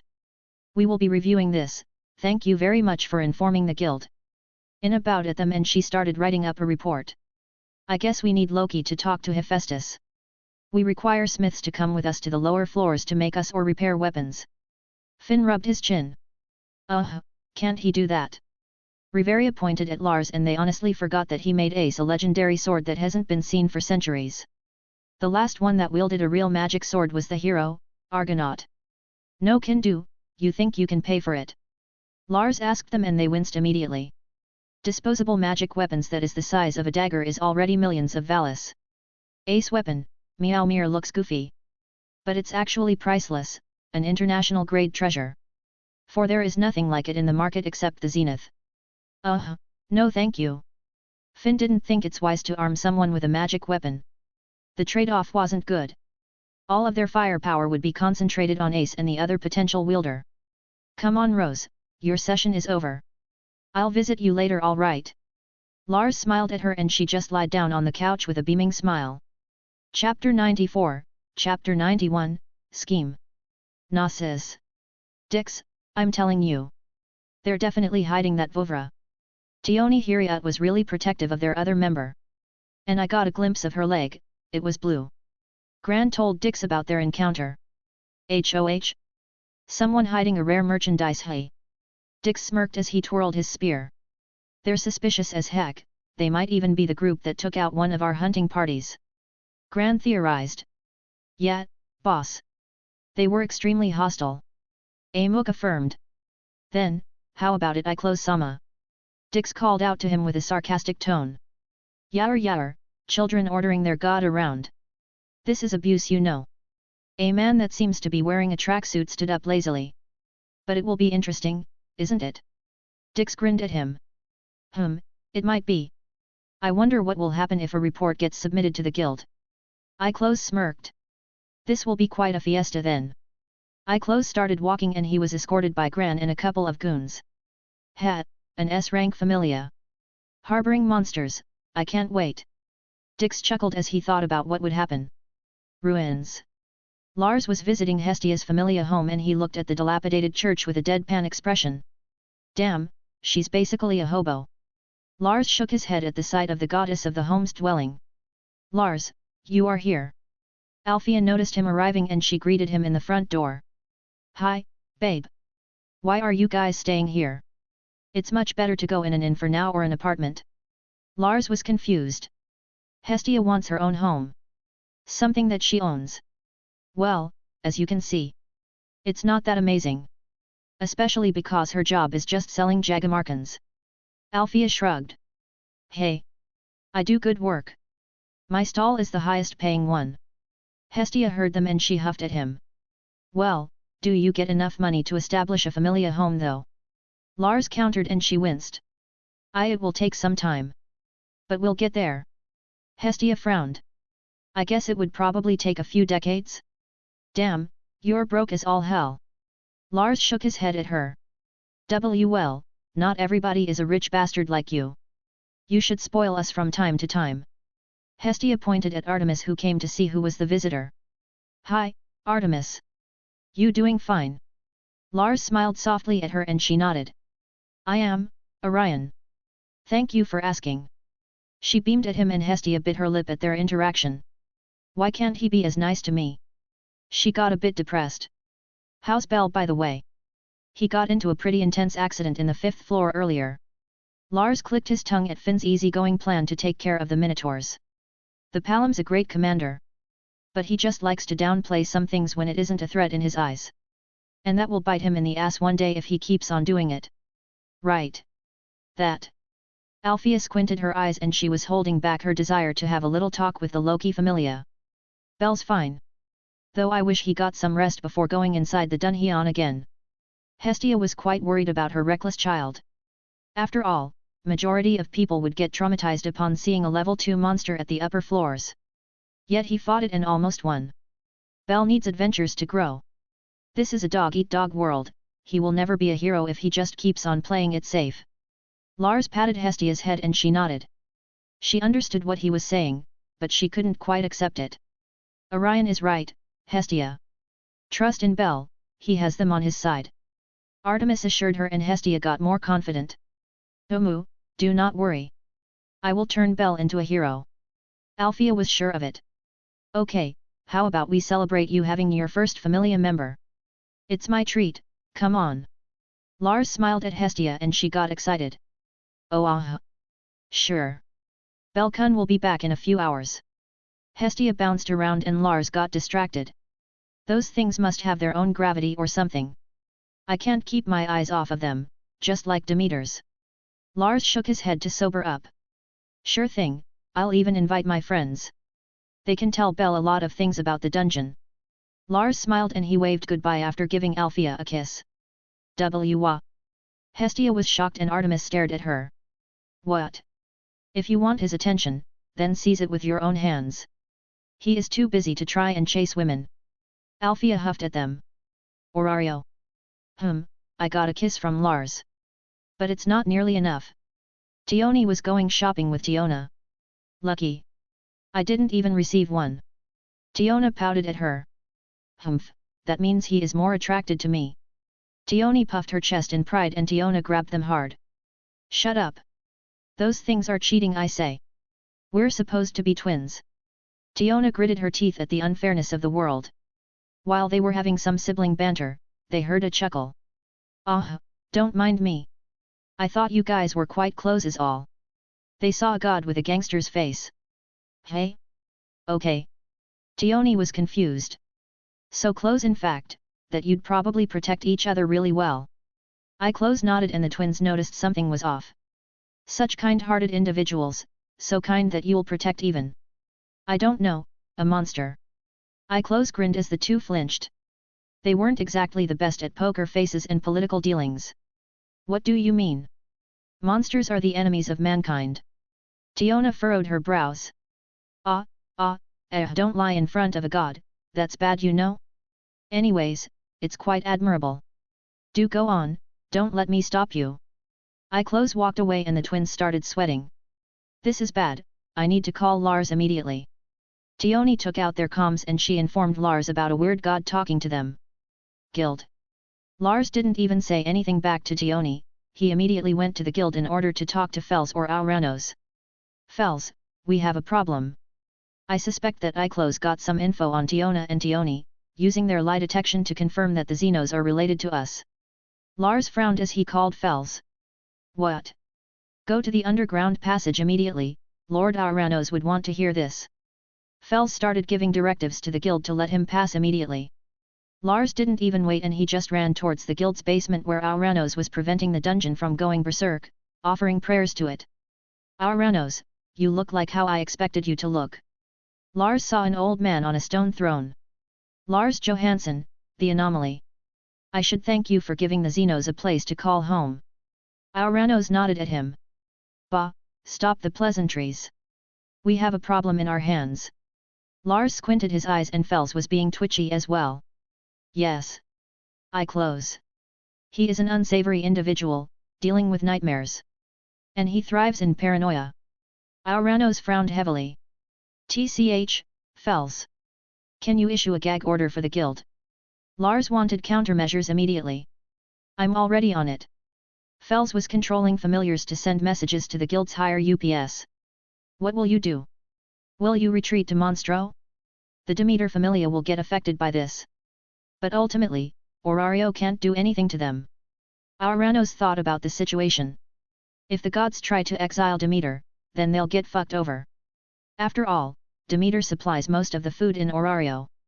But her children will receive the brunt of the outrage that the populace will feel. And who's to say that they wouldn't just usurp the farmlands of Demeter? I don't know, this is too fast. We were planning on slowly transporting the Xenos to our mountain fortress. Lars rubbed his temples. He was stressing about the whole ordeal.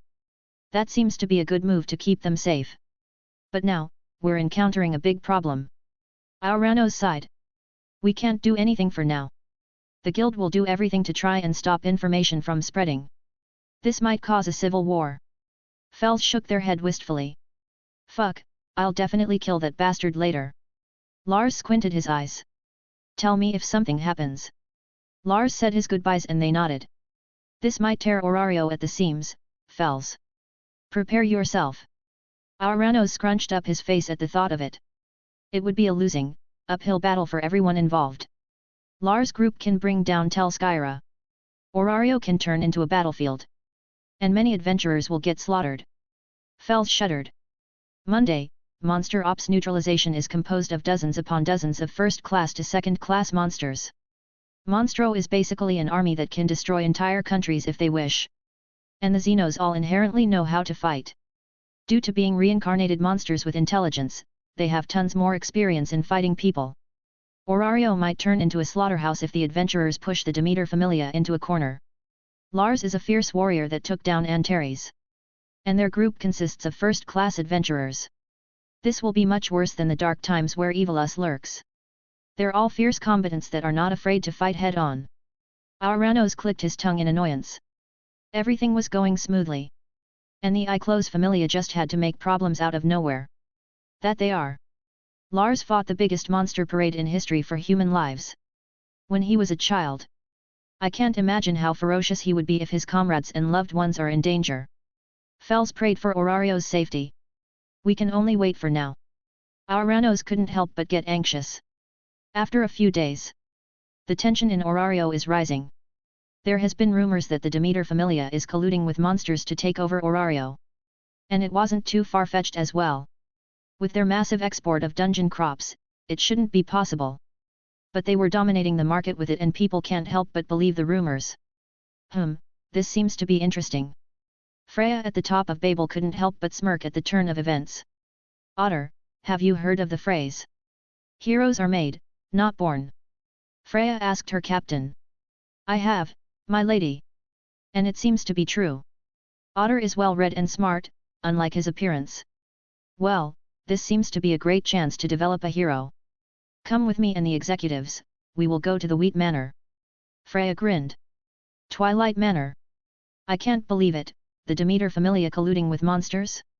What is this horse's height? Loki looked at the newspaper incredulously. Demeter's smart enough to scheme like those evilous types, but she definitely won't get herself in trouble like this. Loki rubbed her chin in thought. Ace, who was on the side as she is a part of the executives, flinched and Loki noticed it. She isn't the trickster goddess for nothing. The goddess is extremely sensitive to body language. Isu? You know anything about this? Loki asked her and Ace started sweating. No. She answered, unsure about it.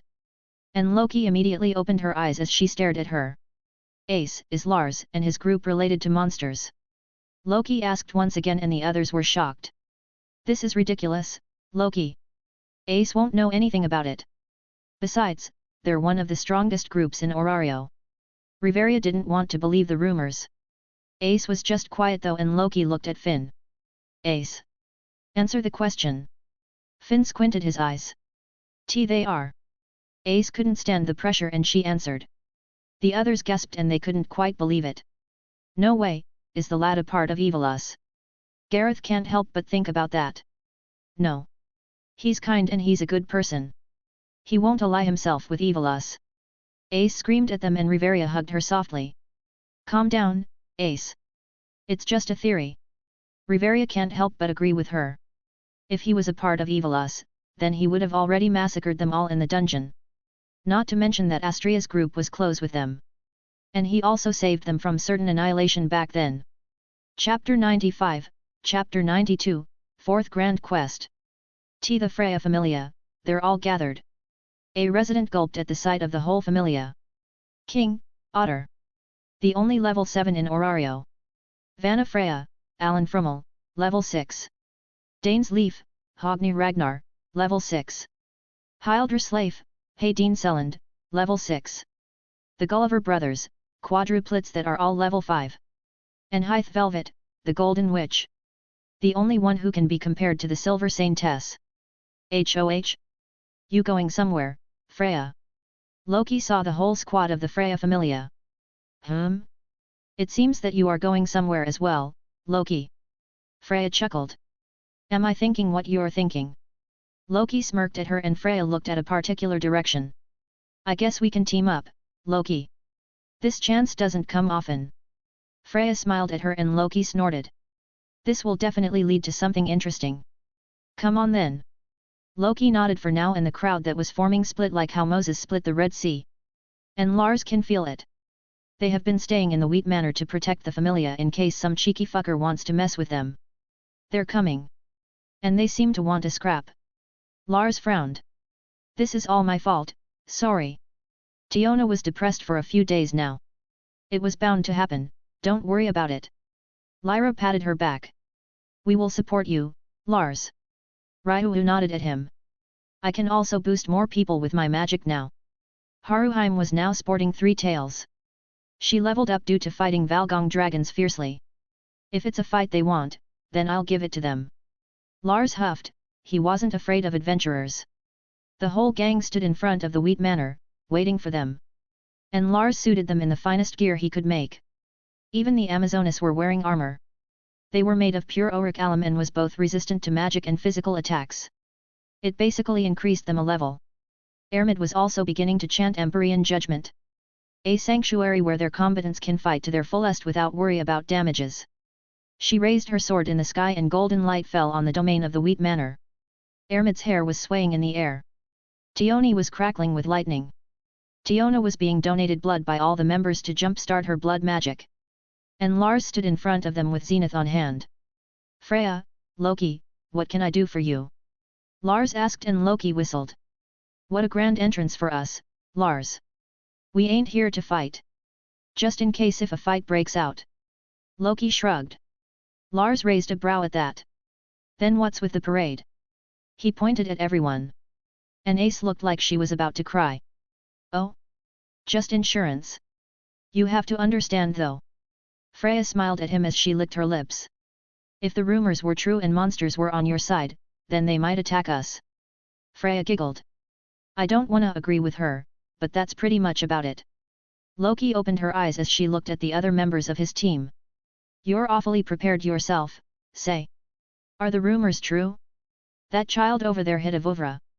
Loki pointed at Tioni. She didn't answer, making Freya smile. While Loki frowned. She did not want to deal with them at all, especially after what Finn and the others told her. Otter, if they do not want to answer, we must apprehend them and interrogate them. Freya snapped her finger and the Freya Familia started to draw their weapons. Fuck, gods and their hacks. Lars was sure that this wouldn't happen without their lie detectors. Are you sure you want to do this? Lars asked them as Zenith split into four. Finn immediately winced and he grabbed his thumb. It was hurting like crazy at the thought of fighting the Demeter Familia. Clicks and clacks were heard behind them as the farmers of the Demeter Familia locked onto their targets. They were in their home turf. And the best home defense weapon is a heavy machine gun. Lars already tested it. High-caliber bullets can even draw blood from him. Meaning, first-class adventurers can get killed by it. His skin is like steel plates by now due to his endurance stat. And he is basically a level 9. The only one who can tank them here is Otter, and that's still a hypothetical.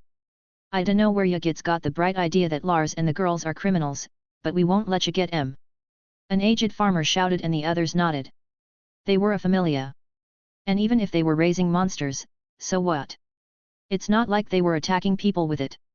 Someone who helps farmers by creating expensive magical tools to help the elderly members would never hurt someone for nefarious reasons, is what they thought.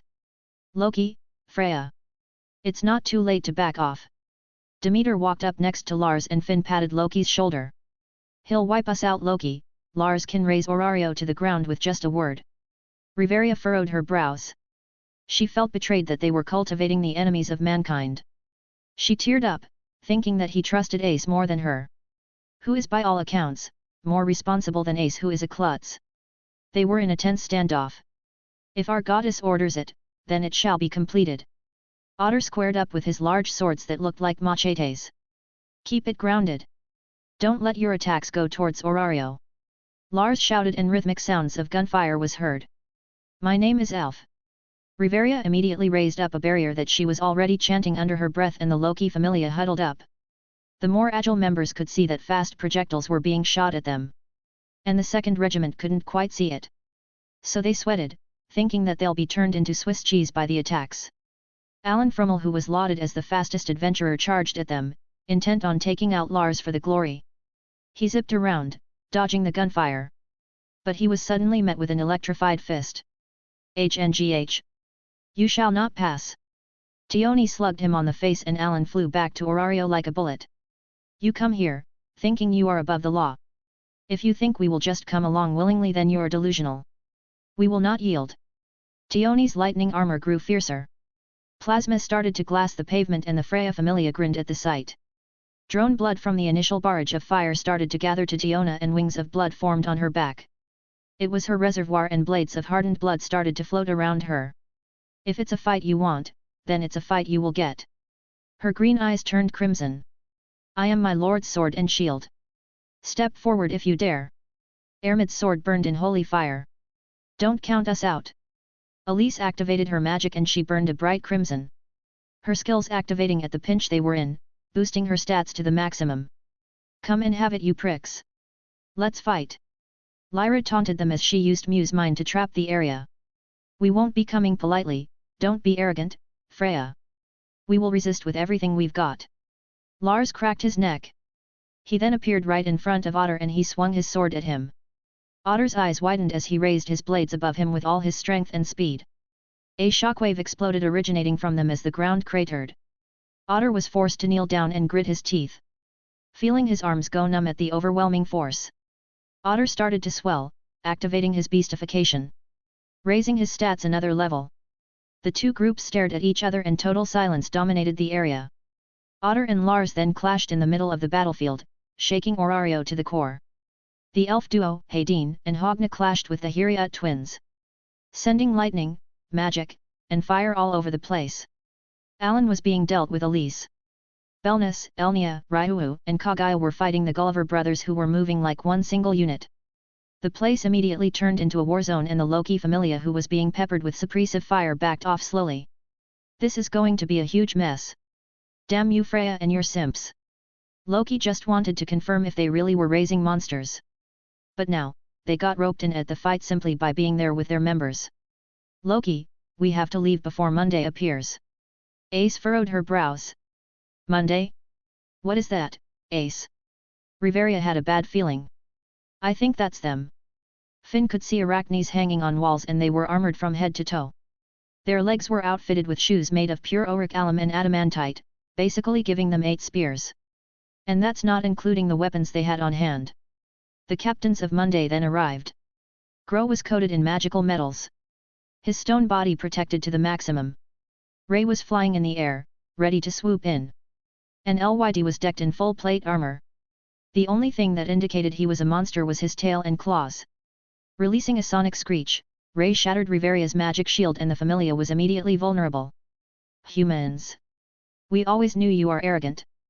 But to attack us when we live in peace, we will end you. Gro flapped his metallic wings as he appeared in front of Gareth who was a strength type like him. Raising his arms, he released a devastating hammer fist at Gareth who defended with his shield. Gah! Gareth felt his body creak at the force of the blow and Finn was about to give some support, but he was stopped by Lyd.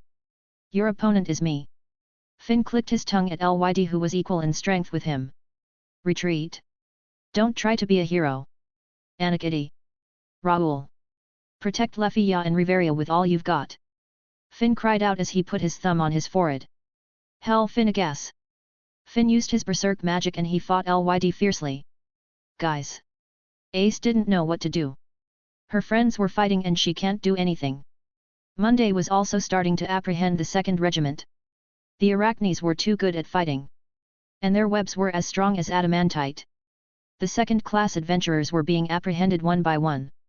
TCH, we need to leave. Now. Loki was starting to panic as their back lines were getting decimated. Riveria and Lefia, their strongest attackers were also useless.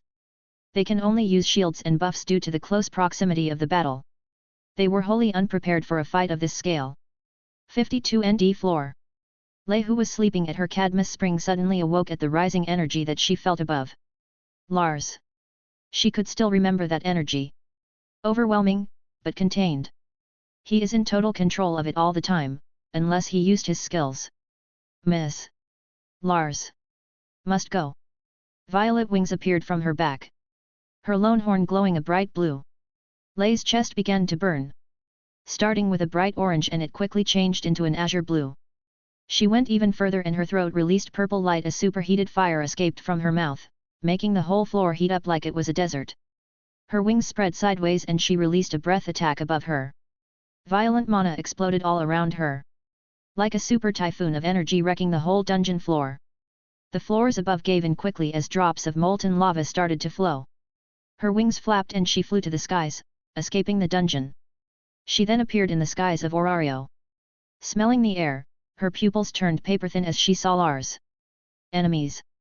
Fighting Lars, must eliminate. She flapped her wings and the wind around her ignited.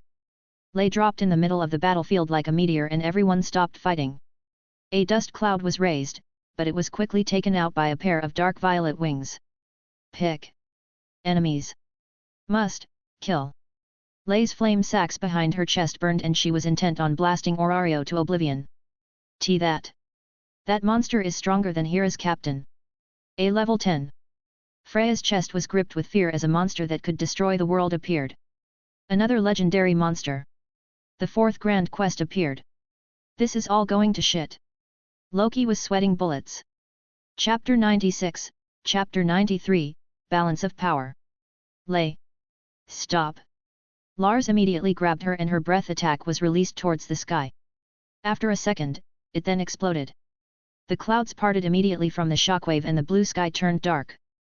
The skies then cleared up after an Orario was assaulted by a shockwave that shook the whole city.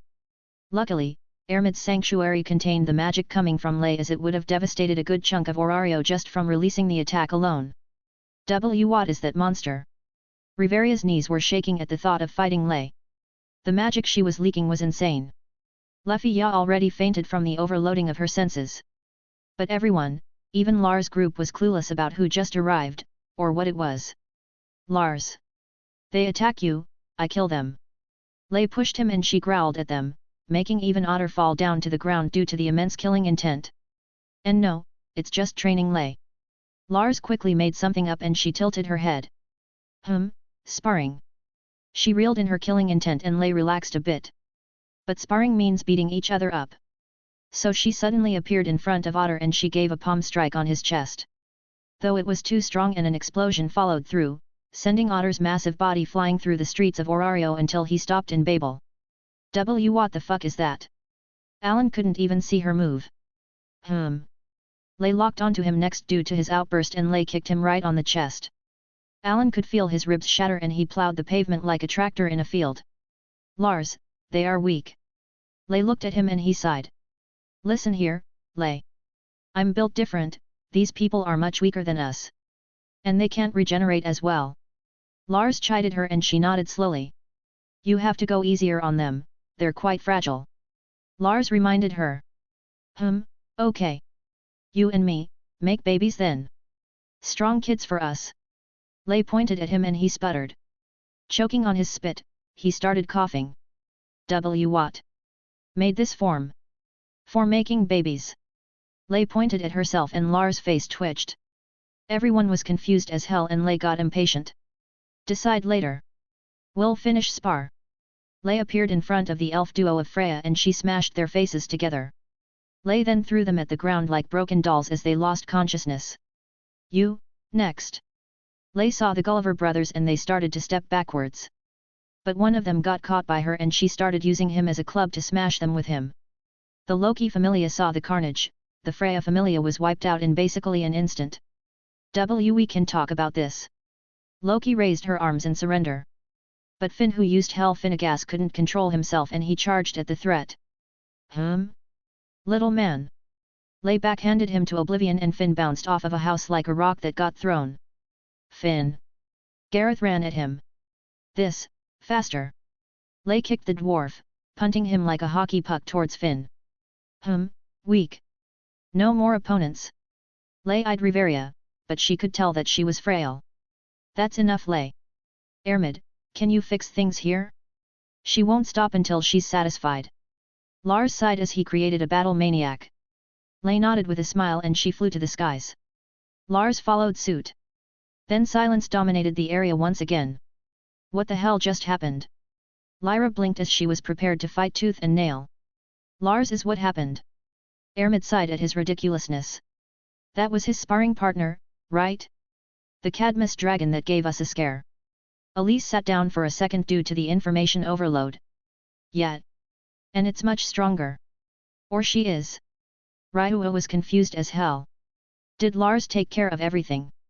Althea appeared and Riveria's blood went cold. Althea. Riveria couldn't believe what she was seeing. That elf back then. You have grown, but not much. Disappointing. Althea then checked the area, but everything was taken care of already. I guess you don't need my help, I will be spending time training Belle. Althea snorted as she wasted her time. Did she really have to appear now? This will be a grand mess. Kagai aside. A few miles away. Lei and Lars stood in front of each other. I didn't know you'd change this much, Lei. Lars blinked as he looked at her. She turned into an exotic beauty that could contend with the gods. Morphed into this form. 4 babies. She repeated and Lars sighed. I'm not really ready for kids yet. The place is too dangerous for them. Lars smiled wryly. We'll wait. Lei nodded at him and she was surprisingly understanding. So. Are you a Xenos now? But you didn't die. Lars was confused. Not a Xenos. I am a humanoid monster. Mother helped me transform. Lei explained. Mother. Lars got even more confused. The dungeon. Lei replied and he went wide-eyed at that. Did it tell you to make kids with me? Lars was shocked and she nodded. Make babies with Typhon to destroy the gods. I have skill, called Echidna. Lei showed her back and she has a Falna. What the fuck? Lars was mind blown by the sudden development. You know what, let's spar. I'm stressed right now. Lars has been waiting for Orario to attack them for days now. She smiled at him, happy to oblige. Her limbs then started burning in violet flames. Damn! I can feel the heat of those from here. Lars could see that the surroundings were starting to burn and melt. Much stronger, now come. Lei gestured and he clashed with her in the middle of the plains. Their forearms crashed against each other as ice tried to smother her flames and her flames attempted to burn him to ashes. They started to throw a barrage of attacks and the two of them dodged and weaved. Lars was then blindsided as a blue crystal formed behind her and it fired a laser at him. He was buried to the ground and it left an explosion that created an earthquake. New trick. Lei smirked at him and he floated back to the surface, shaking his head as his burns started to heal. Yeah, that's pretty new. Lars grinned at her and he began to incorporate elements on his attacks.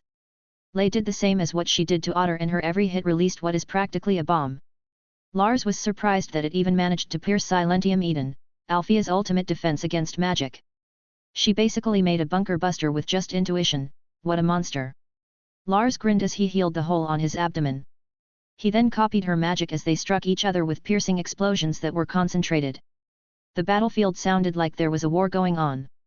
Being carpet-bombed by explosives like it was Gaza. How about this? Lars tried to grab her and Lei's slitted eyes widened as her pupils dilated.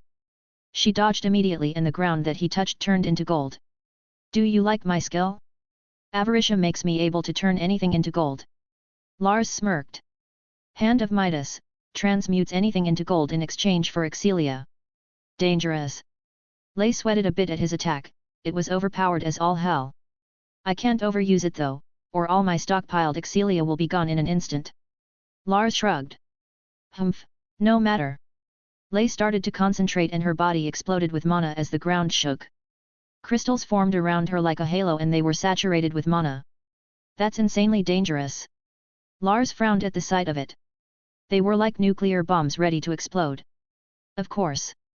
Lei's chest started to burn and she released a breath attack at him. He quickly countered with his own, but the crystals copied her magic and he was attacked by a barrage of beams. It was like hell on earth, even Orario and Melon felt it. Lars sweated as he blocked the force with his psychokinesis, upgraded by Luxuria. Fuck, you trying to kill me or something? Lars complained and she scratched her head. I think we now know a lot about our skills and strength. I still haven't unlocked Superbia yet, but I can imagine that it's overpowered as hell. Lars dusted himself off. We're done. She looked disappointed. We'll destroy a lot more things if we continued. He looked at her with a deadpan expression. Okay. She nodded, but she was still definitely disappointed. Lei then walked up to him and grabbed his hand. Make babies. She was compelled to and she put his hand on her chest. Damn, they're surprisingly soft. Lars thought it was as soft as Demeter's but it was more springy. It was like she was created perfectly for him. Wait. She is, fuck. Go to horny jail. Lars smacked his face as he felt excited. Lei just made his blood boil. She was extremely beautiful. And her body is impossibly toned and soft at the same time. Her anatomy was definitely impossible, normally. Let's go back yet. Lars was worried about what was happening back home. Okay. Lei shrugged and they flew back to Orario. Orario. Aedenatus was immediately called and even Auranos was present. The situation was that dire. Ganesha and Hermes was nervous as hell. And even Auranos was anxious. Silence. Auranos shouted and everyone shut up. We have a problem. And that is the Freya Familia and Loki Familia attacked the Demeter Familia unprovoked. Auranos started and Loki deflated. It was her fault. She sicked her simps on them. Loki pointed at Freya immediately. Me? You were the one who joined me with your whole familia as well, we were just going to ask questions. Freya countered. Like anybody will believe you, that's like saying you're a virgin maiden. Loki started arguing with her. Wasn't the Demeter Familia harboring monsters? They're intelligent as well, based on the report of the Loki Familia. Someone raised and murmurs broke out. They're trying to overpower the Familius and take over Orario. Another shouted and the gods started to chant their execution. Can you though? Astria surprisingly replied with a sharp tongue. Hey! The Astria Familia was with them, you're in on it. A god pointed out. So what? They didn't attack anyone with the monsters. And they're clearly different, monsters are supposed to not have intelligence. Hephaestus stood up for them. They're still cultivating monsters, we don't know what their purpose is. Somebody commented and they nodded. They have them under control though? What's the problem with that? And they're intelligent enough to use equipment too. Not to mention speak. Artemis, who is known for hunting down monsters, spoke up. Ganesha, what is your say about this? Auranos pressured him to step up and help Monstro. Though he didn't know about them. But Ganesha is on board with Auranos' plan to introduce the Xenos. As the event organizer of the Monster Ferias. It is basically unheard of that monsters have intelligence. And if they are, then aren't they basically demi-humans like werewolves, humbunnies, and renards? Ganesha raised a point. But they're not demi-humans. They're monsters. The gods kept arguing. Do you know anything about them, Hermes? You are Orario's information specialist. Auranos looked at him. We've heard rumors about monsters that can speak being bought by nobles outside of Orario. And the Iclos Familia were the sellers. Hermes put the heat on the Iclos Familia. But what about that super powerful one? She basically looks like a human. But make no mistake, it was around level 10. Easily. Loki remembered Lay. Everyone went quiet and Auranos cursed Loki for bringing it up. The fourth quest. An overwhelming monster has appeared once again. And the balance of the world is in jeopardy. We must have a public trial in order to know their intentions. Auranos finished the emergency denatus. I hope they've got something planned for this. Auranos sighed. Chapter 97, Chapter 94, Trial by Fire. Lars went back to the Wheat Manor and he met up with everyone. What happened? Did the gods try to lock you guys up? Lars asked them in worry. No, we secured the perimeter. The Freya Familia and Loki Familia also retreated. Ermid reported. Lars sighed in relief. Start evacuating the Xenos that are non-combatants. Send them to this coordinates. Lars gave her a map. Understood. Ermid nodded. Fights might start and they can't let the civilians get roped in. Even though every single one of them can fight. Everyone, lead the migration. Monday and the ANBU will protect the Wheat Manor. I need to talk to Althea. Lars gave his orders. Take care, Lars. Demeter looked at him worryingly and he nodded. Lay will be your shield, she can take care of anything. Lars pointed at Lay and she just sat down in front of the Wheat Manor as its guardian.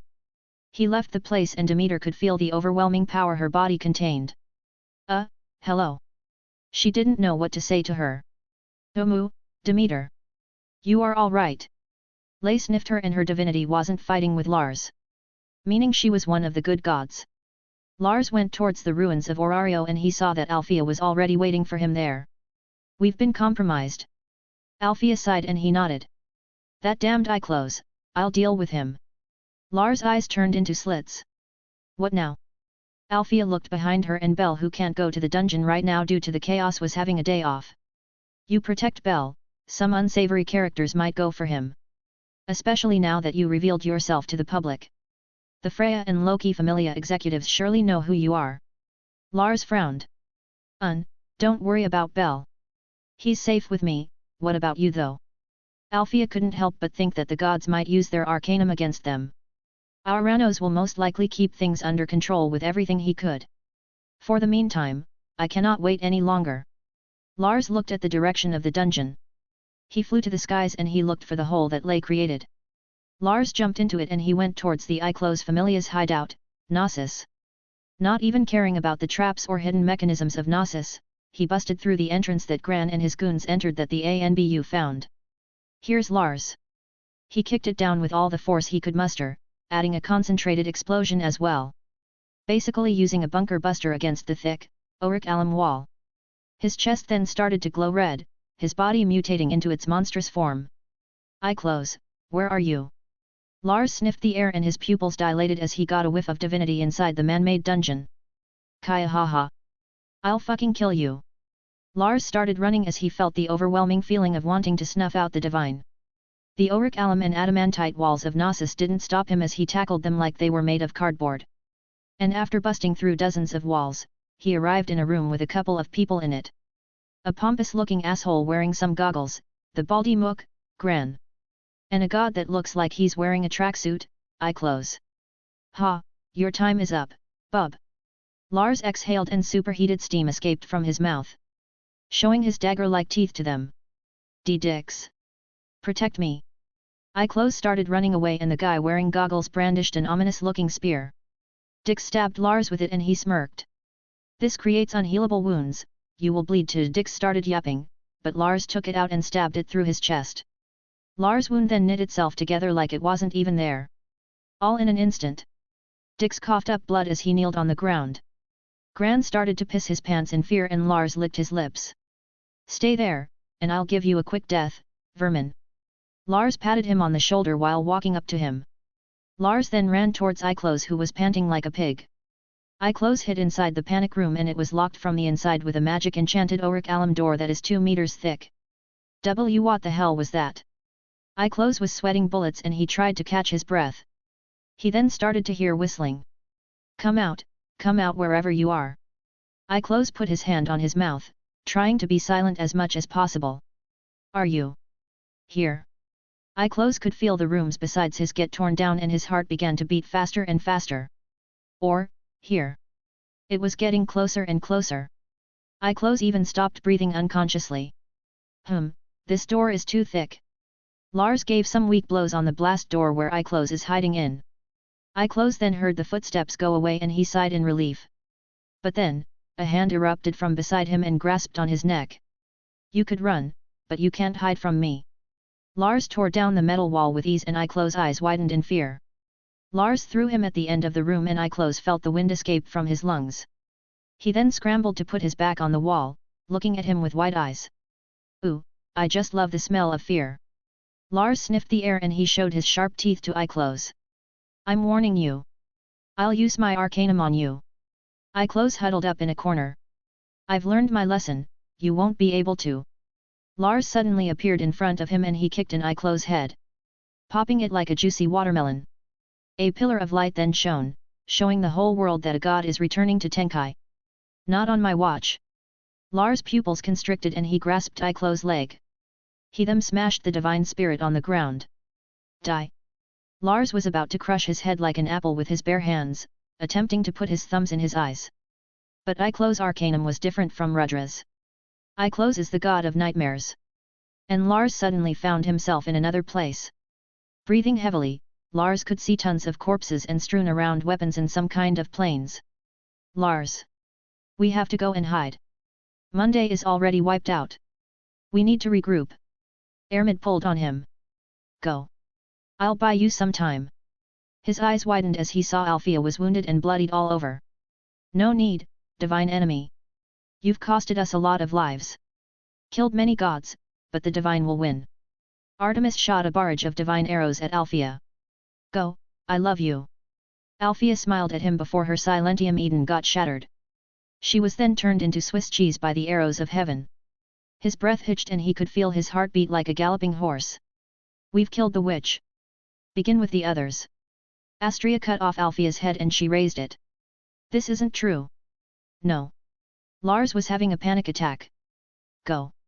Leave. You're our only hope. As your paladin, I am your shield.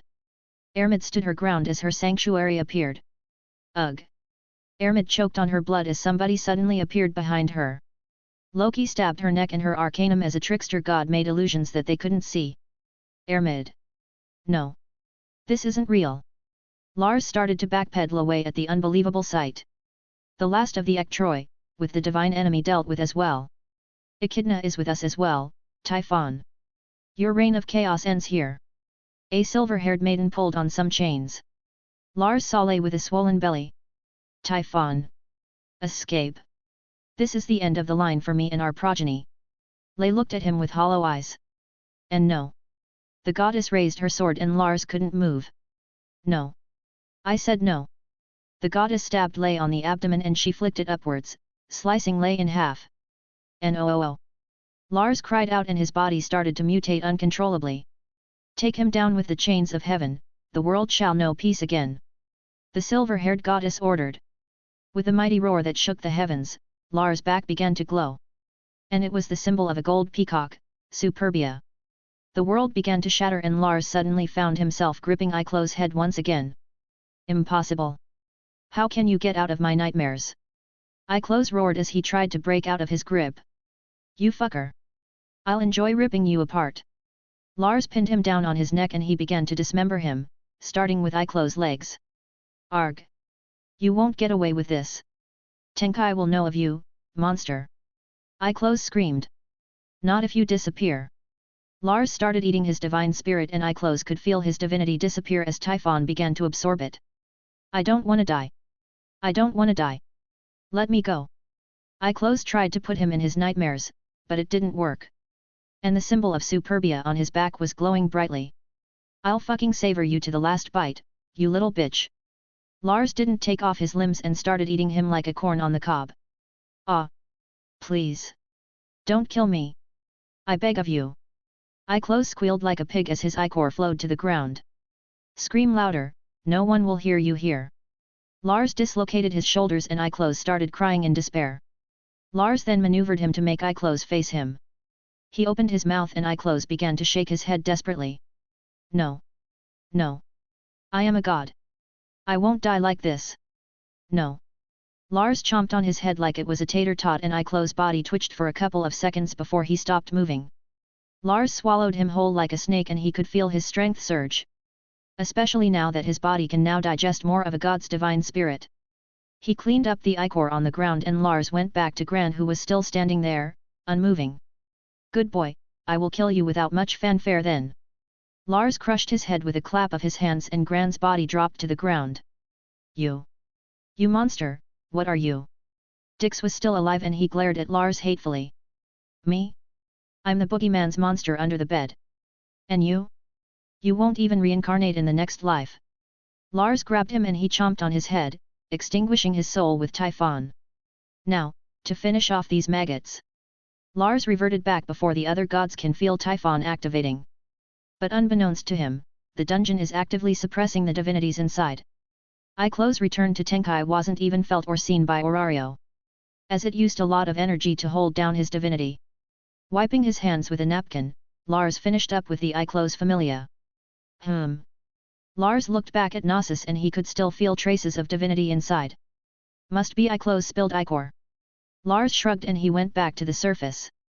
Interesting. So the god's lair got to Iclos, hey? We have to be more careful in the future. Valletta, get as much information from him as possible. A hooded god ordered. TCH, making me gather information on a guy that can kill gods. What a shitty job this is. A pink-haired woman grumbled. Now, how will Dionysus act after this? The hooded god was unpleasantly surprised at the death of a god. And he wanted to see more of it. Orario. Lars, where did you go? The guild is here and the Ganesha Familia too. Tiona was nervous. They were surrounded. Technically, they can just bulldoze through them easily. But it would be bad for their PR if they still want access to the dungeon which is their main source of EXP. We're here to ask some questions. Shakti didn't really want to do this, especially because Lei brought the smackdown on Otter. Is it okay if we do? Shakti was careful and she sighed at the situation. Of course, that's how you're supposed to investigate. Ask politely. Lars nodded at Shakti and she smiled wryly. They would definitely bring them in if they could, but that wasn't an option. Yet. Let's go with that. Shakti really wanted a drink right now. Chapter 98, Chapter 95, Trial. So, officer. How's your fine ass doing today? Lars asked Shakti and Tioni bristled. Because Shakti had that light-skinned stare. Excuse me. Shakti blinked dumbly at Lars, he was too damned calm. Sorry, let me rephrase that. Lars said and Shakti nodded, thinking he fucking should. Howdy, you lookin' like a snack. What's the occasion? Lars shocked her once again and Shakti shook her head incredulously. You do know that we will be talking to a god for your statements, right? Maybe whole pantheons too. Shakti looked at him weirdly. He has balls of fucking steel. Well, why would I be afraid of them? They're just asking a few questions here and there. Lars shrugged. But honestly, he would be much more nervous if he can't lie to the gods. Okay. But stop calling me that. Shakti huffed at him. What? You look great. Lars wiggled his eyebrows and she was embarrassed at his blatant flirting. What are you? 17? I'm like in my mid-30s. Shakti rolled her eyes at him. Hey? Gods are millions of years old, yet they enter relationships with humans. Lars snorted and Shakti has nothing for that. Well. They're gods. Shakti can't do anything better than that. Whatever you say. Let's have a few drinks after this. Lars chuckled as he looked at Ganesha. They will most likely be talking more as an allied force later. And because Shakti is the captain, she'll learn of Monstro's true origins and strength sooner than later.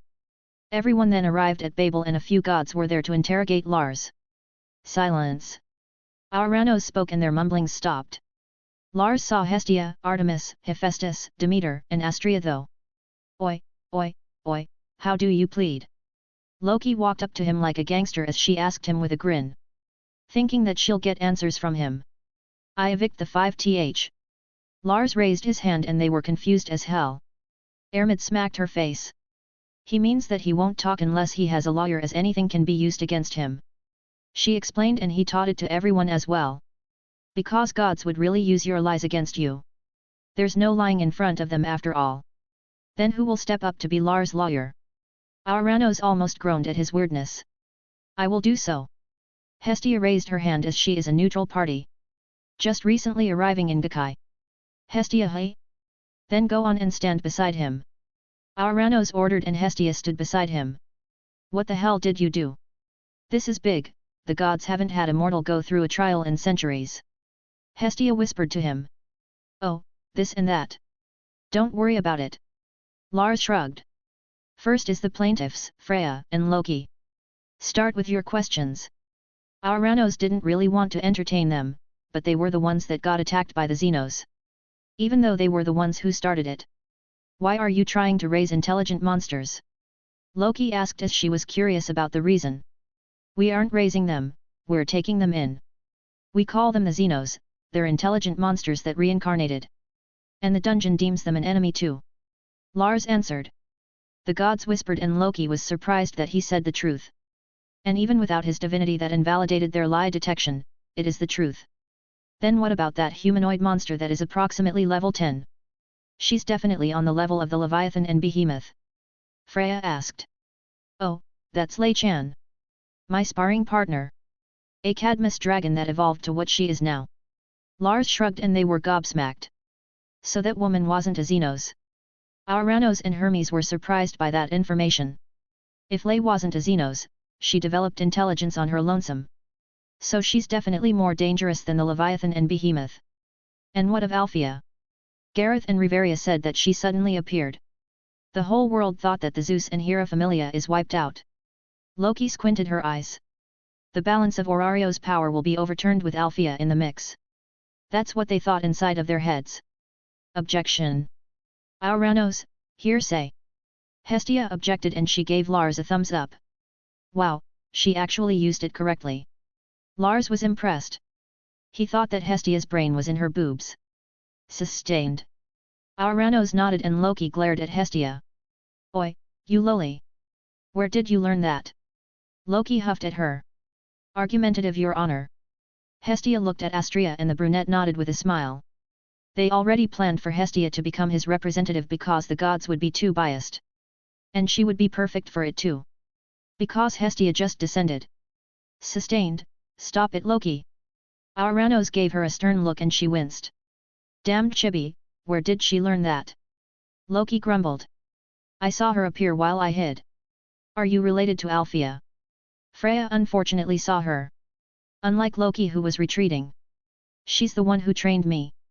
Lars answered and they now knew why he was so strong. Well, in truth. It was only a fraction of the reason why.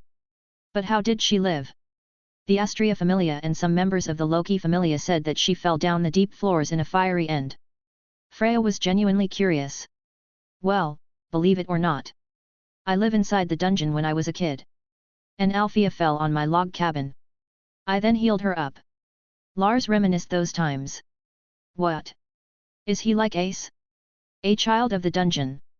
Loki bit her nails, thinking that must be the reason why he was so strong. He's blessed by the spirits. And maybe, just maybe, a child of one, a strong one like Jupiter.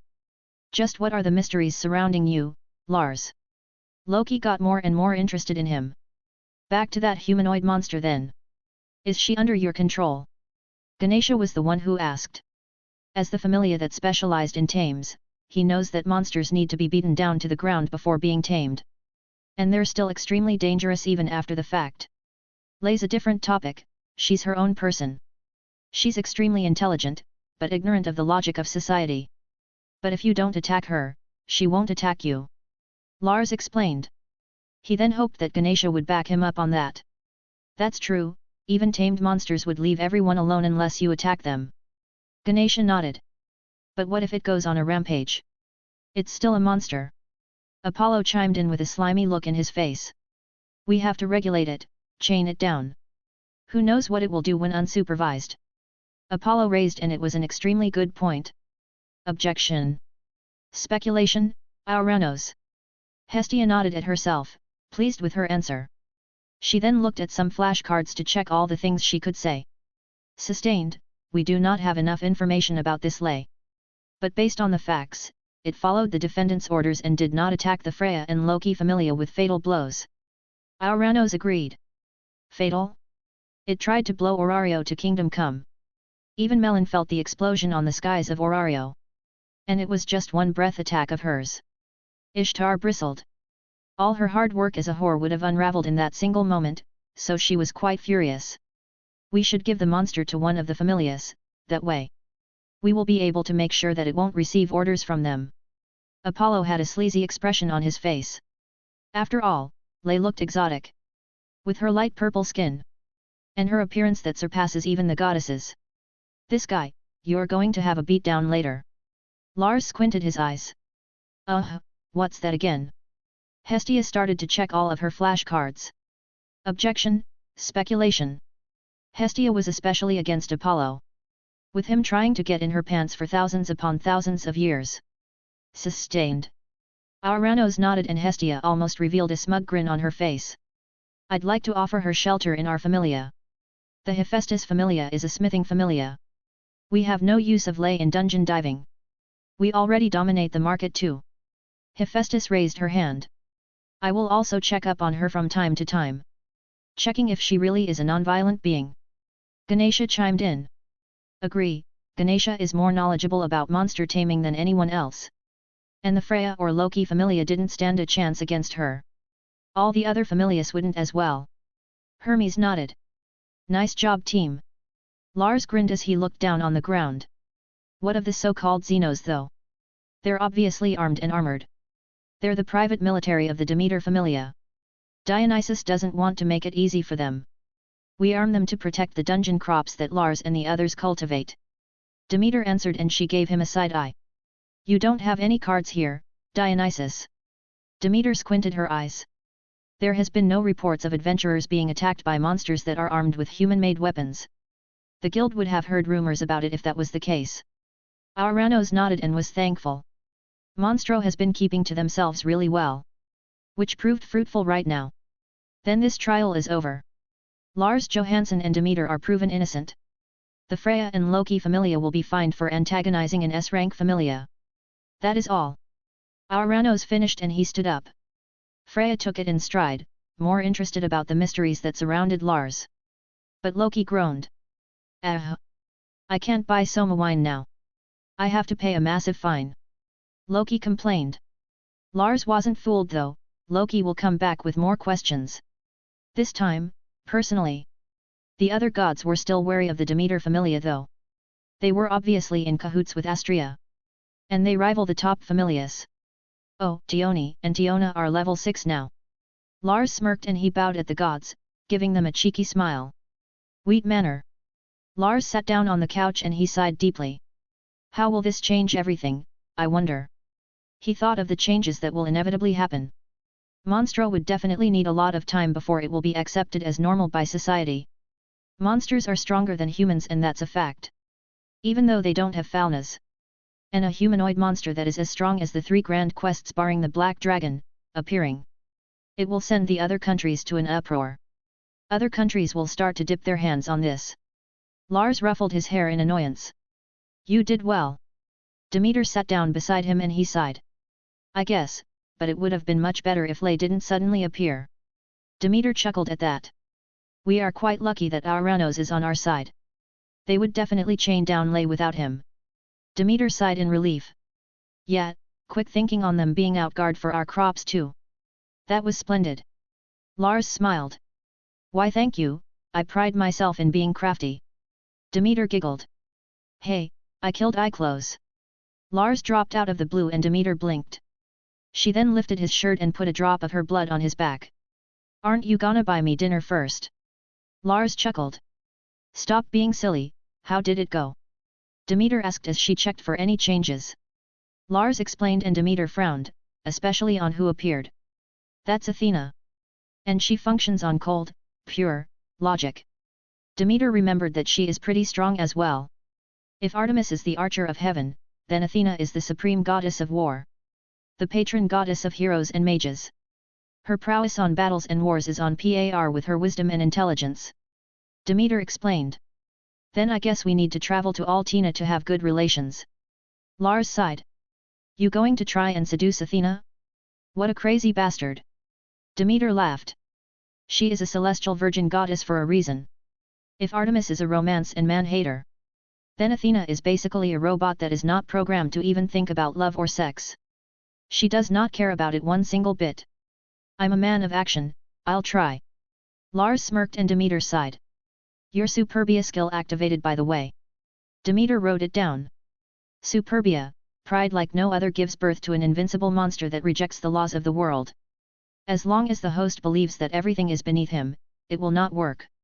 Requires immense will and emotions in order to function. Shit, that's overpowered as hell. Even stronger than Avaricia. Lars blinked. Don't go trying to think you're invulnerable though. I don't want you to pick fights with gods. Demeter warned him. Yes, yes, Lars nodded. Humph, I can already tell that you'll use it as much as possible. Demeter pouted at him. I won't put myself in circumstances that will need it. I still have to make a world for us to live peacefully. Lars hugged her and Demeter leaned into him. How about you try your moves on a goddess before trying to seduce Athena, big boy? Demeter's fuwa atmosphere suddenly changed. I can't possibly refuse a goddess' feminine wiles. Lars kissed her neck and she hummed, exciting him to no end. We will continue this in the next chapter. Demeter pointed at the bed. Thanks for listening.